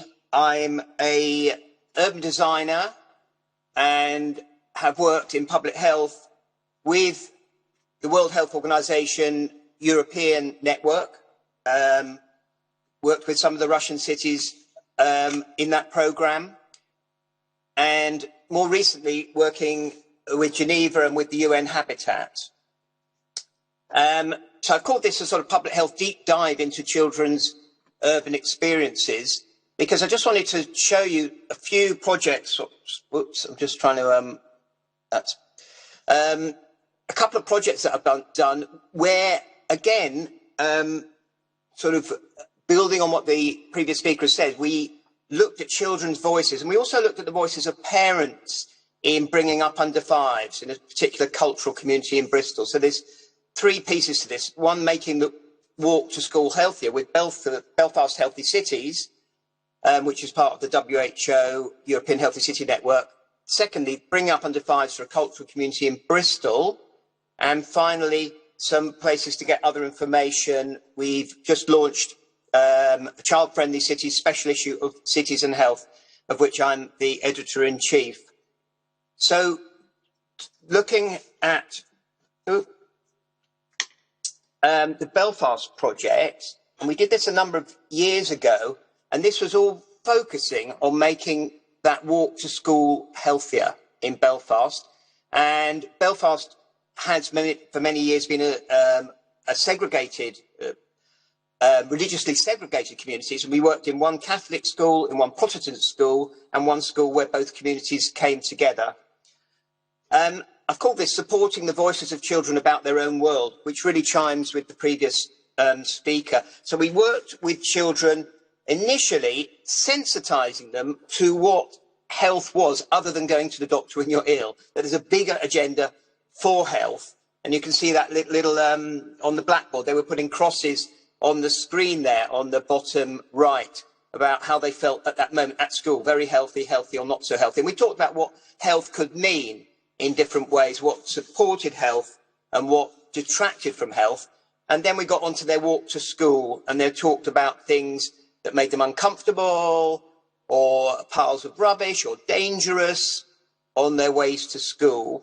And then later on in the programme, working with modelling, as you can see, and there's some live modelling outside Belfast Town Hall. And then this culminated in presenting the findings to, there's the Mayor of Belfast, and planting a tree, and a children's charter, which the politicians took on, recognising that children should have a voice in their environments, in their play environments, in their everyday environments, walking to school and where they play after school. So this was a very effective way of sort of almost concentrating the voices of children into the political sphere, and really sort of making a proposal that the politicians couldn't turn down once you get the voices of children and their parents. The second project, which is very interesting, which was actually brought about by a paediatrician in Bristol, a very enlightened paediatrician. And there's a community, the Somali community, of immigrant, asylum-seeking community in social housing in Bristol. And as you can see, these are some of the women that we can't take photos of their faces for various cultural reasons. But this is they're out and about in some of their environment with the tower blocks around. And the paediatrician realised that the children who were coming to his surgery, in a doctor's surgery, he couldn't solve the problems in the surgery. He needed to go out into the environments in which the children were being brought up and living, and looking at what was blocking a sort of healthier parenting, if you like, in terms of food environments, physical activity, and the social environment for these children. And we gave voice to this community, a very difficult to hear community. The women need translators. They don't often get involved in the public sphere. And we had an exhibition, Our Neighbourhood, Our Stories, where they gave photographs and descriptions of issues in the local area. And this has led actually to some funding that was would have been allocated to maybe a more wealthy area, being directed towards this community in terms of improvements to local playgrounds. So again, giving that voice is so important. Children are not heard of, the migrant community is not heard of the idea of parenting. And this was led by a paediatrician who leapt out of his surgery, sort of barefoot work out in the community. Fantastic. And finally, just to say that we've had a child-friendly city special issue of Cities and Health. I'm editor-in-chief of Cities and Health. You can find that whole with the special issue at that URL, that internet point. There's case studies in it, Playing Out, which is a sort of street play initiative started in Bristol, but now international. We describe that. There's more information about the Belfast study there. There's something called City Shorts, which is just what cities are doing. There's 3 articles about what cities are doing themselves. There's some commentary and debate, very interesting, sound walking with children. What noises do they hear in the city? What noises are challenging and stressful to them, and what noises are more calming? And finally, there's quite a number of more research articles, if you like, scholarly research articles there in the issue as well. So I'd sort of commend you, if you want to go deeper into this, into some of the evidence base, reclaiming spaces, greenways as safe routes to school in East Los Angeles, high-rise parenting, difficulties of parenting in high-rise blocks in Melbourne, and some other very interesting studies there. So really, that's just so a tour of Belfast Healthy Cities, what they've done, the cultural community in Bristol, and Child-Friendly Cities special issue of Cities and Health. Thank you.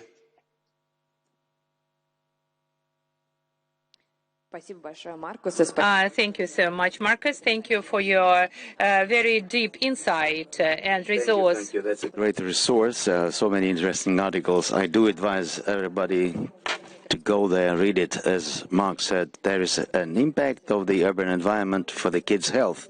So I'd like to pass over the mic to Tatiana and Victoria. We do have sad statistics. 80% of children do not move enough around. 40% of schoolboys, girls have problems with learning.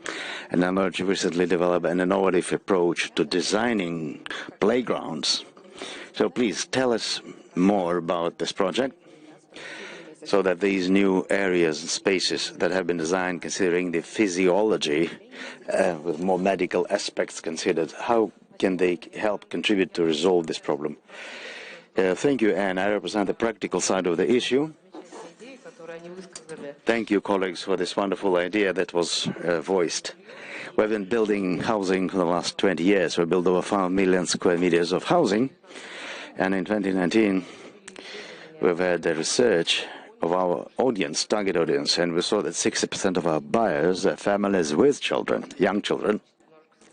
So the figure is formidable. 1.5 kid per apartment. 1.5 kid per apartment is the average for our projects. So for one of our pilot projects called Green Garden, it is a green area with 80% of the footprint for greenery. So we decided not to just build playgrounds in this space, but also to improve the overall product by making this space something to develop the brain of the child, to develop the vestibular system of children. So we invited advisors, consultancies, so that we will use the principles of neurodynamics. They have been invented time ago.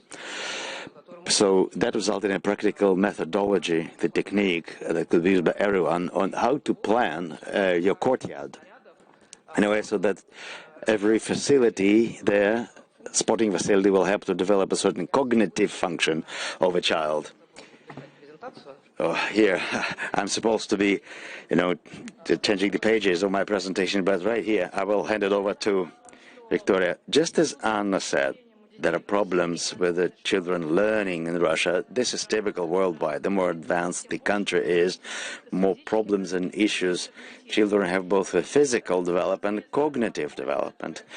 So an interesting approach was developed here, very much unexpectedly. A developer, the architect, and a neurological clinic, they all came together. That was by Irina Korshunov, the marketing director of the Inteco developer company. So they all met and developed this comprehensive approach. So I represent the Prognosis Clinic of St. Petersburg, rather big one. We started in 1988, and we have seen a lot of children with predicaments in learning. But I will be brief. Our technique is as follows. There's a model of a vestibular apparatus of any human being. We have those 5 bodies, 5 organs in the human head. They're all performing independently. And if you believe whether you are only feeling seasick in a car, no, it's not just that.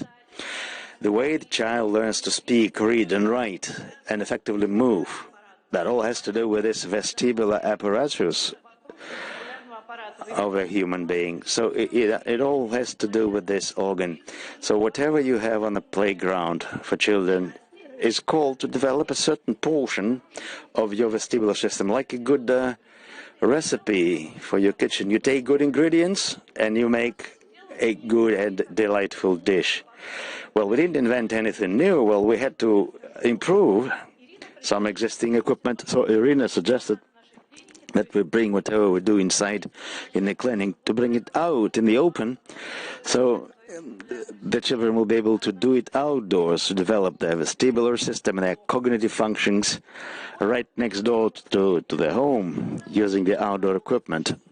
So in the existing catalogs, there is already enough necessary components, ingredients. The thing is to combine them properly. Like for toddlers on playgrounds, not enough equipment. By toddlers, I mean those just starting to walk. Nothing there. So we invented some options for small kids to master walking.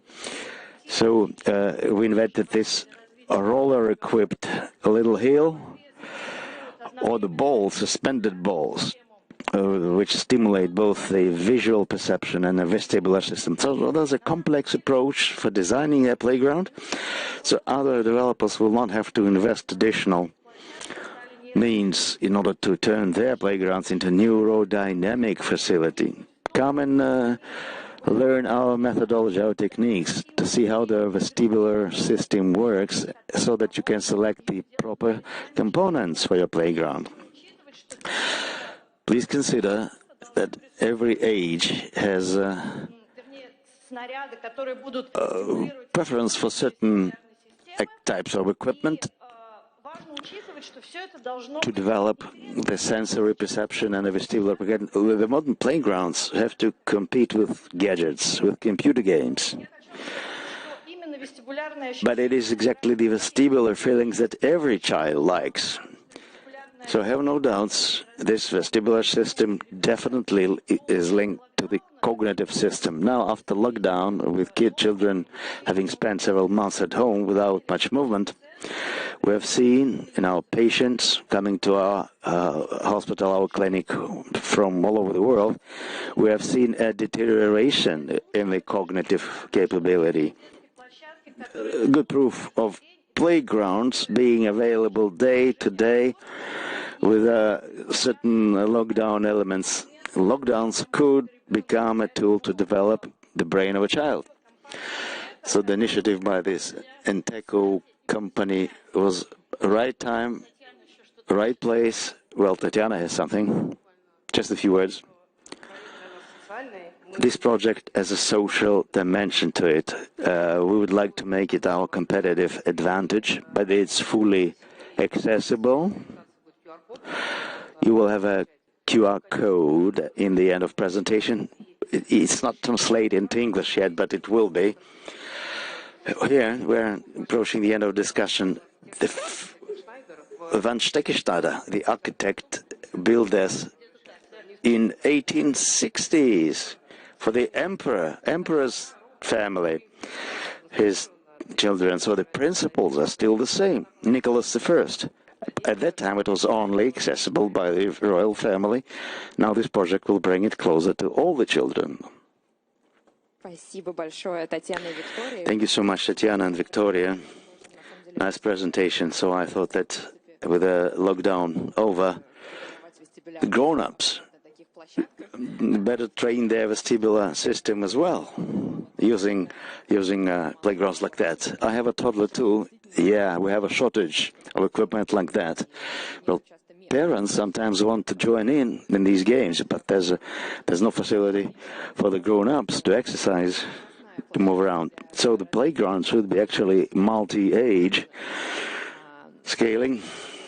A question to Dina. So Dina, you had this bureau architects. You're also counselor to the London mayor for the city design, and London is right in the agenda of the kid-friendly cities. In the general plan, there's a concept of making London child-friendly, and generally this is one of the few sites to discuss safe and secure streets, safe public spaces, raising the independent mobility so that children could independently move around the city without grown-ups. Please tell us, what is the current status? What are the issues that you face? What are the challenges? And what are the recipes for the solutions? Do they manage to move freely within London? Thank you for asking me to come to Moscow. It's an absolute pleasure. So we're a small practice in London, and I'm going to just explain to you a little bit about the policy background and also what we're doing as architects. This is our practice in East London. The way we work really is from a sort of grassroots perspective. We know the local area really well, and we know the sort of people that we can kind of effectively help push the child-friendly agenda. We have a very supportive local mayor and in London as well, and councillors who are on our side, so to speak. We've published quite a lot of research that you can find on our website, it's all free to download, which has been really helped develop our understanding of what is behind sort of child-friendly urban design. And that work has sort of led to us creating some sort of spatial principles. We want to make it very simple for designers and architects and developers to understand how they might be able to lay out developments to make them more child-friendly. Some of that work has come through hours, hundreds of hours of observational research about where children are playing independently. And the 4 principles that we find quite simple to understand is that spaces need to be car-free, they need to be well connected to other spaces, so not cut off. They need to be really accessible from dwellings, so we need to have them right next to dwellings rather than crossing roads, and we need to have them sort of well overlooked. All of those in place really helps make a space well used. Our work has sort of led to lots of advice and involvement with the major policy documents in London. So the London Plan on the left, which has recently been published, but also, as you said, and Making London Child-Friendly, and the Housing Design Guide. These are all the policy documents that developers and architects are using. There is a sort of connection between all of those in terms of child-friendliness now, so it's all saying the same thing. And then at a local level, London is a population of 8-9 million. Each of the boroughs, 33 boroughs, have about 250,000 people living in them. These are 2 policy documents from the London Borough of Hackney and London Borough of Tower Hamlets. Both of them are kind of setting out more detail about child friendliness for their local areas. So these boroughs are quite central. We work on the border of both of them and have been really involved in developing both for Hackney and Tower Hamlets. So how do we do this in practice? I started the presentation talking about planning.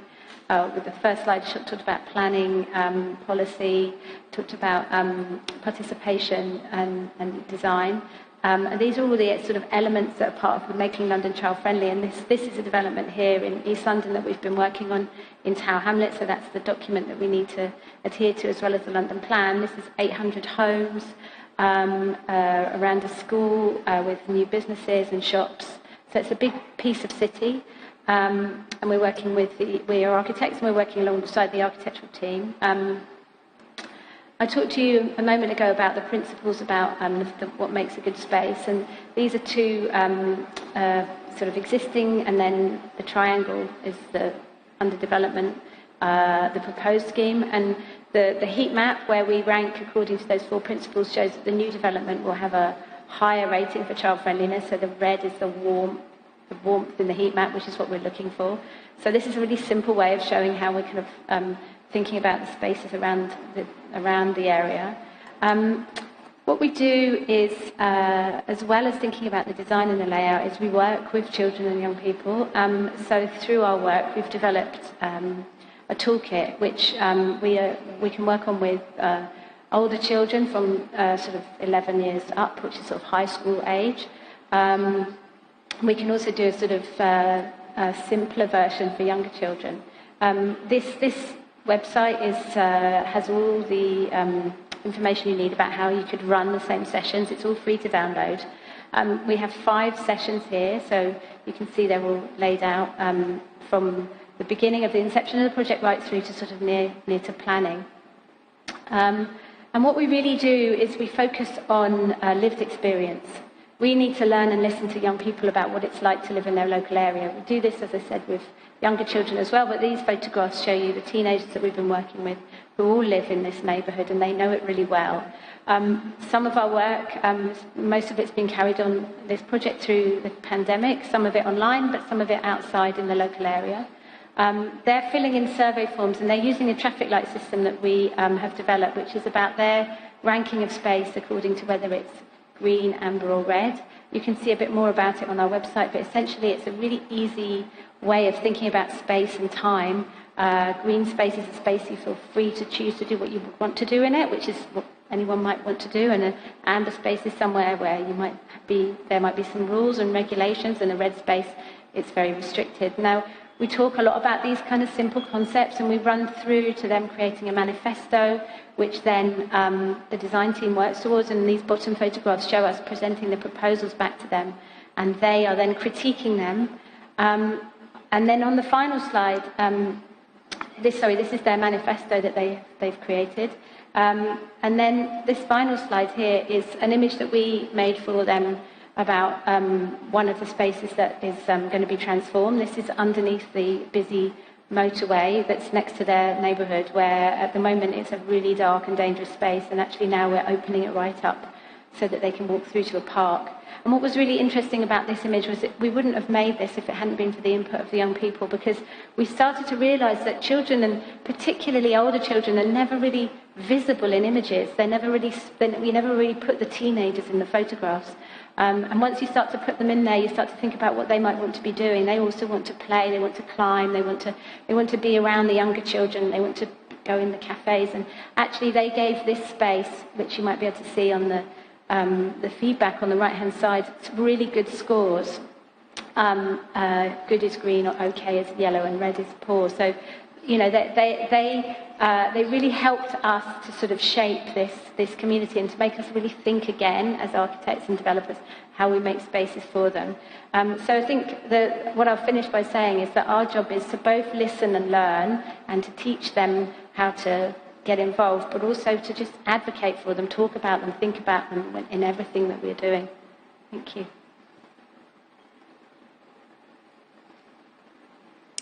Thank you, Dina. I would like to thank all the speakers for very detailed, interesting, profound presentations. I'd like to note that almost every presentation had accessible toolkits so that they could be taken and implemented immediately. So there is vast experience available. How should we go about making the cities a little bit more friendly? Taking small steps, make them more kid-friendly. My question to everybody, and we'll go in reverse. I'll start with Dina. What were the challenges in implementing those concepts in your coordination with city administration, city authorities, so that before you build something and scale it up, you need the city authorities to be on your side? So what is your advice to the cities that are only thinking of implementing that? So what should be the first few steps to go around? Anna, do you mean from the top level or for all of us? Well, I think that we've been thinking about it in these conversations today. I think it makes absolute sense to think about your whole population. And I think that once we all start thinking about children, it gives us the opportunity to think about a group who none of us are, none of us in positions of authority empower our children. And that immediately sets up a different dialogue. And I think that it makes us think in a much better way about cities for everyone. That might not have answered your question, but I think that it opens up conversations and allows us to think about the future. I think it's challenging for leaders to do that. I think they are usually politically thinking about their voters. And I think that's difficult because children don't vote. And so that's what makes it hard for local and regional leaders to think, why should I be doing this? But I think the answers are sort of there in all the outcomes. But for me, I always say go back to your own childhood and the pleasures and the joys that you had, and would you want to deny those to any children today? And just, it's really about, it's a very deep down personal thing, and I think that's what I always appeal to, is your sense of yourself, and that I think works the best.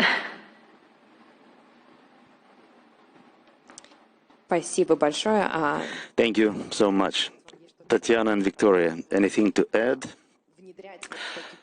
How do you go about implementing approaches? In Moscow, indeed, we have a great number of playgrounds, which is a good gift. Not many cities can boast of that. Sometimes the quality is not up to the mark. But what can you do? How can you start this dialogue so these local requirements are fully met?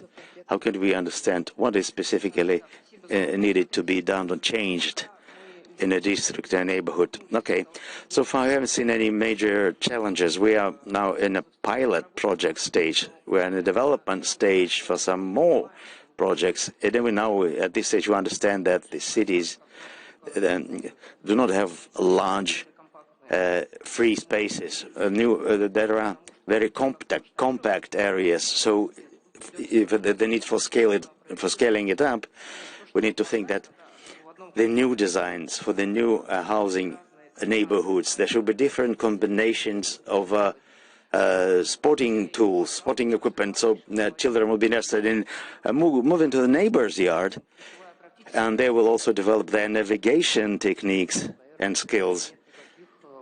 So, in an administrative kind of way, that will be a step in the right direction. Marcus, I hope you can hear us. Question to you. Yes, I can hear you loud and clear and following the discussion very well. Yeah, sort of building on something Dina touched on, the common experience of childhood. I mean, that brings people together. Everyone's been a child, even if you haven't got children at the moment or don't intend to have children. And what we found with the projects is that building a critical mass, really. You might start from the Healthy Cities coordinator or the paediatrician with the other example, but then he's saying, who else do I need here? And he's making an association with the local community that have the issue or the problem. Then he may be bringing in local politicians, bringing in someone who might have some funding, and sort of building an alliance around this childhood experience, and then releasing into that, if you like, the voices of children. And I think that's what everyone, in different ways, all the presentations have shown, how to release the voice of the child into that arena. And once you've got that arena of people who can do things, either politically or funding or have a technical expertise, the urbanists, the designers that are involved, everyone comes together then. So I think that critical mass and bringing an alliance for change seems very potent. Thank you so much. And the same question goes to Mario. With regards to the fact that the United States haven't yet ratified the Convention on the Rights of Children. Nevertheless, you have got this initiative. It's developing, it's prospering. And how do you communicate with the city administration? How can you involve various departments who work isolatedly, autonomously, but they are necessitated so that to be a part of that project, so that children do not perceive the city as a fragment, but as something integral? Good question. Well, from the very beginning, we had a director of planning who believed in this sort of work. However, the other departments didn't necessarily know what to make of this. It wasn't something they were jumping on board to hear from young people. But what happened was there were members of other departments and of the public who heard the kids actually share their ideas for what's called our comprehensive plan, which is a plan that lays out how is our community going to be in 5 or 10 years. The adults were so impressed by the creativity, by the thoughtfulness and the inclusiveness that the young people suggested, that they started coming to us and asking for our services, to the point that we cannot keep up with the number of requests that we get. I really think seeing is believing. So you start very small, you prove how impressive it is to have young people be part of the dialogue and how it actually opens up the dialogue. For sometimes you have issues that are very contentious, but when young people are involved, the adults are on better behavior, they're more open-minded, and it actually can move forward things that have been previously stuck. And we've seen that happen several times in our city.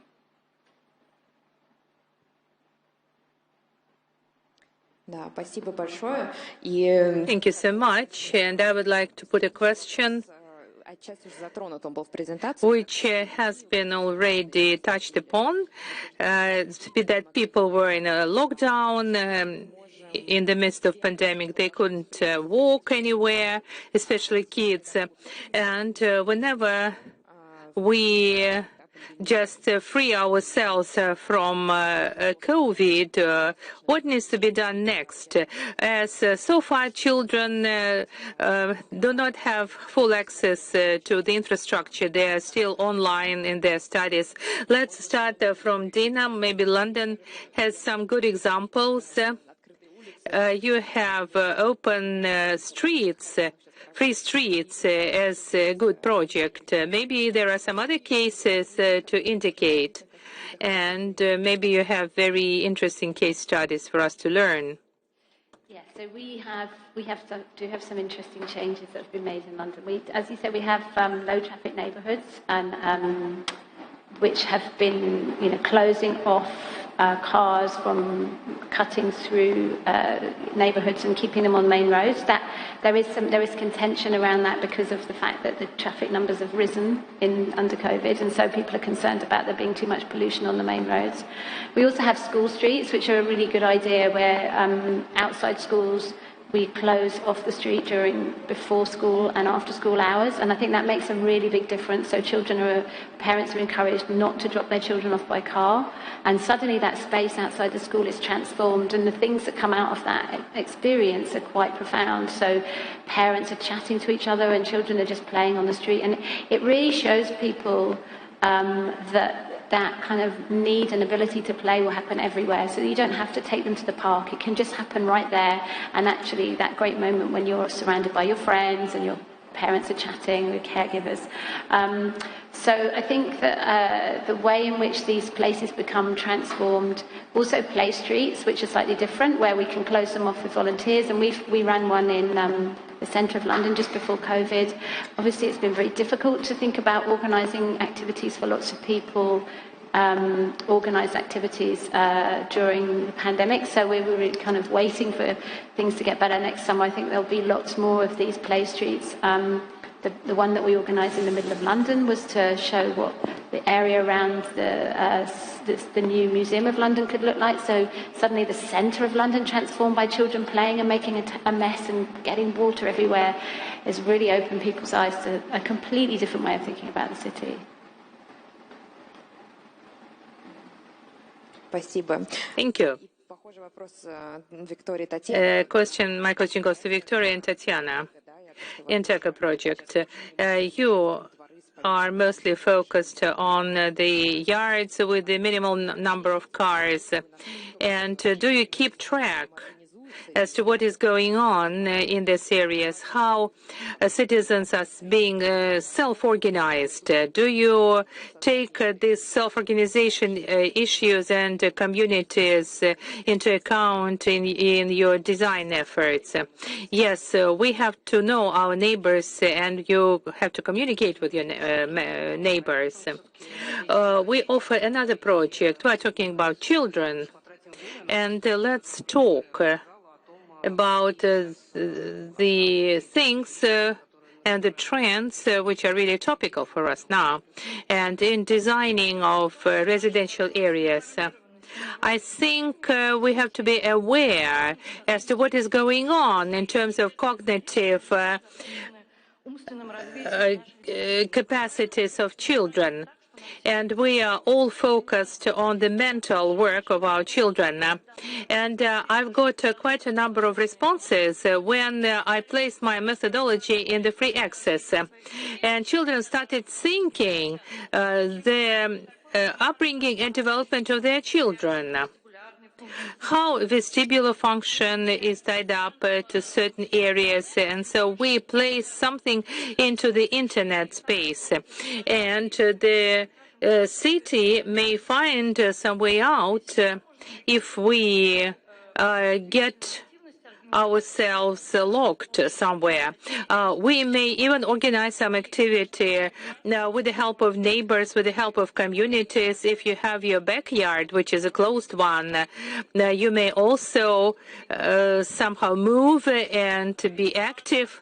Our project is really of great value to us. We designed not only the playgrounds, but we know how to develop some cognitive skills of our children. We sometimes have to think as to how we bring up our children and what we deprive them of. And our environment for children needs to be adequate and safe. Marcus, what about your projects? What about your reaction on the pandemic? And is there any interconnection between the pandemic and those areas where children used to stay before the pandemic, or these results are too premature? It's certainly, I think, been quite a shift in terms of people realising what can be done particularly in streets, I'm talking about in terms of public space, public realm, because of, first we saw, certainly in the UK, a huge reduction in traffic. I mean, virtually no traffic. There was parked cars still, but they just no longer moved. And suddenly, what I saw was families cycling, that I didn't even know so many people had bicycles, or families had bikes. And suddenly, all the roads were populated by families out cycling. Well, that is absolutely amazing. Of course, now the traffic's back. Those bikes are in the sheds or only get taken by car to an approved cycling facility or cycling route in a forest. But I think people can see what could happen if the city was designed differently. So there's been a change in thinking. Now, whether that will come through into change of policies or not, we've yet to see.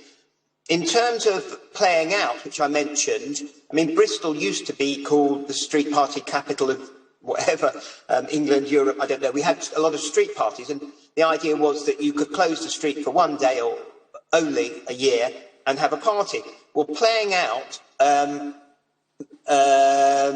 worked with the council, making multiple street closures. So you could close the street one day a week after school. This is talking about primary schools, elementary schools, and with volunteers staffing it, and kids could play in the street. When I say close the street, I mean open it up for playing, for having cakes, having tea, for kids being out on bicycles with very low levels of car movement, with wardens at each end of the street for a certain number of hours, 3 or 4 hours, after school and into the evening, and repeatedly in the street again and again. And this has formed a lot of social networks and social bonding.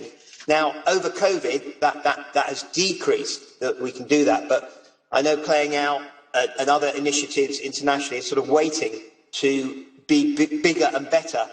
People having seen this change in what we can use streets for. And I think people are demanding more community, more child-friendly space in their local streets, in their residential streets.